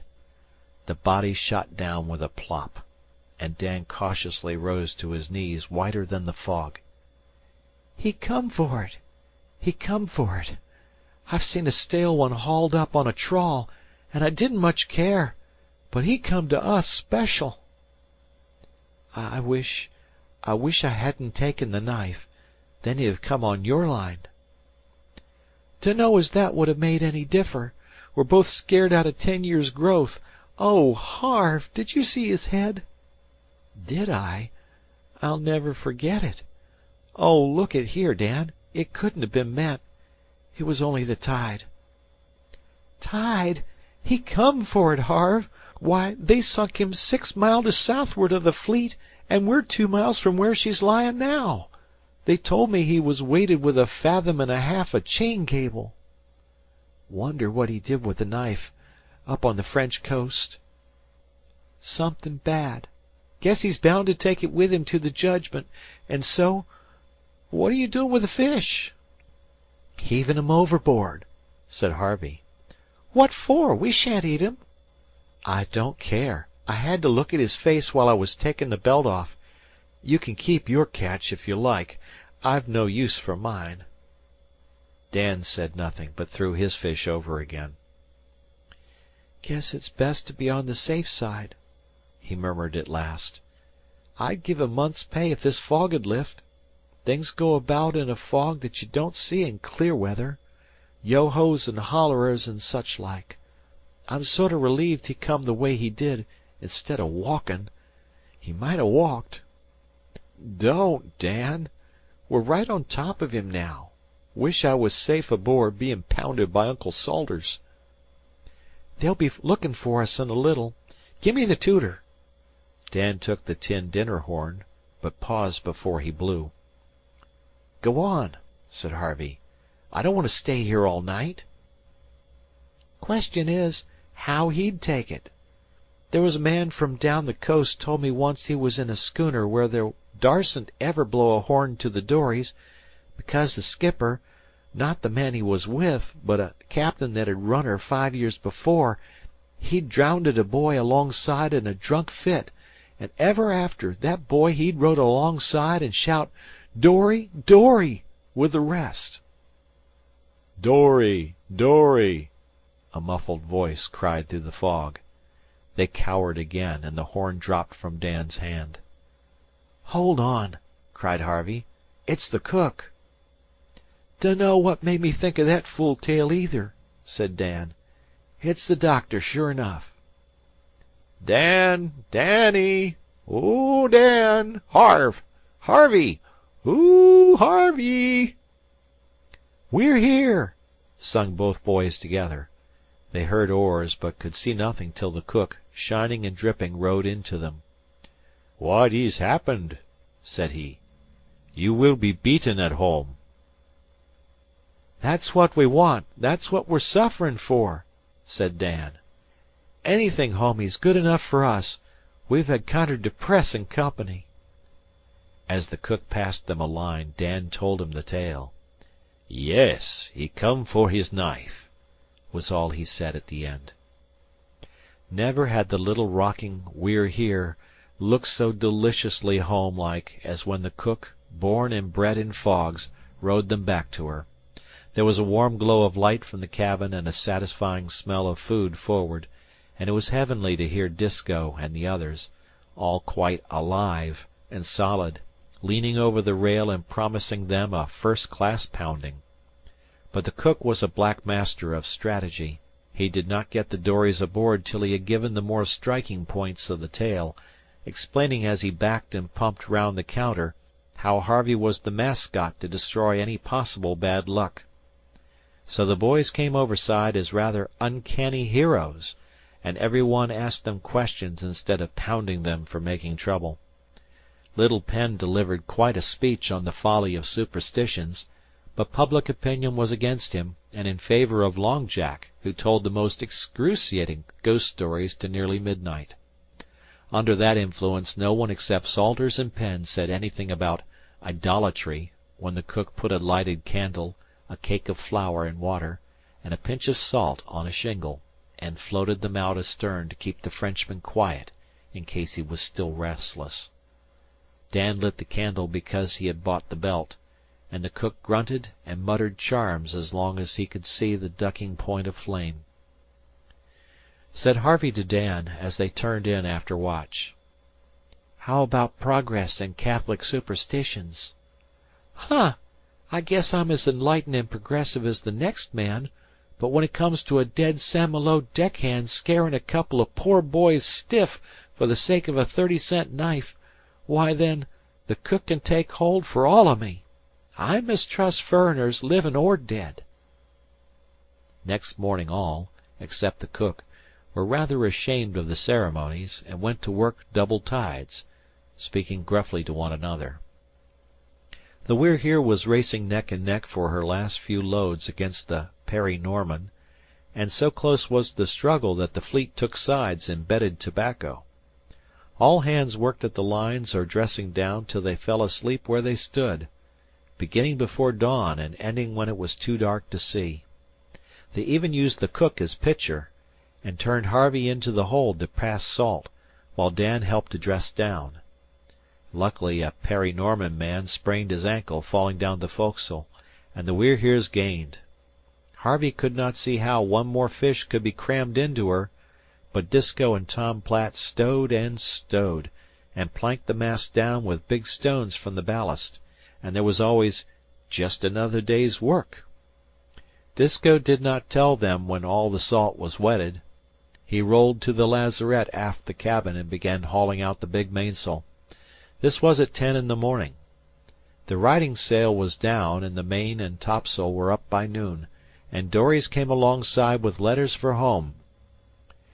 The riding sail was down, and the main and topsail were up by noon, and dories came alongside with letters for home, envying their good fortune.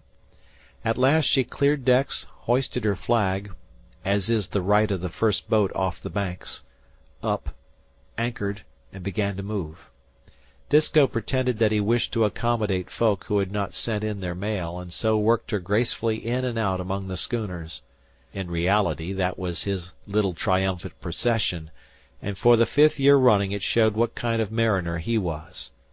Dan's accordion and Tom Platt's fiddle supplied the music of the magic verse you must not sing till all the salt is wet. Hi-yi-yo-ho, send your letters round. All our salt is wetted and the anchor's off the ground.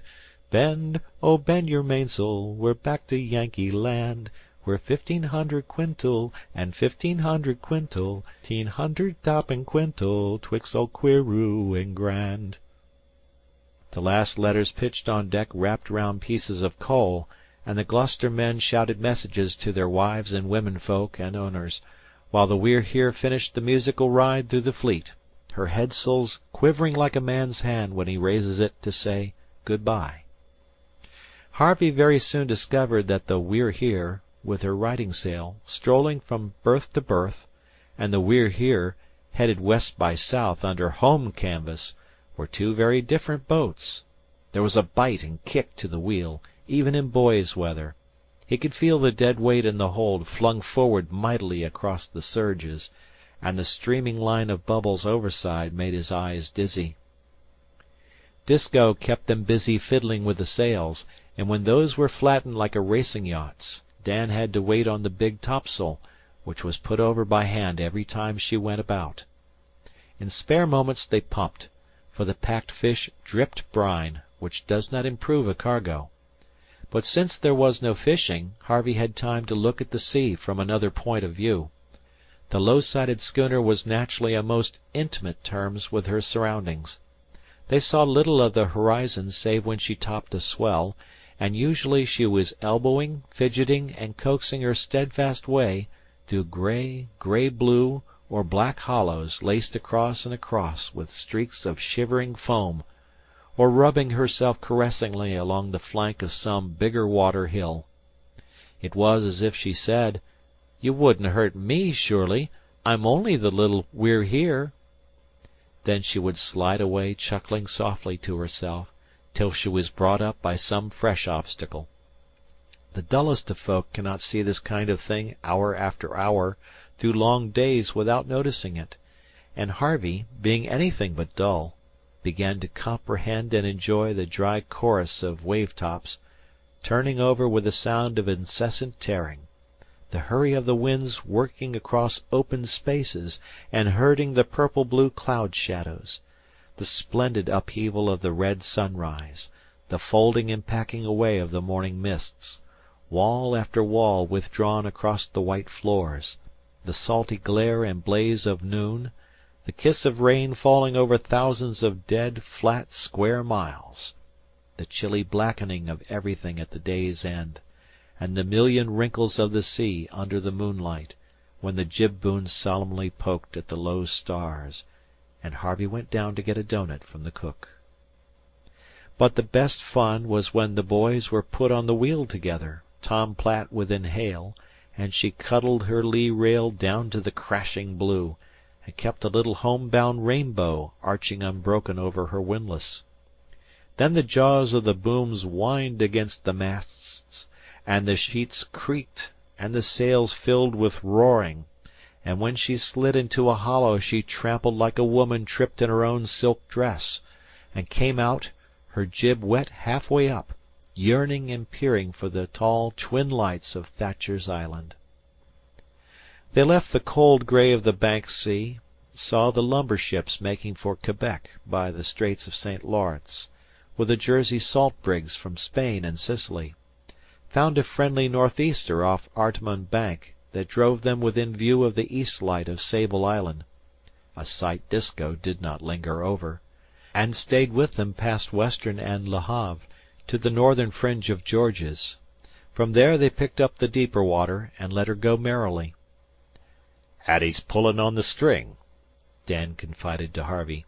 "Hattie and Ma. Next Sunday you'll be hirin' a boy to throw water on the windows to make you go to sleep. Guess you'll keep with us till your folks come. Do you know the best of gettin' ashore again?" "Hot bath?" said Harvey. His eyebrows were all white with dried spray. "That's good, but a nightshirt's better. I've been dreamin' of nightshirts ever since we bent our mainsail. You can wiggle your toes then. Ma'll have a new one fer me, all washed soft. It's home, Harve. It's home. You can sense it in the air. We're runnin' into the edge of a hot wave now, and I can smell the bayberries. Wonder if we'll get in for supper. Port a trifle."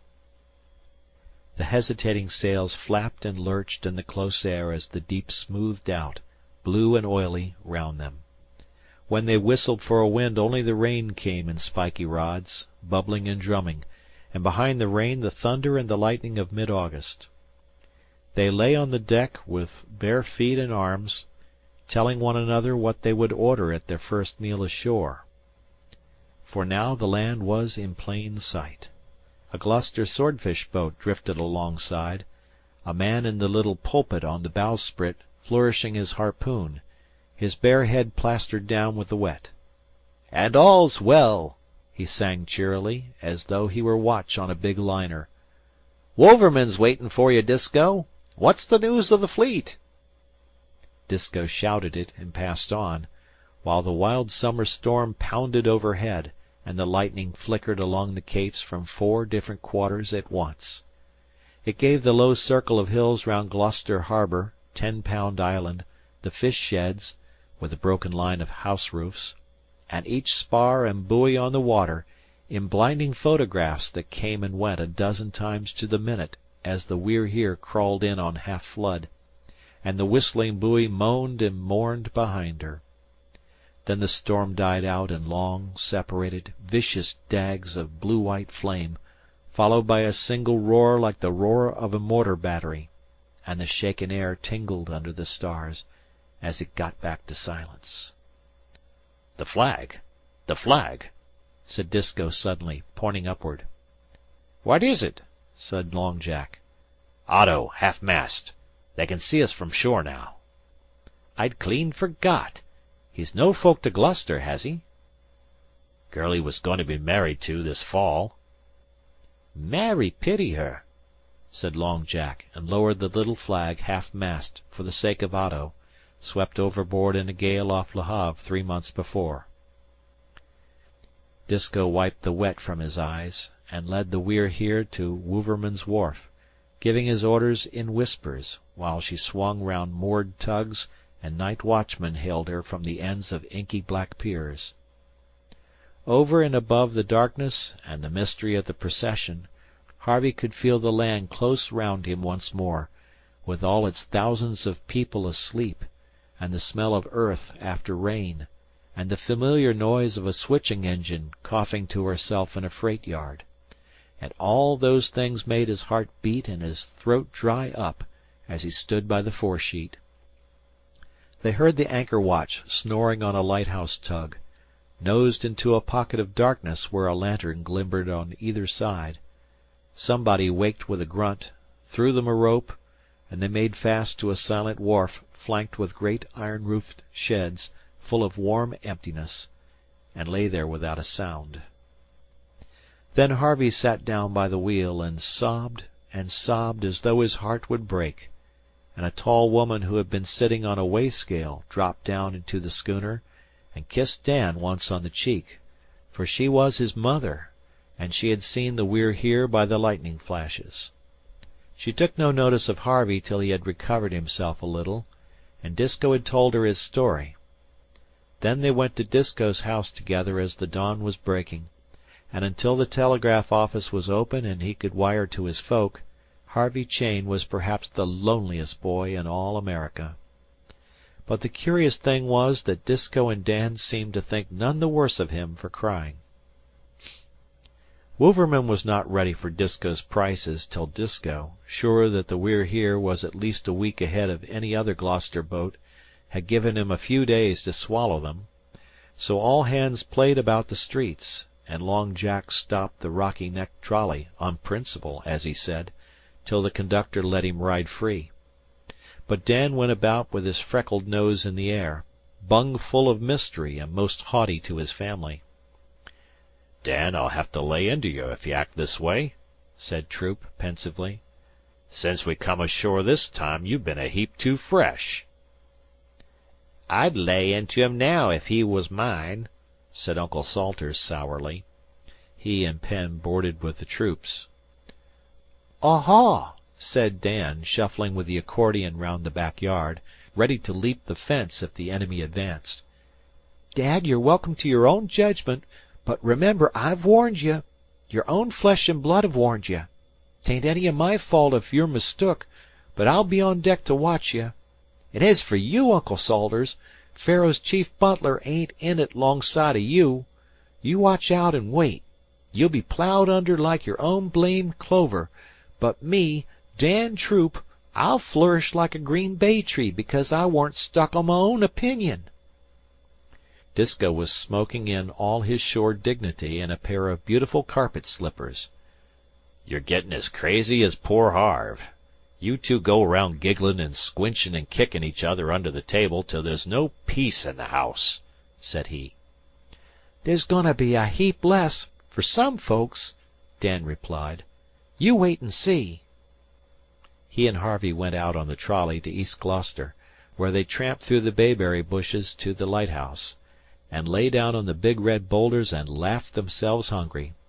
Harvey had shown Dan a telegram, and the two swore to keep silence till the shell burst. "Harve's folk?" said Dan, with an unruffled face after supper. "Well, I guess they don't amount to much o' anything, or we'd ha' heard from 'em by now. His pop keeps a kind o' store out west. Maybe he'll give you as much as $5, Dad." "What did I tell ye?" said Salters. "Don't sputter over your vittles, Dan." End of chapter.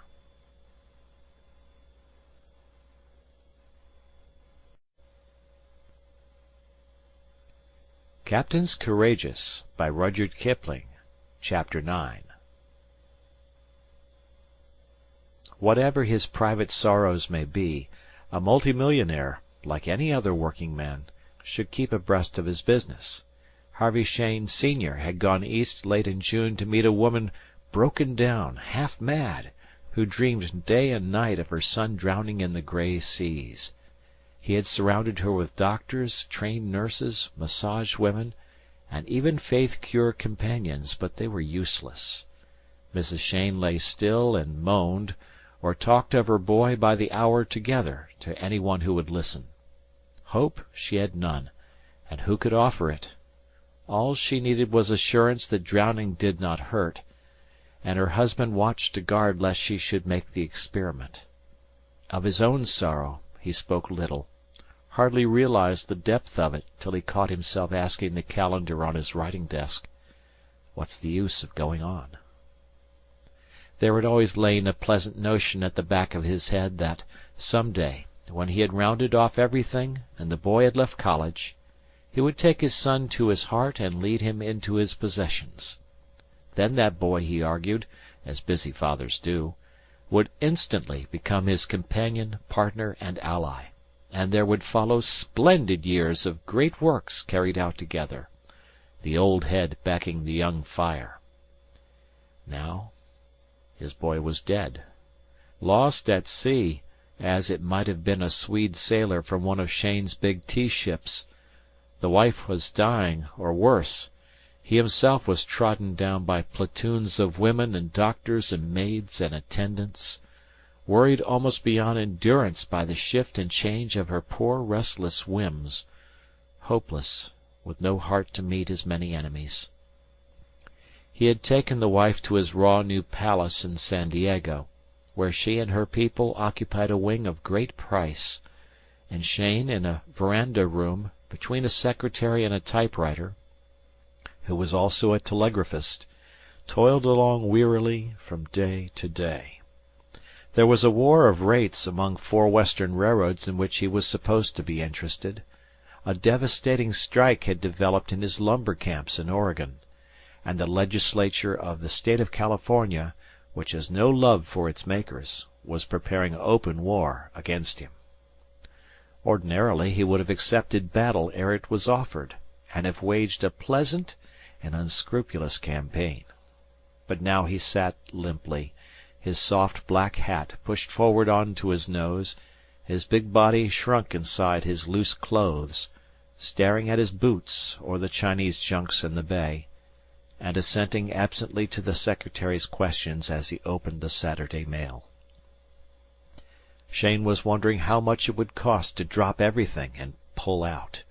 He carried huge insurances, could buy himself royal annuities, and between one of his places in Colorado and a little society, that would do the wife good, say in Washington and the South Carolina islands, a man might forget plans that had come to nothing. On the other hand...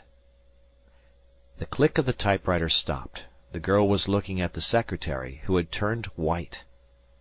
He passed Cheyne a telegram repeated from San Francisco. Picked up by fishing schooner We're Here, having fallen off boat. Great times on Banks fishing. All well.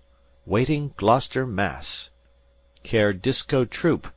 For money or orders wire. What shall do, and how is Mama? Harvey N. Cheyne. The father let it fall, laid his head down on the roller top of the shut desk, and breathed heavily. The secretary ran for Mrs. Cheyne's doctor, who found Cheyne pacing to and fro. "What do you think of it? Is it possible? Is there any meaning to it? I can't quite make it out," he cried. "I can," said the doctor. "I lose $7,000 a year, that's all."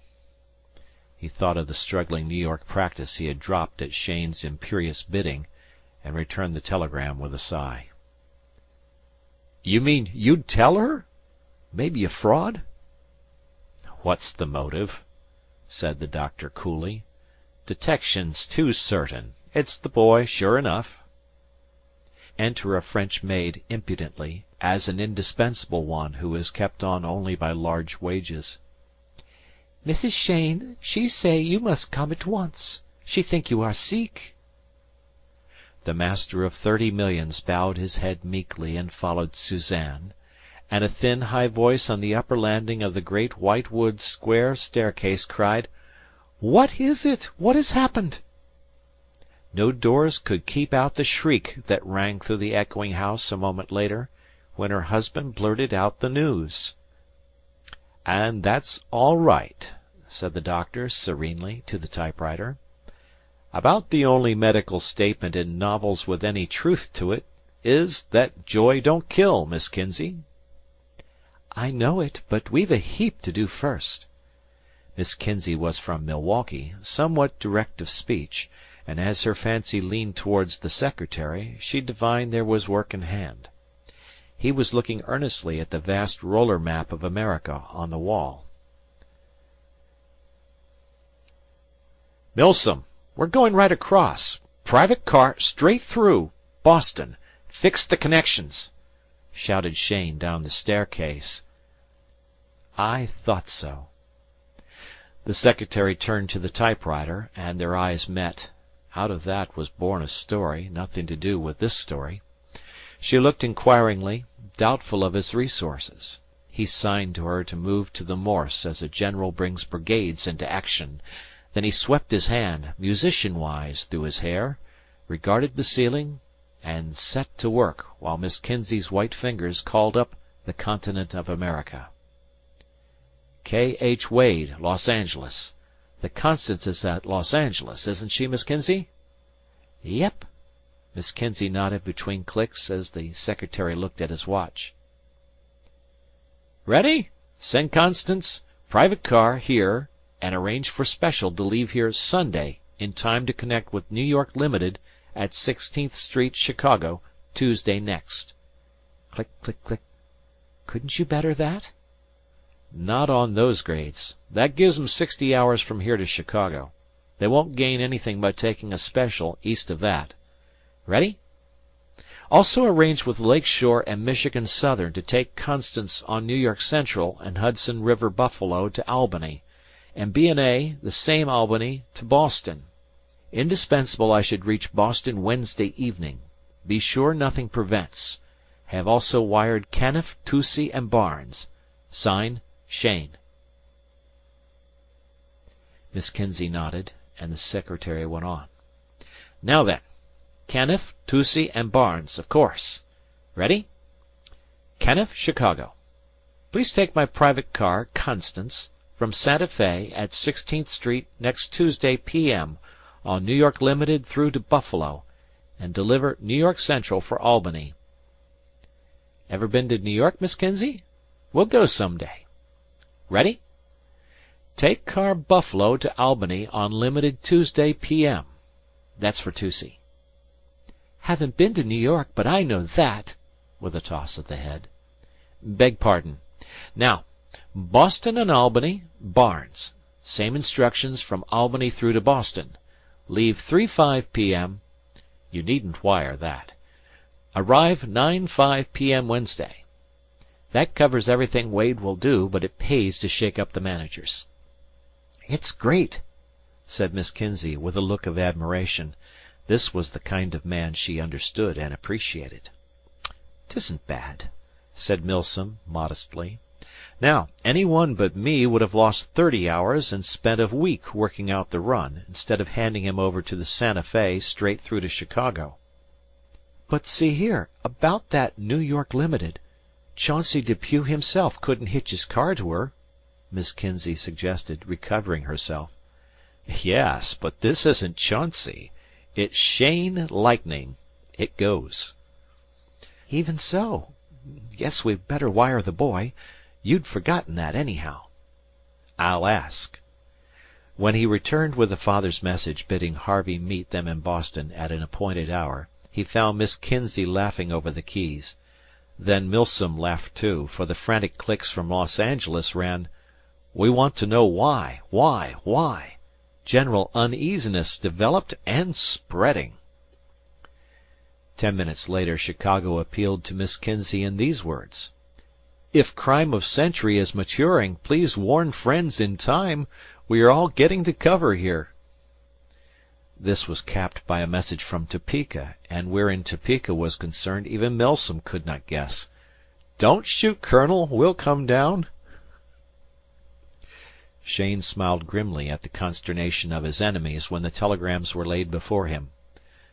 "They think we're on the warpath. Tell 'em we don't feel like fighting just now, Milsom. Tell 'em what we're going for.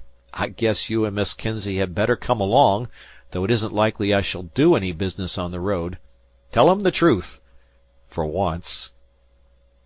So the truth was told. Miss Kinsey clicked in the sentiment while the secretary added the memorable quotation, "Let us have peace," and in board rooms 2,000 miles away the representatives of $63 million worth of variously manipulated railroad interests breathed more freely.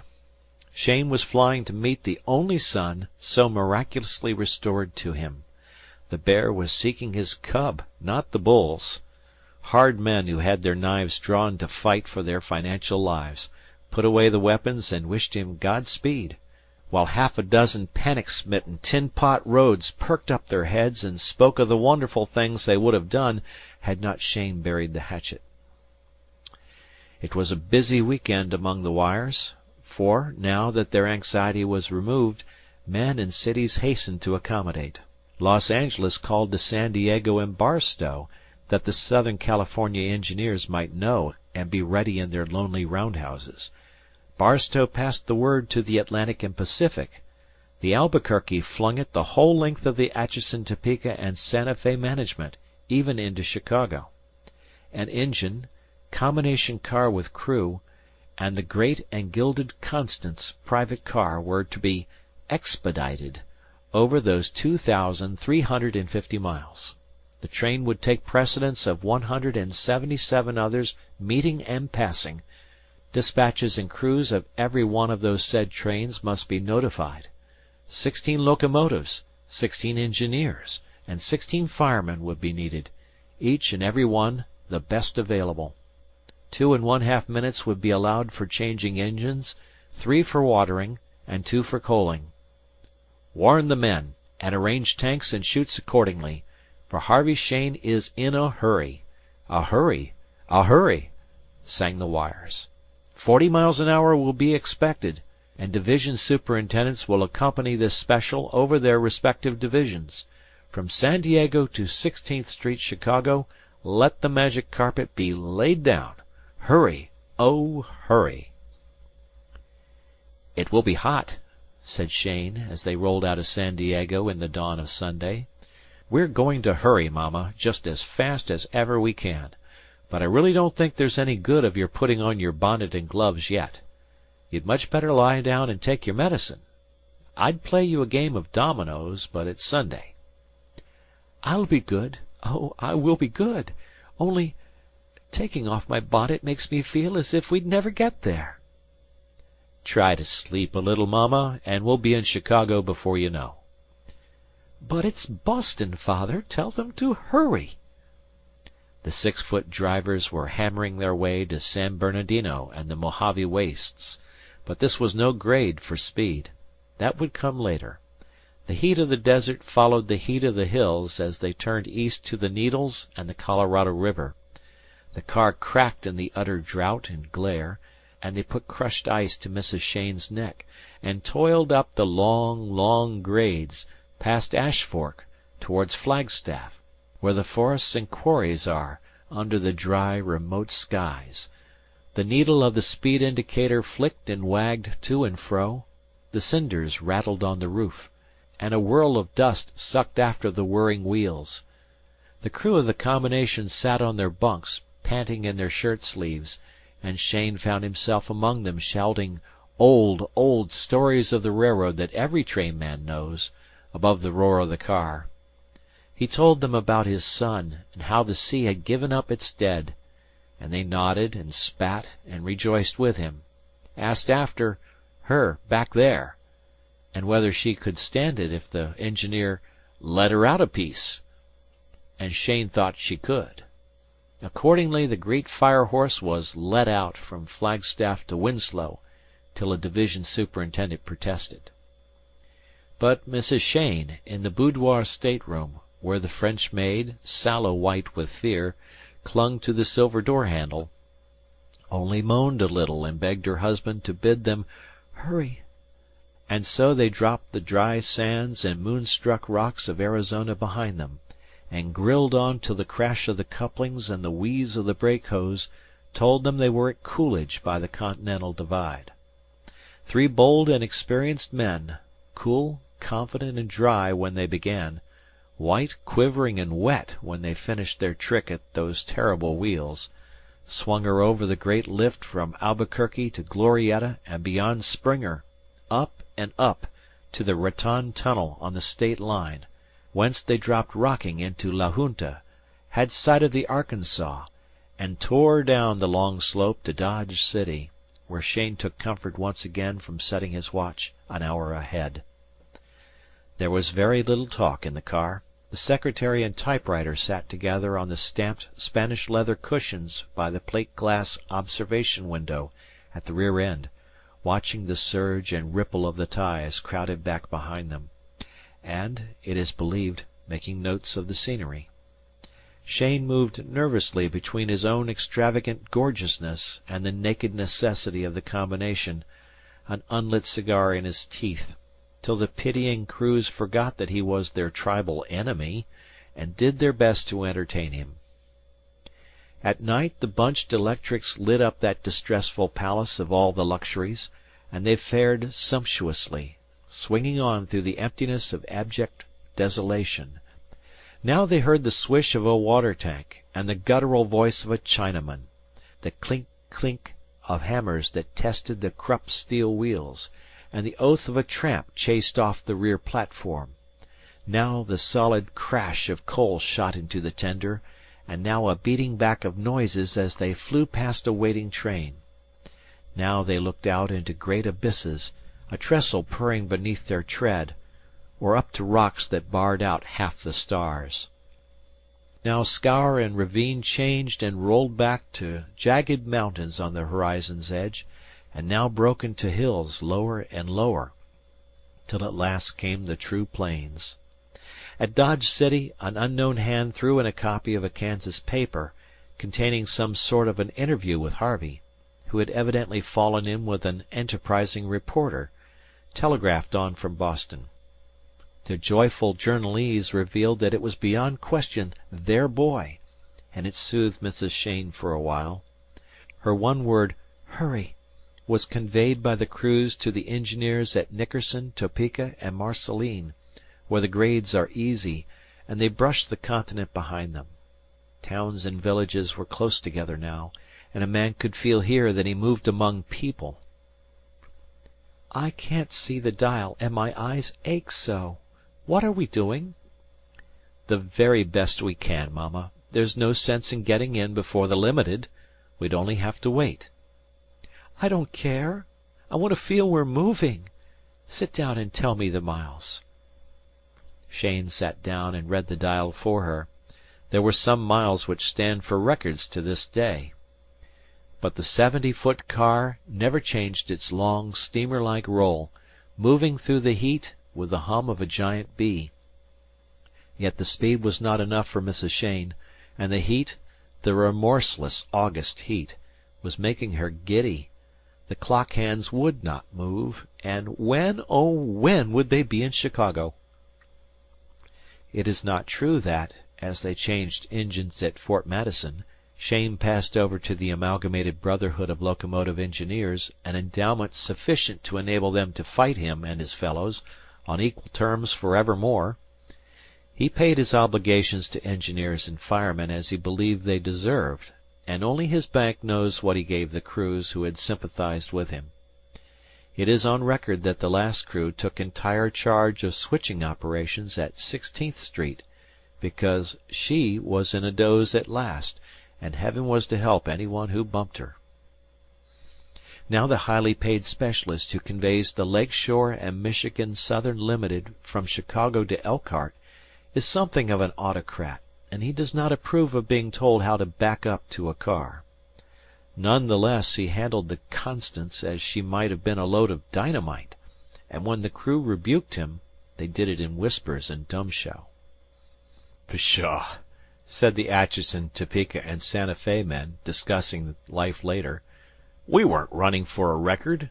Harvey Cheyne's wife, she were sick back, and we didn't want to jounce her. Come to think of it, our running time from San Diego to Chicago was 57 hours 54 minutes. You can tell that to them eastern way trains. When we're trying for a record, we'll let you know." To the western man, though this would not please either city, Chicago and Boston are cheek by jowl, and some railroads encourage the delusion. The Limited whirled the Constance into Buffalo and the arms of the New York Central and Hudson River, illustrious magnates with white whiskers and gold charms on their watch chains boarded her here to talk a little business to Cheyne, who slid her gracefully into Albany, where the Boston and Albany completed the run from Tidewater to Tidewater. Total time 87 hours and 35 minutes, or 3 days, 15 hours and 1/2. Harvey was waiting for them. After violent emotion, most people and all boys demand food.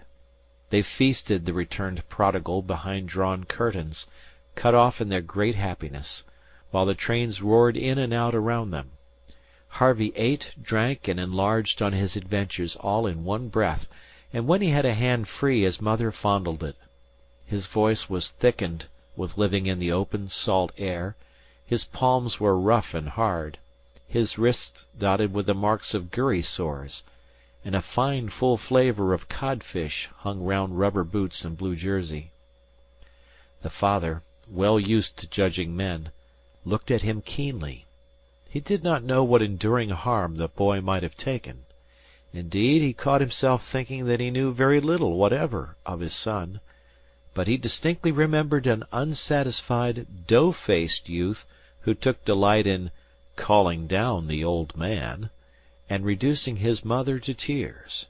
Such a person as adds to the gaiety of public rooms and hotel piazzas, where the ingenuous young of the wealthy play with or revile the bell-boys. But this well-set-up fisher youth did not wriggle, looked at him with eyes steady, clear, and unflinching, and spoke in a tone distinctly, even startlingly, respectful. There was that in his voice, too, which seemed to promise that the change might be permanent, and that the new Harvey had come to stay. "Some one's been coercing him," thought Cheyne. "Now Constance would never have allowed that. Don't see as Europe could have done it any better." "But why didn't you tell this man Troop who you were?" the mother repeated, when Harvey had expanded his story at least twice. "Disko Troop, dear. The best man that ever walked a deck. I don't care who the next is." "Why didn't you tell him to put you ashore? You know papa would have made it up to him 10 times over." "I know it, but he thought I was crazy. I'm afraid I called him a thief because I couldn't find the bills in my pocket." "A sailor found them by the flagstaff that night," sobbed Mrs. Cheyne. "That explains it, then. I don't blame Troop any. I just said I wouldn't work on a banker, too. And of course he hit me on the nose, and oh, I bled like a stuck hog." "My poor darling! They must have abused you horribly."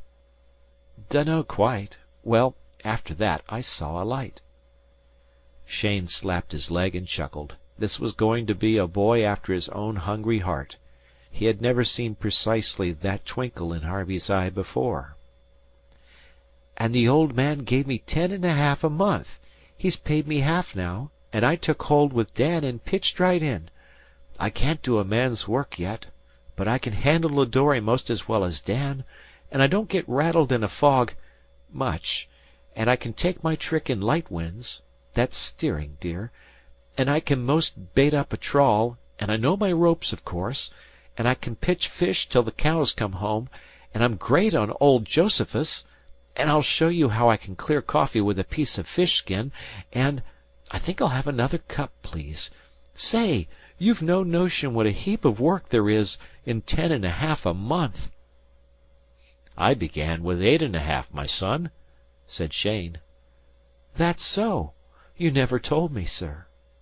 "You never asked, Harve. I'll tell you about it some day, if you care to listen. Try a stuffed olive." "Troop says the most interesting thing in the world is to find out how the next man gets his victuals. It's great to have a trimmed-up meal again. We were well fed, though. Best mug on the Banks. Disko fed us first class. He's a great man. And Dan, that's his son, Dan's my partner. And there's Uncle Salters and his manures, and he reads Josephus. He's sure I'm crazy yet. And there's poor little Penn, and he is crazy. You mustn't talk to him about Johnstown because you must know Tom Platt and Long Jack and Manuel. Manuel saved my life. I'm sorry he's a Portuguese. He can't talk much, but he's an everlasting musician. He found me stuck adrift and drifting, and hauled me in." "I wonder your nervous system isn't completely wrecked," said Mrs. Cheyne. "What for, Mama? I worked like a horse, and I ate like a hog, and I slept like a dead man." That was too much for Mrs. Cheyne, who began to think of her visions of a corpse rocking on the salty seas. She went to her stateroom, and Harvey curled up beside his father, explaining his indebtedness. "You can depend upon me to do everything I can for the crowd, Harve. They seem to be good men on your showing." "Best in the fleet, sir. Ask at Gloucester," said Harvey. "But Disko believes still. He's cured me of being crazy. Dan's the only one I've let on to about you, and our private cars and all the rest of it, and I'm not quite sure Dan believes. I want to paralyze him to-morrow. Say, can't we run the Constance over to Gloucester? Mama don't look fit to be moved, anyway, and we're bound to finish cleaning out by to-morrow. Wouverman takes our fish. You see, we're first off the Banks this season, and it's $4.25 a quintal. We held out till he paid it. They want it quick." "You mean you'll have to work to-morrow, then?" "I told Troop I would. I'm on the scales. I've brought the tallies with me." He looked at the greasy note-book with an air of importance that made his father choke. "There isn't but 3, no, 294 or 5 quintal more by my reckoning." "Hire a substitute," suggested Cheyne, to see what Harvey would say. "Can't, sir. I'm tallyman for the schooner. Troop says I've a better head for figures than Dan. Troop's a mighty just man." "Well, suppose I don't move the Constance to-night, how'll you fix it?" Harvey looked at the clock, which marked 20 past 11. "Then I'll sleep here till 3 and catch the 4 o'clock freight. They'll let us men from the fleet ride free, as a rule." "That's a notion. But I think we can get the Constance around about as soon as your men's freight. Better go to bed now." Harvey spread himself on the sofa, kicked off his boots, and was asleep before his father could shade the electrics. Cheyne sat watching the young face under the shadow of the arm thrown over his forehead, and among many things that occurred to him was the notion that he might perhaps have been neglectful as a father. "One never knows when one's taking one's biggest risks," he said. "It might have been worse than drowning, but I don't think it has. I don't think it has.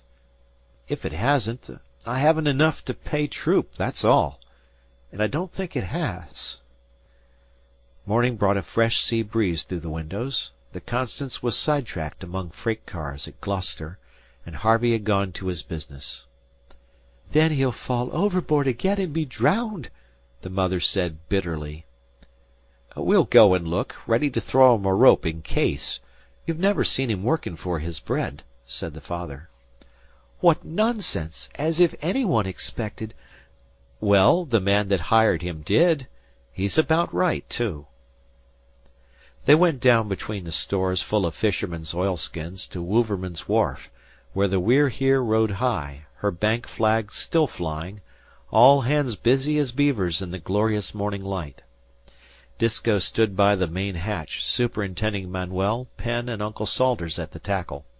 Dan was swinging the loaded baskets inboard as Long Jack and Tom Platt filled them, and Harvey, with a notebook, represented the skipper's interest before the clerk of the scales on the salt-sprinkled wharf edge.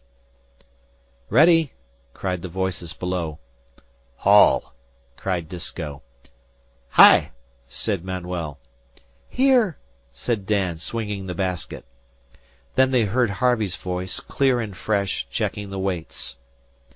The last of the fish had been whipped out, and Harvey leaped from the string piece 6 feet to a ratline, as the shortest way to hand Disko the tally, shouting, "297 and an empty hold." "What's total, Harv?" said Disko. "865. $3,676.25. Wish I'd share as well as wage." "Well, I won't go so far as to say you haven't deserved it, Harv. Don't you want to slip up to Wouverman's office and take him our tallies?"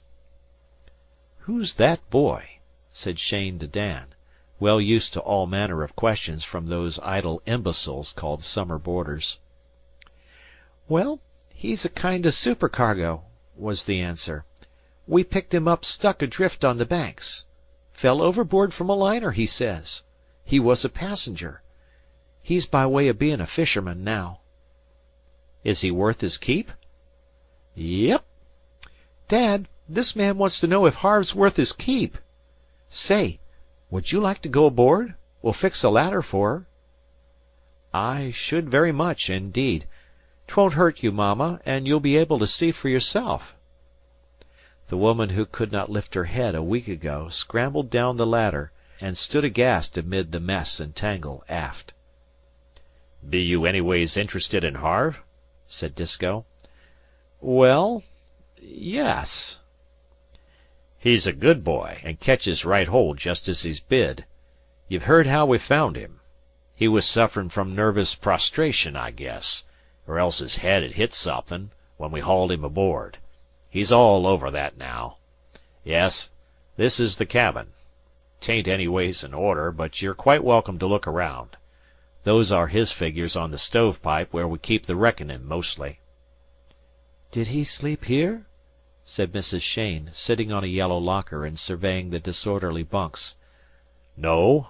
He berthed forward, madam, and only for him and my boy hooking fried pies and mugging up when they ought to have been asleep. I dunno as I've had any special fault to find with him." "There warn't nothin' wrong with Harve," said Uncle Salters, descending the steps. "He hung my boots on the main truck, and he ain't over and above respectful to such as knows more'n he do, 'specially about farmin', but he were mostly misled by Dan." Dan, in the meantime, profiting by dark hints from Harvey early that morning, was executing a war dance on deck. "Tom, Tom," he whispered down the hatch, "his folks has come, and Dad hain't caught on yet, and they're powwowing in the cabin. She's a daisy, and he's all Harve claimed he was, by the looks of him." "Holy smoke!" said Long Jack, climbing out covered with salt and fish skin. "D'ye believe his tale of the kid in the little 4-horse rig was true?" "I knew it all along," said Dan. "Come and see Dad mistooking his judgments."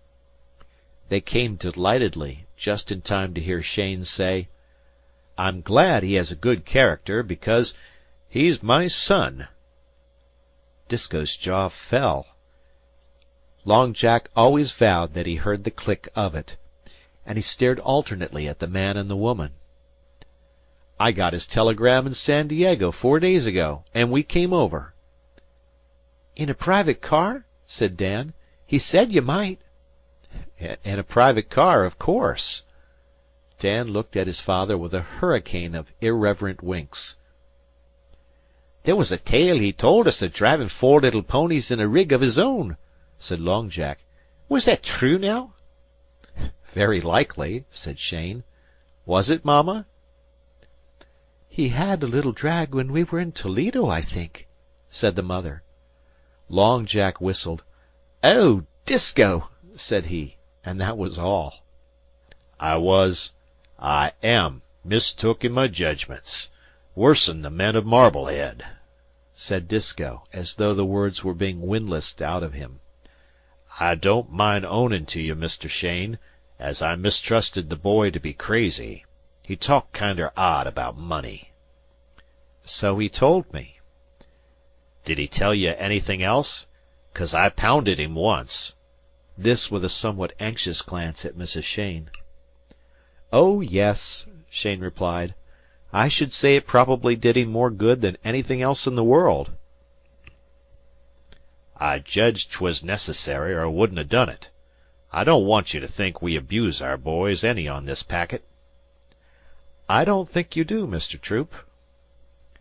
Mrs. Cheyne had been looking at the faces. Disko's ivory yellow, hairless, iron countenance, Uncle Salters's, with its rim of agricultural hair, Penn's bewildered simplicity, Manuel's quiet smile, Long Jack's grin of delight, and Tom Platt's scar. Rough by her standards they certainly were, but she had a mother's wits in her eyes, and she rose with outstretched hands. "Oh, tell me, which is who?" said she, half sobbing. "I want to thank you and bless you, all of you." "Faith, that pays me 100 times," said Long Jack. Disko introduced them all in due form. The captain of an old-time Chinaman could have done no better, and Mrs. Cheyne babbled incoherently. She nearly threw herself into Manuel's arms when she understood that he had first found Harvey. "But how shall I leave him drieft?" said poor Manuel. "What do you yourself if you find him so? Eh, what? We are in one good boy, and I am ever so pleased he come to be your son." "And he told me Dan was his partner," she cried. Dan was already sufficiently pink, but he turned a rich crimson when Mrs. Cheyne kissed him on both cheeks before the assembly. Then they led her forward to show her the foc'sle, at which she wept again, and must needs go down to see Harvey's identical bunk, and there she found the nigger cook cleaning up the stove, and he nodded as though she were someone he had expected to meet for years.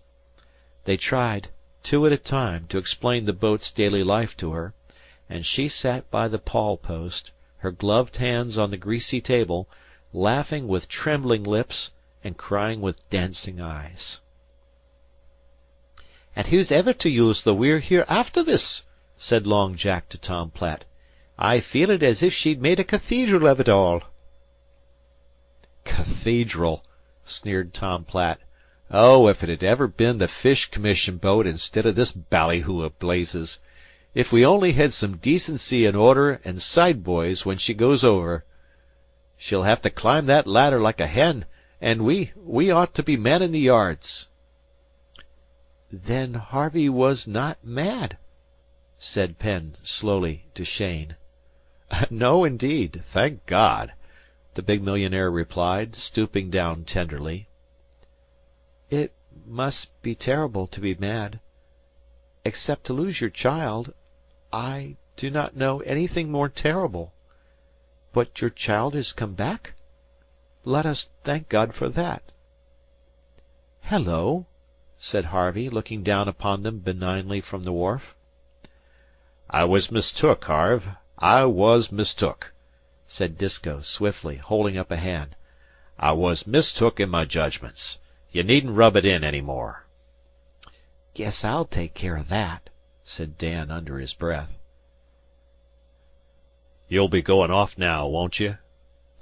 "Well, not without the balance of my wages, 'less you want to have the We're Here attached." "That's so. I'd clean forgot." And he counted out the remaining dollars. "You done all you contracted to do, Harve, and you done it 'baout as well as if you'd been brought up." Here Disko brought himself up. He did not quite see where the sentence was going to end. "Outside of a private car?" suggested Dan wickedly. "Come on, and I'll show her to you," said Harvey. Cheyne stayed to talk to Disko, but the others made a procession to the depot, with Mrs. Cheyne at the head. The French maid shrieked at the invasion, and Harvey laid the glories of the Constance before them without a word. They took them in equal silence. Stamped leather, silver door handles and rails, cut velvet, plate glass, nickel, bronze, hammered iron, and the rare woods of the continent inlaid. "I told you," said Harvey. "I told you." This was his crowning revenge, and a most ample one. Mrs. Cheyne decreed a meal, and that nothing might be lacking to the tale Long Jack told afterwards in his boarding-house, she waited on them herself. Men who are accustomed to eat at tiny tables in howling gales have curiously neat and finished table manners, but Mrs. Cheyne, who did not know this, was surprised. She longed to have Manuel for a butler, so silently and easily did he comport himself among the frail glassware and dainty silver. Tom Platt remembered great days on the Ohio, and the manners of foreign potentates who dined with the officers, and Long Jack, being Irish, supplied the small talk till all were at their ease. In the We're Here's cabin the fathers took stock of each other behind their cigars. Cheyne knew well enough when he dealt with a man to whom he could not offer money. Equally well he knew that no money could pay for what Disko had done. He kept his own counsel, and waited for an opening. "I haven't done anything to your boy, or for your boy, except make him work a piece and learn him how to handle the hog yoke," said Disko. "He is twice my boy's head for figures." "By the way," Cheyne answered casually, "what do you calculate to make of your boy?" Disko removed his cigar, and waved it comprehensively round the cabin. "Dan's just plain boy, and he don't allow me to do any of his thinkin'.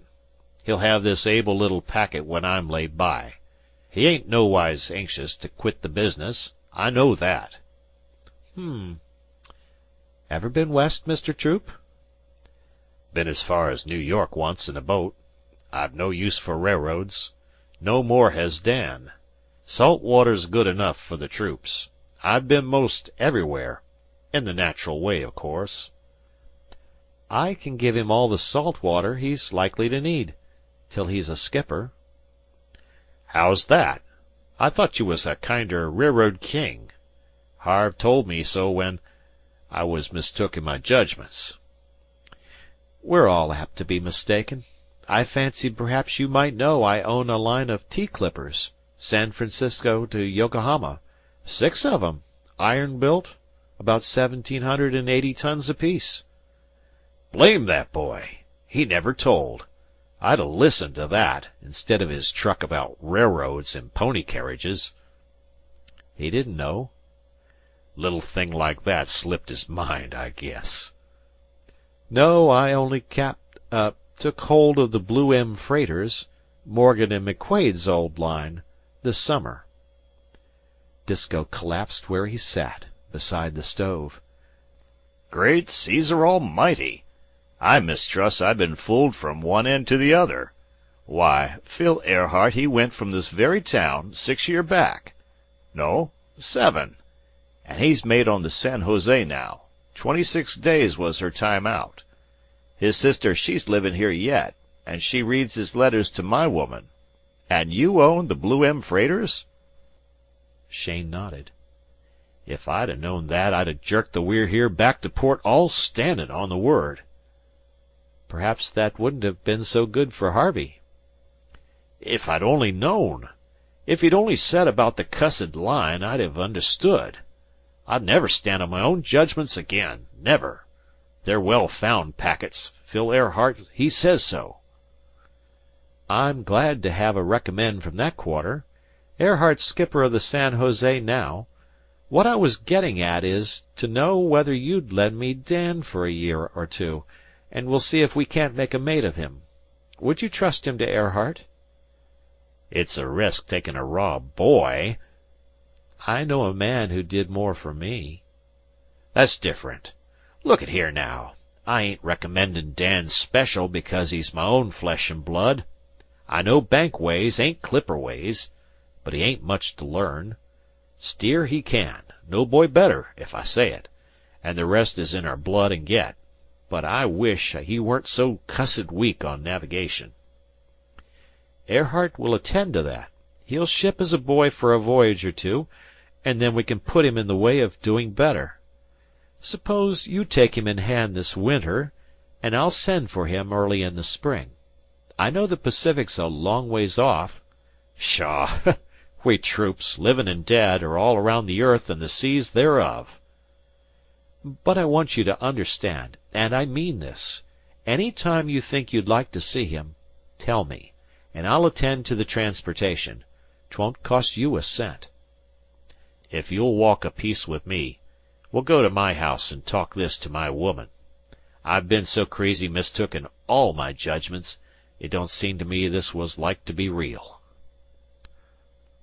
They went over to Troop's $1,800 blue-trimmed white house, with a retired dory full of nasturtiums in the front yard, and a shuttered parlor that was a museum of oversea plunder. There sat a large woman, silent and grave, with the dim eyes of those who look long to sea for the return of their beloved. Cheyne addressed himself to her, and she gave consent wearily. "We lose 100 a year from Gloucester only, Mr. Cheyne," she said. "100 boys and men, and I've come so as to hate the sea, as if 'twas alive and listenin'. God never made it for humans to anchor on. These packets o' yours, they go straight out, I take it, and straight home again?" "As straight as the winds let 'em, and I give a bonus for record passages. Tea don't improve by being at sea." "When he was little he used to play at keeping store, and I had hopes he might follow that up. But soon as he could paddle a dory I knew that were going to be denied me."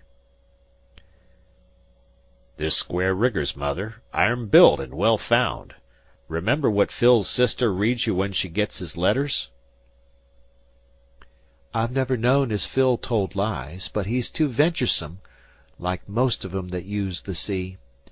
If Dan sees fit, Mr. Cheyne, he can go, for all of me." "She just despises the ocean," Disco explained, "and I don't know how to act polite, I guess, or I'd thank you better." My father, my own eldest brother, 2 nephews, and my second sister's man," she said, dropping her head on her hand. "Would you care for any one that took all those?" Cheyne was relieved when Dan turned up, and accepted with more delight than he was able to put into words. Indeed, the offer meant a plain and sure road to all desirable things, but Dan thought most of commanding watch on broad decks and looking into far-away harbors. Mrs. Cheyne had spoken privately to the unaccountable Manuel in the matter of Harvey's rescue. He seemed to have no desire for money. Pressed hard, he said that he would take $5, because he wanted to buy something for a girl. Otherwise, "How shall I take money when I make so easy my eats and smokes? You will give a some if I like or no. Eh, what? Then you shall give a me money, but not that way. You shall give all you can think."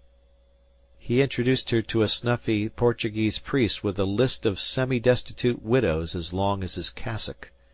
As a strict Unitarian, Mrs. Cheyne could not sympathize with the creed, but she ended by respecting the brown, voluble little man. Manuel, faithful son of the Church, appropriated all the blessings showered on her for her charity. "That letta me out," said he. "I have now ver good absolutions for 6 months."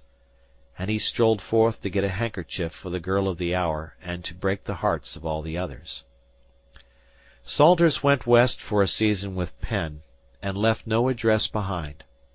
He had a dread that these millionary people, with wasteful private cars, might take undue interest in his companion. It was better to visit inland relatives till the coast was clear. "Never you'll be adopted by rich folk, Penn," he said in the cars, "or I'll take and break this checkerboard o'er your head. If you forget your name again, which is Pratt, you remember you belong with Salter's troop, and set down right where you are till I come fer you. Don't go taggin' around after them whose eyes bung out with fatness accordin' to Scripture." End of chapter.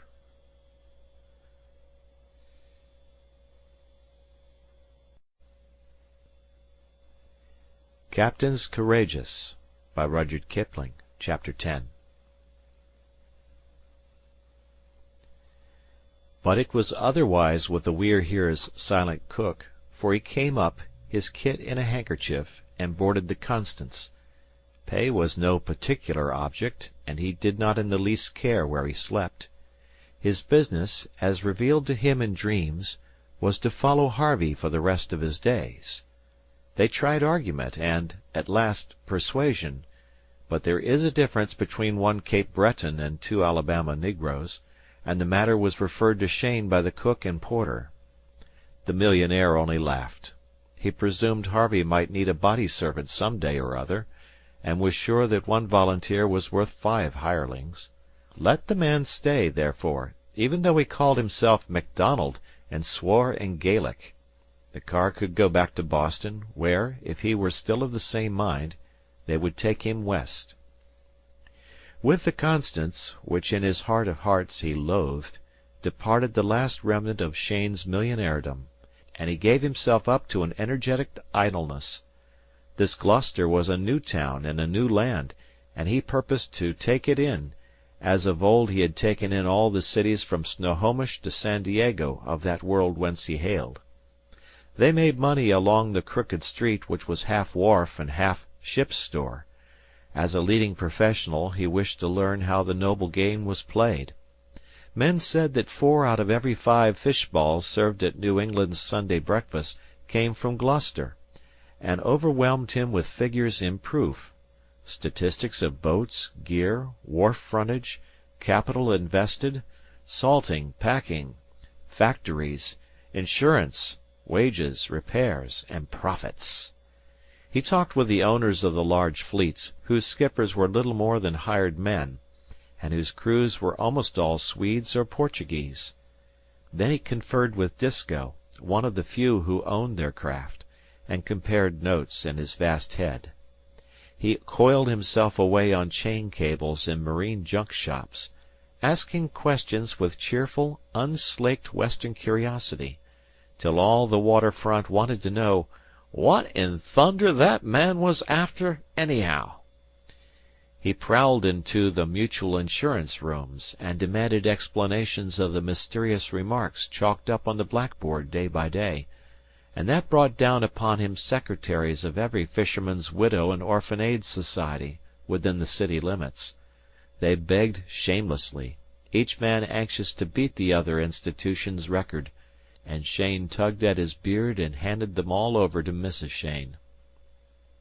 She was resting in a boarding-house near Eastern Point, a strange establishment, managed apparently by the boarders, where the tablecloths were red and white checkered, and the population, who seemed to have known one another intimately for years, rose up at midnight to make Welsh rarebits if it felt hungry.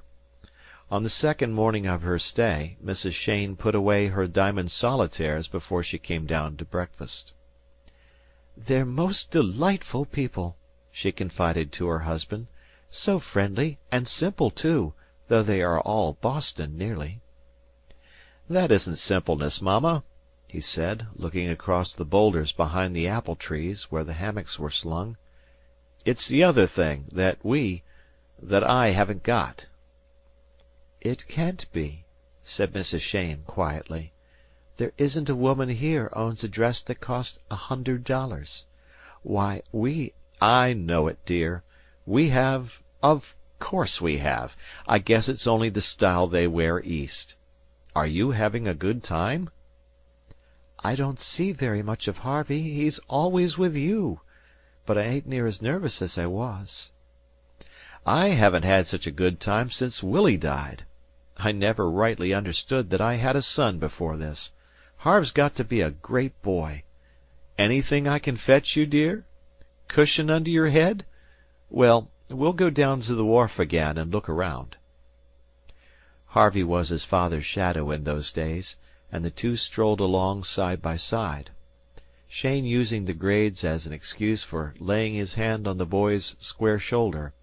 It was then that Harvey noticed and admired what had never struck him before, his father's curious power of getting at the heart of new matters as learned from men in the street. "How do you make 'em tell you everything without opening your head?" demanded the son as they came out of a rigger's loft. "I've dealt with quite a few men in my time, Harve, and one sizes 'em up somehow, I guess. I know something about myself, too." Then, after a pause, as they sat down on a wharf edge, "Men can most always tell when a man has handled things for himself, and then they treat him as one of themselves." "Same as they treat me down at Wouverman's wharf. I'm one of the crowd now. Disko has told every one I've earned my pay." Harvey spread out his hands and rubbed the palms together. "They're all soft again," he said dolefully. "Keep 'em that way for the next few years, while you're getting your education. You can harden 'em up after." "Yes, I suppose so," was the reply, in no delighted voice. "It rests with you, Harve. You can take cover behind your mamma, of course, and put her on to fussing about your nerves and your high-strungness and all that kind of poppycock." "Have I ever done that?" said Harvey uneasily. His father turned where he sat and thrust out a long hand. "You know as well as I do that I can't make anything of you if you don't act straight by me. I can handle you alone if you'll stay alone, but I don't pretend to manage both you and mamma. Life's too short, anyway." "Don't make me out much of a fellow, does it?" "I guess it was my fault a good deal, but if you want the truth, you haven't been much of anything up to date. Now have you?" Disko thinks. Say, what do you reckon it's cost you to raise me from the start, first, last, and all over?" Cheyne smiled. "I've never kept track, but I should estimate, in dollars and cents, nearer 50 than 40,000, maybe 60. The young generation comes high. It has to have things, and it tires of 'em, and the old man foots the bill." Harvey whistled. but at heart he was rather pleased to think that his upbringing had cost so much. "And all that's sunk capital, isn't it?" "Invested, Harve. Invested, I hope." "Making it only 30,000, the 30 I've earned is about 10 cents on the 100. That's a mighty poor catch." Harvey wagged his head solemnly. Cheyne laughed till he nearly fell off the pile into the water. "Disko has got a heap more than that out of Dan since he was 10, and Dan's at school half the year, too." "Oh, that's what you're after, is it?" "No, I'm not after anything. I'm not stuck on myself any just now. That's all. I ought to be kicked." "I can't do it, old man. Or I would, I presume, if I'd been made that way." "Then I'd have remembered it to the last day I lived, and never forgiven you," said Harvey, his chin on his doubled fists. "Exactly. That's about what I'd do. You see?" "I see. The fault's with me and no one else.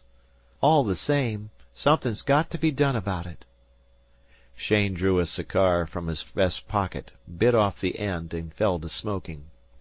Father and son were very much alike, for the beard hid Cheyne's mouth, and Harvey had his father's slightly aquiline nose, close-set black eyes, and narrow, high cheek-bones.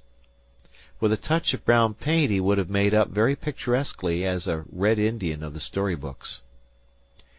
"Now you can go on from here," said Cheyne slowly, "costing me between $6,000 or $8,000 a year till you're a voter. Well, we'll call you a man then. You can go right on from that, living on me to the tune of $40,000 or $50,000, besides what your mother will give you, with a valet and a yacht, or a fancy ranch where you can pretend to raise trotting stock and play cards with your own crowd." "Like Lorry Tuck?" Harvey put in. "Yep. Or the two DeVitre boys, or old man McQuade's son. California's full of 'em, and here's an Eastern sample while we're talking." A shiny black steam yacht, with mahogany deckhouse, nickel-plated binnacles, and pink and white striped awnings, puffed up the harbor, flying the burgee of some New York club.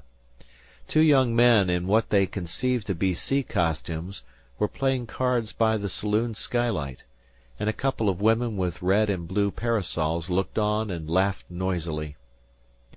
"Shouldn't care to be caught out in her in any sort of a breeze. No beam," said Harvey critically, as the yacht slowed to pick up her mooring buoy. "They're having what stands them for a good time. I can give you that, and twice as much as that, Harve. How would you like it?" "Caesar! There's no way to get a dinghy overside," said Harvey, still intent on the yacht. "If I couldn't slip a tackle better than that, I'd stay ashore. What if I don't?" "Stay ashore, or what?" "Yacht and ranch, and live on the old man, and get behind Mama when there's trouble," said Harvey, with a twinkle in his eye. "Why, in that case, you come right in with me, my son." $10 a month?" Another twinkle. "Not a cent more until you're worth it, and you won't begin to touch that for a few years." "I'd sooner begin sweeping out the office. Isn't that how the big bugs start? And touch something now than—" "I know it. We all feel that way. But I guess we can hire any sweeping we need. I made the same mistake myself of starting in too soon." $30 million worth of mistake, wasn't it? I'd risk it for that." "I lost some, and I gained some, I'll tell you."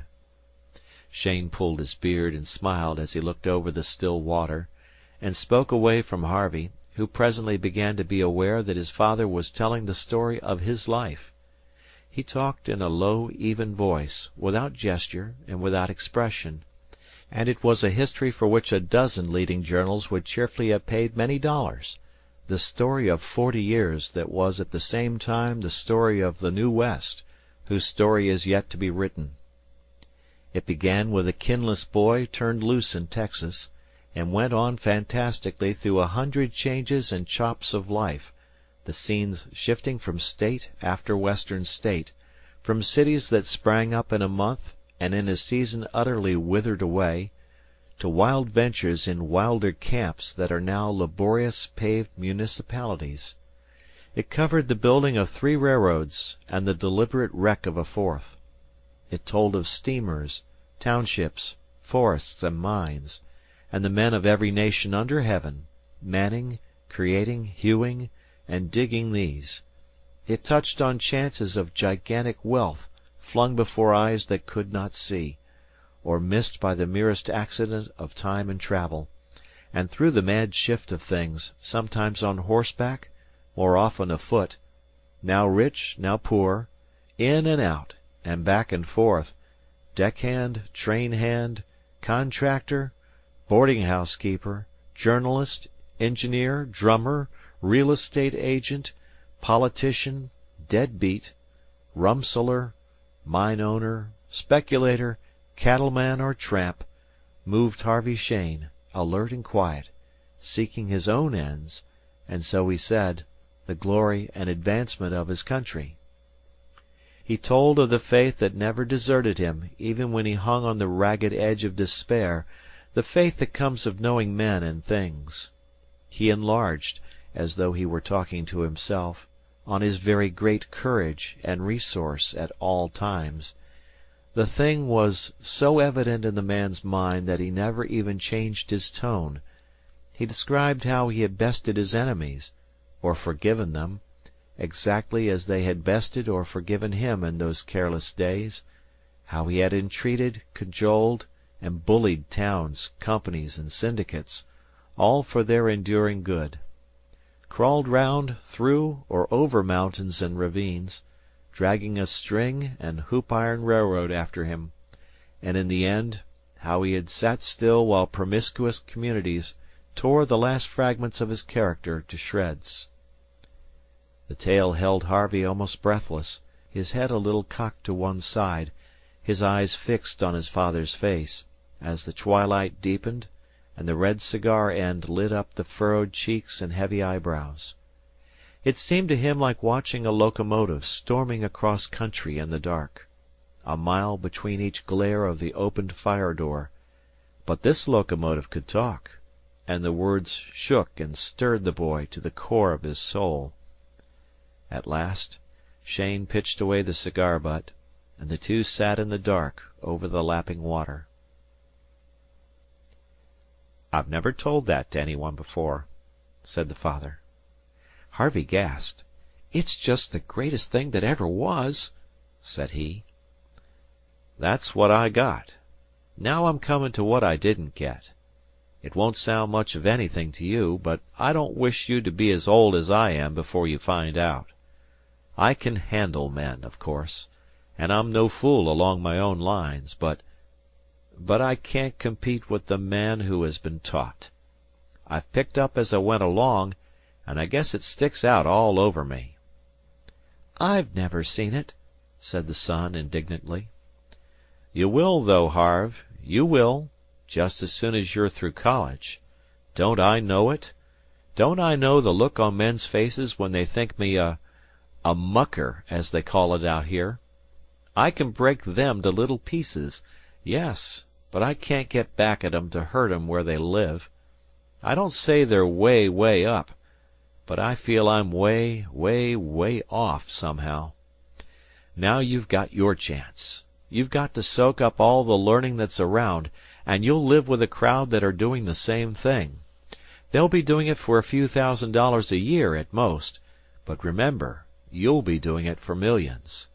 You'll learn law enough to look after your own property when I'm out of the light, and you'll have to be solid with the best men in the market.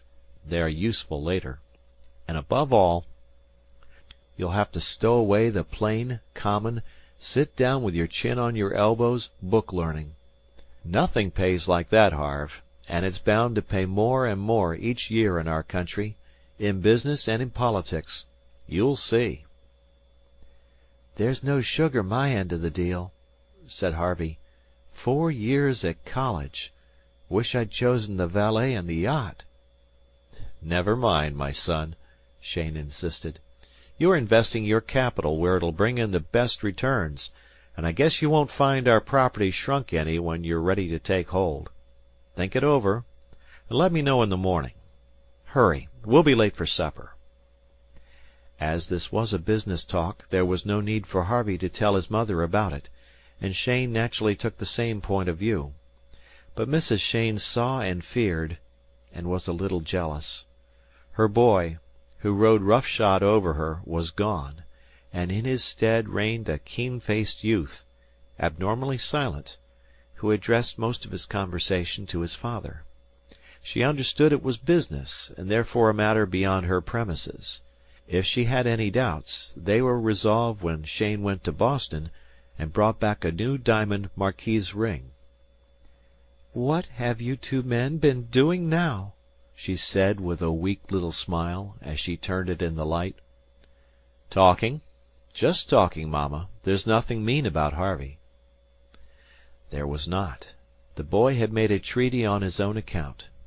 Railroads, he explained gravely, interested him as little as lumber, real estate, or mining.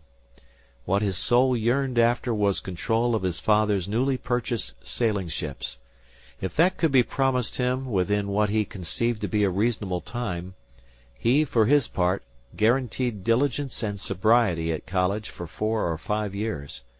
In vacation he was to be allowed full access to all details connected with the line. He had asked not more than 2,000 questions about it, from his father's most private papers in the safe to the tug in San Francisco harbor. "It's a deal," said Cheyne at the last. "You'll alter your mind 20 times before you leave college, of course, but if you take hold of it in proper shape, and if you don't tie it up before you're 23, I'll make the thing over to you. How's that, Harve?" "Nope. Never pays to split up a going concern. There's too much competition in the world anyway, and Disko says blood kin have to stick together. His crowd never go back on him. That's one reason, he says, why they make such big fares. Say, the We're Here goes off to the Georges on Monday. They don't stay long ashore, do they?" "Well, we ought to be going too, I guess. I've left my business hung up at loose ends between two oceans, and it's time to connect again. I just hate to do it, though. Haven't had a holiday like this for 20 years." "We can't go without seeing Disko off," said Harvey. "And Monday's Memorial Day. Let's stay over that, anyway." "What is this memorial business? They were talking about it at the boarding-house," said Cheyne weakly. He, too, was not anxious to spoil the golden days. "Well, as far as I can make out, this business is a sort of song and dance act, whacked up for the summer boarders.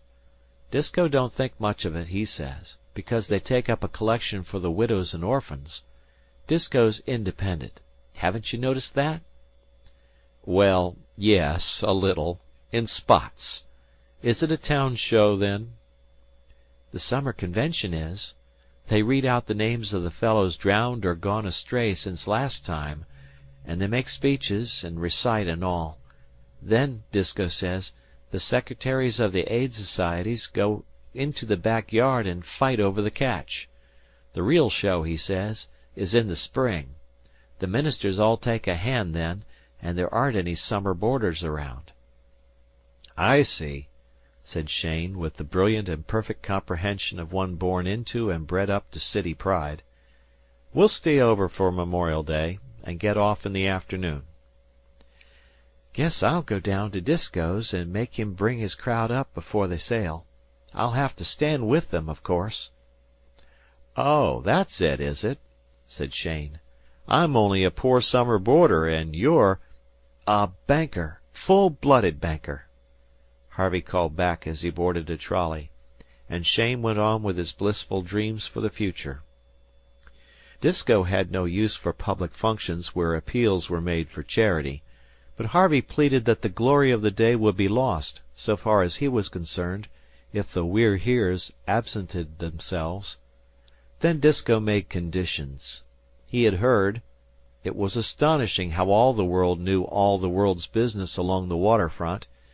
He had heard that a Philadelphia actress woman was going to take part in the exercises, and he mistrusted that she would deliver Skipper Ireson's ride. Personally, he had as little use for actresses as for summer boarders, but justice was justice, and though he himself here Dan giggled had once slipped up on a matter of judgment, this thing must not be. So Harvey came back to East Gloucester, and spent half a day explaining to an amused actress with a royal reputation on 2 seaboards the inwardness of the mistake she contemplated, and she admitted that it was justice, even as Disko had said. Cheyne knew by old experience what would happen, but anything of the nature of a public palaver was meat and drink to the man's soul. He saw the trolleys hurrying west in the hot, hazy morning, full of women in light summer dresses, and white-faced, straw-hatted men fresh from Boston desks, the stack of bicycles outside the post-office, the come and go of busy officials greeting one another, the slow flick and swash of bunting in the heavy air, and the important man with a hose sluicing the brick sidewalk. "Mother," he said suddenly, "don't you remember, after Seattle was burned out, and they got her going again?" Mrs. Cheyne nodded, and looked critically down the crooked street. Like her husband, she understood these gatherings, all the West over, and compared them one against another. The fishermen began to mingle with the crowd about the town hall doors, blue-jowled Portuguese, their women bareheaded or shawled for the most part, clear-eyed Nova Scotians, and men of the maritime provinces, French, Italians, Swedes and Danes, with outside crews of coasting schooners, and everywhere women in black, who saluted one another with a gloomy pride, for this was their day of great days. And there were ministers of many creeds, pastors of great gilt-edged congregations, at the seaside for a rest, with shepherds of the regular work, from the priests of the church on the hill to bush-bearded ex-sailor Lutherans, hail fellow with the men of a score of boats. There were owners of lines of schooners, large contributors to the societies, and small men with their few craft pawned to the mastheads, with bankers and marine insurance agents, captains of tugs and water-boats, riggers, fitters, lumpers, salters, boat-builders, and coopers, and all the mixed population of the waterfront. They drifted along the line of seats made gay with the dresses of the summer boarders, and one of the town officials patrolled and perspired till he shone all over with pure civic pride. Cheyne had met him for 5 minutes a few days before, and between the two there was entire understanding. "Well, Mr. Cheyne, and what do you think of our city? Yes, madam, you can sit anywhere you please. You have this thing out west, I presume?" "Yes, but we aren't as old as you." "That's so, of course. You ought to have been at the exercises when we celebrated our 250th birthday. I tell you, Mr. Cheyne, the old city did herself credit." "So I heard. It pays, too. What's the matter with the town that it don't have a first-class hotel, though?" "Right over there to the left, Pedro. Heaps of room for you and your crowd." "Why, that's what I tell 'em all the time, Mr. Cheyne. There's big money in it, but I presume that don't affect you any. What we want is—" A heavy hand fell on his broadcloth shoulder, and the flushed skipper of a Portland coal and ice coaster spun him half round. "What in thunder do you fellows mean by clappin' the law on the town when all decent men are at sea this way? Heh? Town's dry as a bone, and smells a sight worse'n since I quit. Might ha' left us one saloon for soft drinks, anyway." "Don't seem to have hindered your nourishment this morning, Carson. I'll go into the politics of it later. Sit down by the door, and think over your arguments till I come back." "What good's arguments to me? In Miquelon, champagne's $18 a case, and—" The skipper lurched into his seat as an organ prelude silenced him. "Our new organ," said the official proudly to Cheyne, "cost us $4,000, too. We'll have to get back to high license next year to pay for it." I wasn't going to let the ministers have all the religion at their convention. Those are some of our orphans standing up to sing. My wife taught 'em. See you again later, Mr. Shane. I'm wanted on the platform." High, clear, and true, children's voices bore down the last noise of those settling into their places. "O ye works of the Lord, bless ye the Lord, praise him, and magnify him forever." The women throughout the hall leaned forward to look as the reiterated cadences filled the air. Mrs. Shane, with some others, began to breathe short. She had hardly imagined there were so many widows in the world, and instinctively searched for Harvey. He had found the We're Heres at the back of the audience, and was standing, as by right, between Dan and Disko. Uncle Salters, returned the night before with Penn, from Pamlico Sound, received him suspiciously. "Hain't your folk gone yet?" he grunted. "What are you doin' here, young feller?" "O ye seas and floods, bless ye the Lord, praise him, and magnify him forever." "Hain't he good right?" said Dan. "He's been there, same as the rest of us." "Not in them clothes," Salters snarled. "Shut your head, Salters," said Disko. "Your bile's gone back on you. Stay right where you are, Harve." Then up and spoke the orator of the occasion, another pillar of the municipality, bidding the world welcome to Gloucester, and incidentally pointing out wherein Gloucester excelled the rest of the world. Then he turned to the sea wealth of the city, and spoke of the price that must be paid for the yearly harvest. They would hear later the names of their lost dead, 117 of them. The widows stared a little, and looked at one another here. Gloucester could not boast any overwhelming mills or factories. Her sons worked for such wage as the sea gave, and they all knew that neither George's nor the Banks were cow pastures.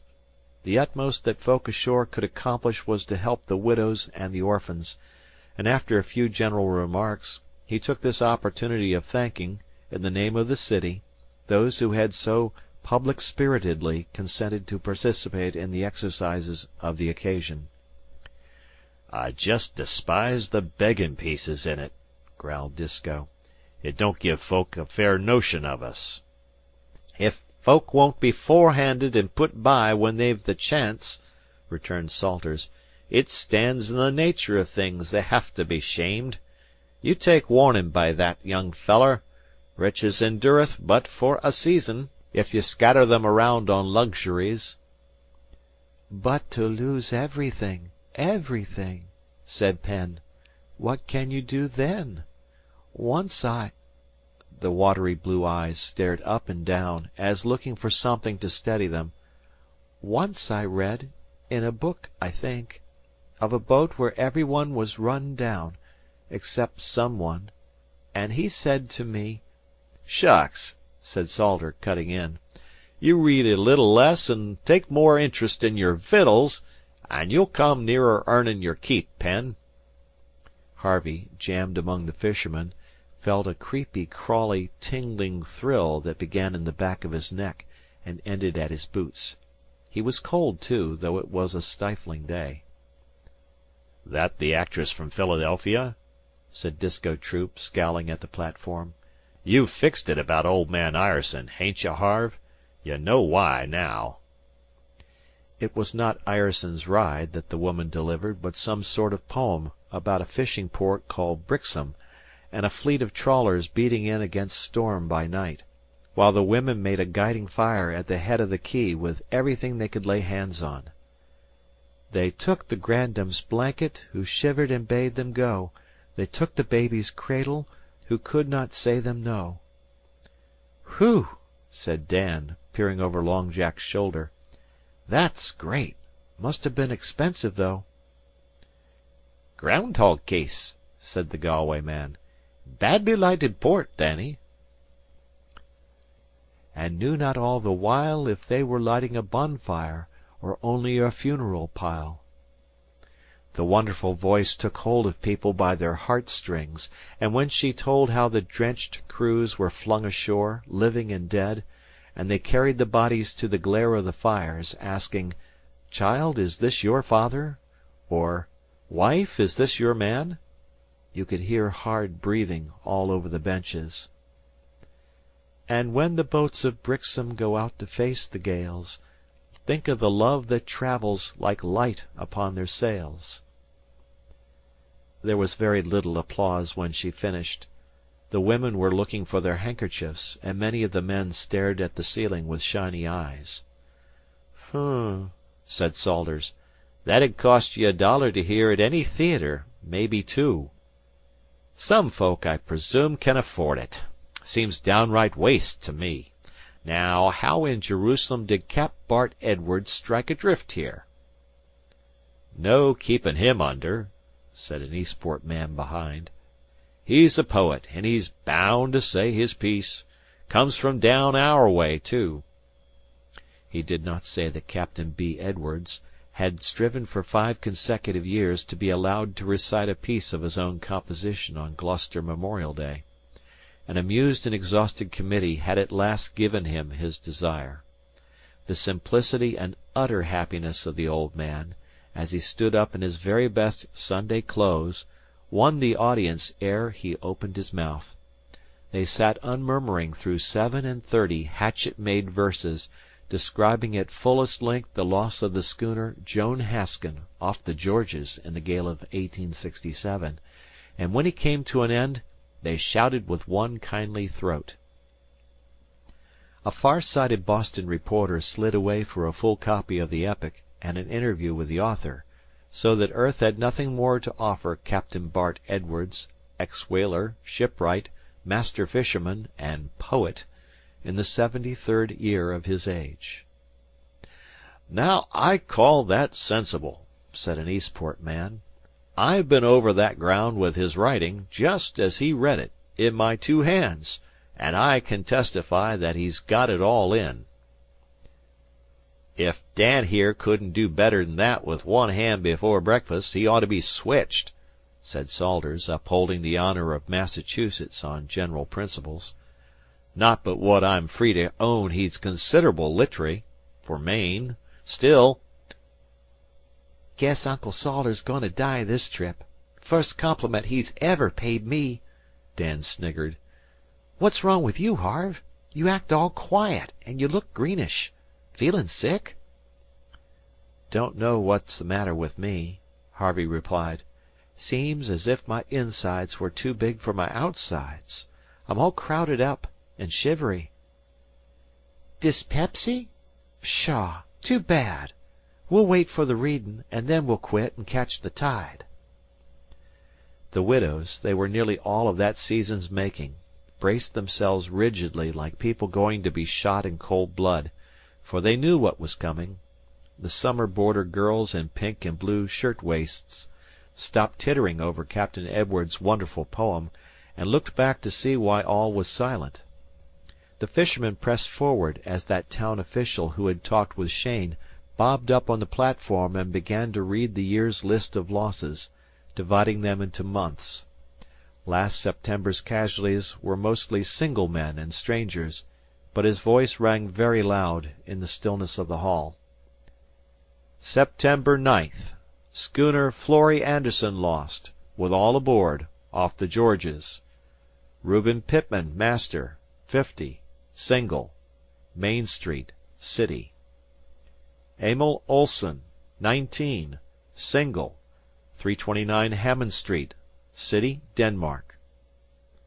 Oscar Stanborg, single, 25, Sweden. Carl Stanborg, single, 28, Main Street, City. Pedro, supposed Madeira, single, Kane's Boarding House, City. Joseph Welsh, alias Joseph Wright, 30, St. John's, Newfoundland. "No, Augusty, Maine!" a voice cried from the body of the hall. "He shipped from St. John's," said the reader, looking to see. "I know it. He belongs in Augusty, my nevy." The reader made a penciled correction on the margin of the list, and resumed. "Same schooner, Charlie Ritchie, Liverpool, Nova Scotia, 33, single. Albert May, 267 Rogers Street, City, 27, single. September 27th. Orvin Dollard, 30, married, drowned in dory off Eastern Point. That shot went home, for one of the widows flinched where she sat, clasping and unclasping her hands. Mrs. Cheyne, who had been listening with wide-opened eyes, threw up her head and choked. Dan's mother, a few seats to the right, saw and heard and quickly moved to her side. The reading went on. By the time they reached the January and February wrecks, the shots were falling thick and fast, and the widows drew breath between their teeth. February 14th. Schooner Harry Randolph, dismasted on the way home from Newfoundland, Asa Musey, married, 32, Main Street, City, lost overboard. February 3rd. Schooner Gilbert Hope, went astray in dory. Robert Bevan, 29, married, native of Pubnico, Nova Scotia. But his wife was in the hall. They heard a low cry, as though a little animal had been hit. It was stifled at once, and a girl staggered out of the hall.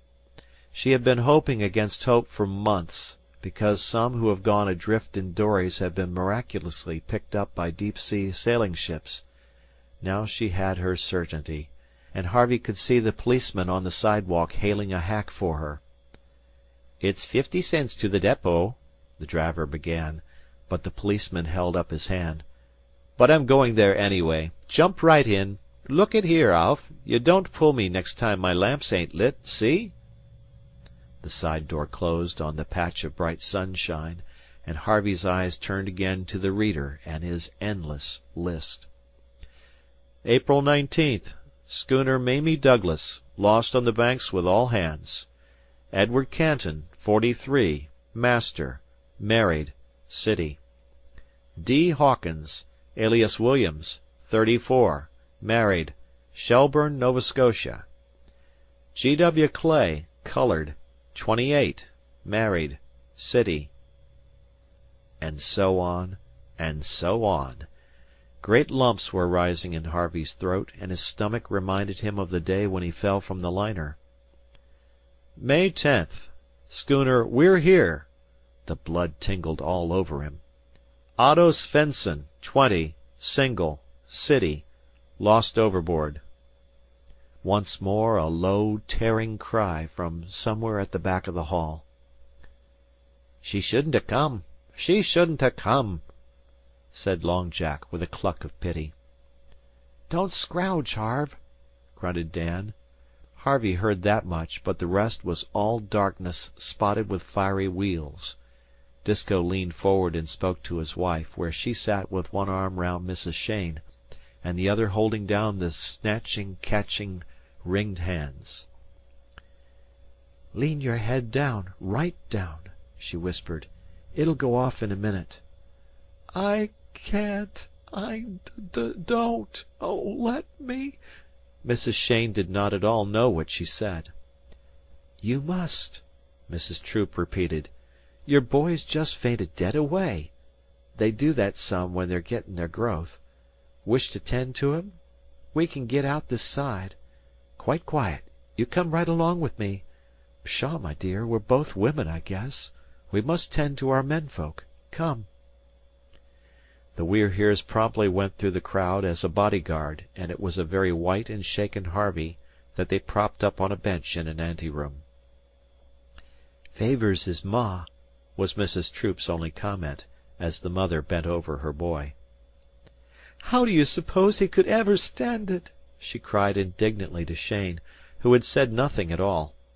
"It was horrible, horrible. We shouldn't have come. It's wrong and wicked. It isn't right. Why couldn't they put these things in the papers where they belong? Are you better, darling?" That made Harvey very properly ashamed. "Oh, I'm all right, I guess," he said, struggling to his feet, with a broken giggle. "Must have been something I ate for breakfast." "Coffee, perhaps," said Cheyne, whose face was all in hard lines, as though it had been cut out of bronze. "We won't go back again." "Guess 'twould be 'baout as well to get down to the wharf," said Disko. "It's close in among with them Dagos, and the fresh air will fresh Mrs. Cheyne up." Harvey announced that he never felt better in his life, but it was not till he saw the We're Here, fresh from the lumper's hands, at Wouverman's wharf, that he lost his all-overish feelings in a queer mixture of pride and sorrowfulness. Other people, summer boarders and such like, played about in cat-boats or looked at the sea from pier-heads, but he understood things from the inside, more things than he could begin to think about. None the less, he could have sat down and howled because the little schooner was going off. Mrs. Cheyne simply cried, and cried every step of the way, and said most extraordinary things to Mrs. Troop, who babied her till Dan, who had not been babied since he was 6, whistled aloud. And so the old crowd, Harvey felt like the most ancient of mariners, dropped into the old schooner among the battered dories, while Harvey slipped the stern-fast from the pier-head, and they slid her along the wharf-side with their hands. Every one wanted to say so much that no one said anything in particular. Harvey bade Dan take care of Uncle Salters's sea-boots and Penn's dory-anchor, and Long Jack entreated Harvey to remember his lessons in seamanship. But the jokes fell flat in the presence of the two women, and it is hard to be funny with green harbor water widening between good friends. "Up jibs and foresail!" shouted Disko, getting to the wheel as the wind took her. "See you later, Harve. Dunno but I come near thinkin' a heap o' you and your folks." Then she glided beyond earshot, and they sat down to watch her up the harbor, and still Mrs. Cheyne wept. "Pshaw, my dear," said Mrs. Troop. "We're both women, I guess. Like as not it'll ease your heart to hev you cry out. God, he knows it never done me a mite of good, but then he knows I've had something to cry fer." Now it was a few years later, and upon the other edge of America, that a young man came through the clammy sea fog up a windy street which is flanked with most expensive houses built of wood to imitate stone. To him, as he was standing by a hammered iron gate, entered on horseback, and the horse would have been cheap at $1,000, another young man. And this is what they said. "Hello, Dan." "Hello, Harve." "What's the best with you?" "Well, I'm so's to be that kind of animal called second mate this trip. Ain't you most through with that triple invoice college o' yours?" "Gettin' that way. I tell you, the Leland Stanford Junior isn't a circumstance to the old We're Here, but I'm comin' into the business for keeps next fall." "Meanin' our packets?" "Nothin' else. You just wait till I get my knife into you, Dan. I'm goin' to make the old line lie down and cry when I take hold." "I'll risk it," said Dan, with a brotherly grin, as Harvey dismounted and asked whether he was coming in. "That's what I took the cable fer. But say, is the doctor anywheres around? I'll drown that crazy nigger some day, his one cussed joke and all."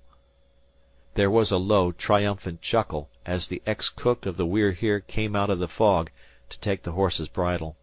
He allowed no one but himself to attend to any of Harvey's wants. "Thick as the Banks, ain't it, doctor?" said Dan propitiatingly.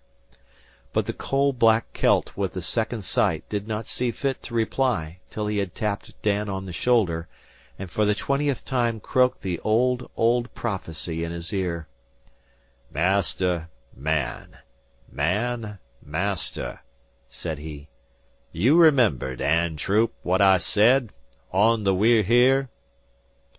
"Well, I won't go so far as to deny that it do look like it as things stand at present," said Dan. "She was an able packet, and one way and another I owe her a heap, her and Dad." "Me too," quoth Harvey Cheyne. End of chapter. End of book. Thank you for listening.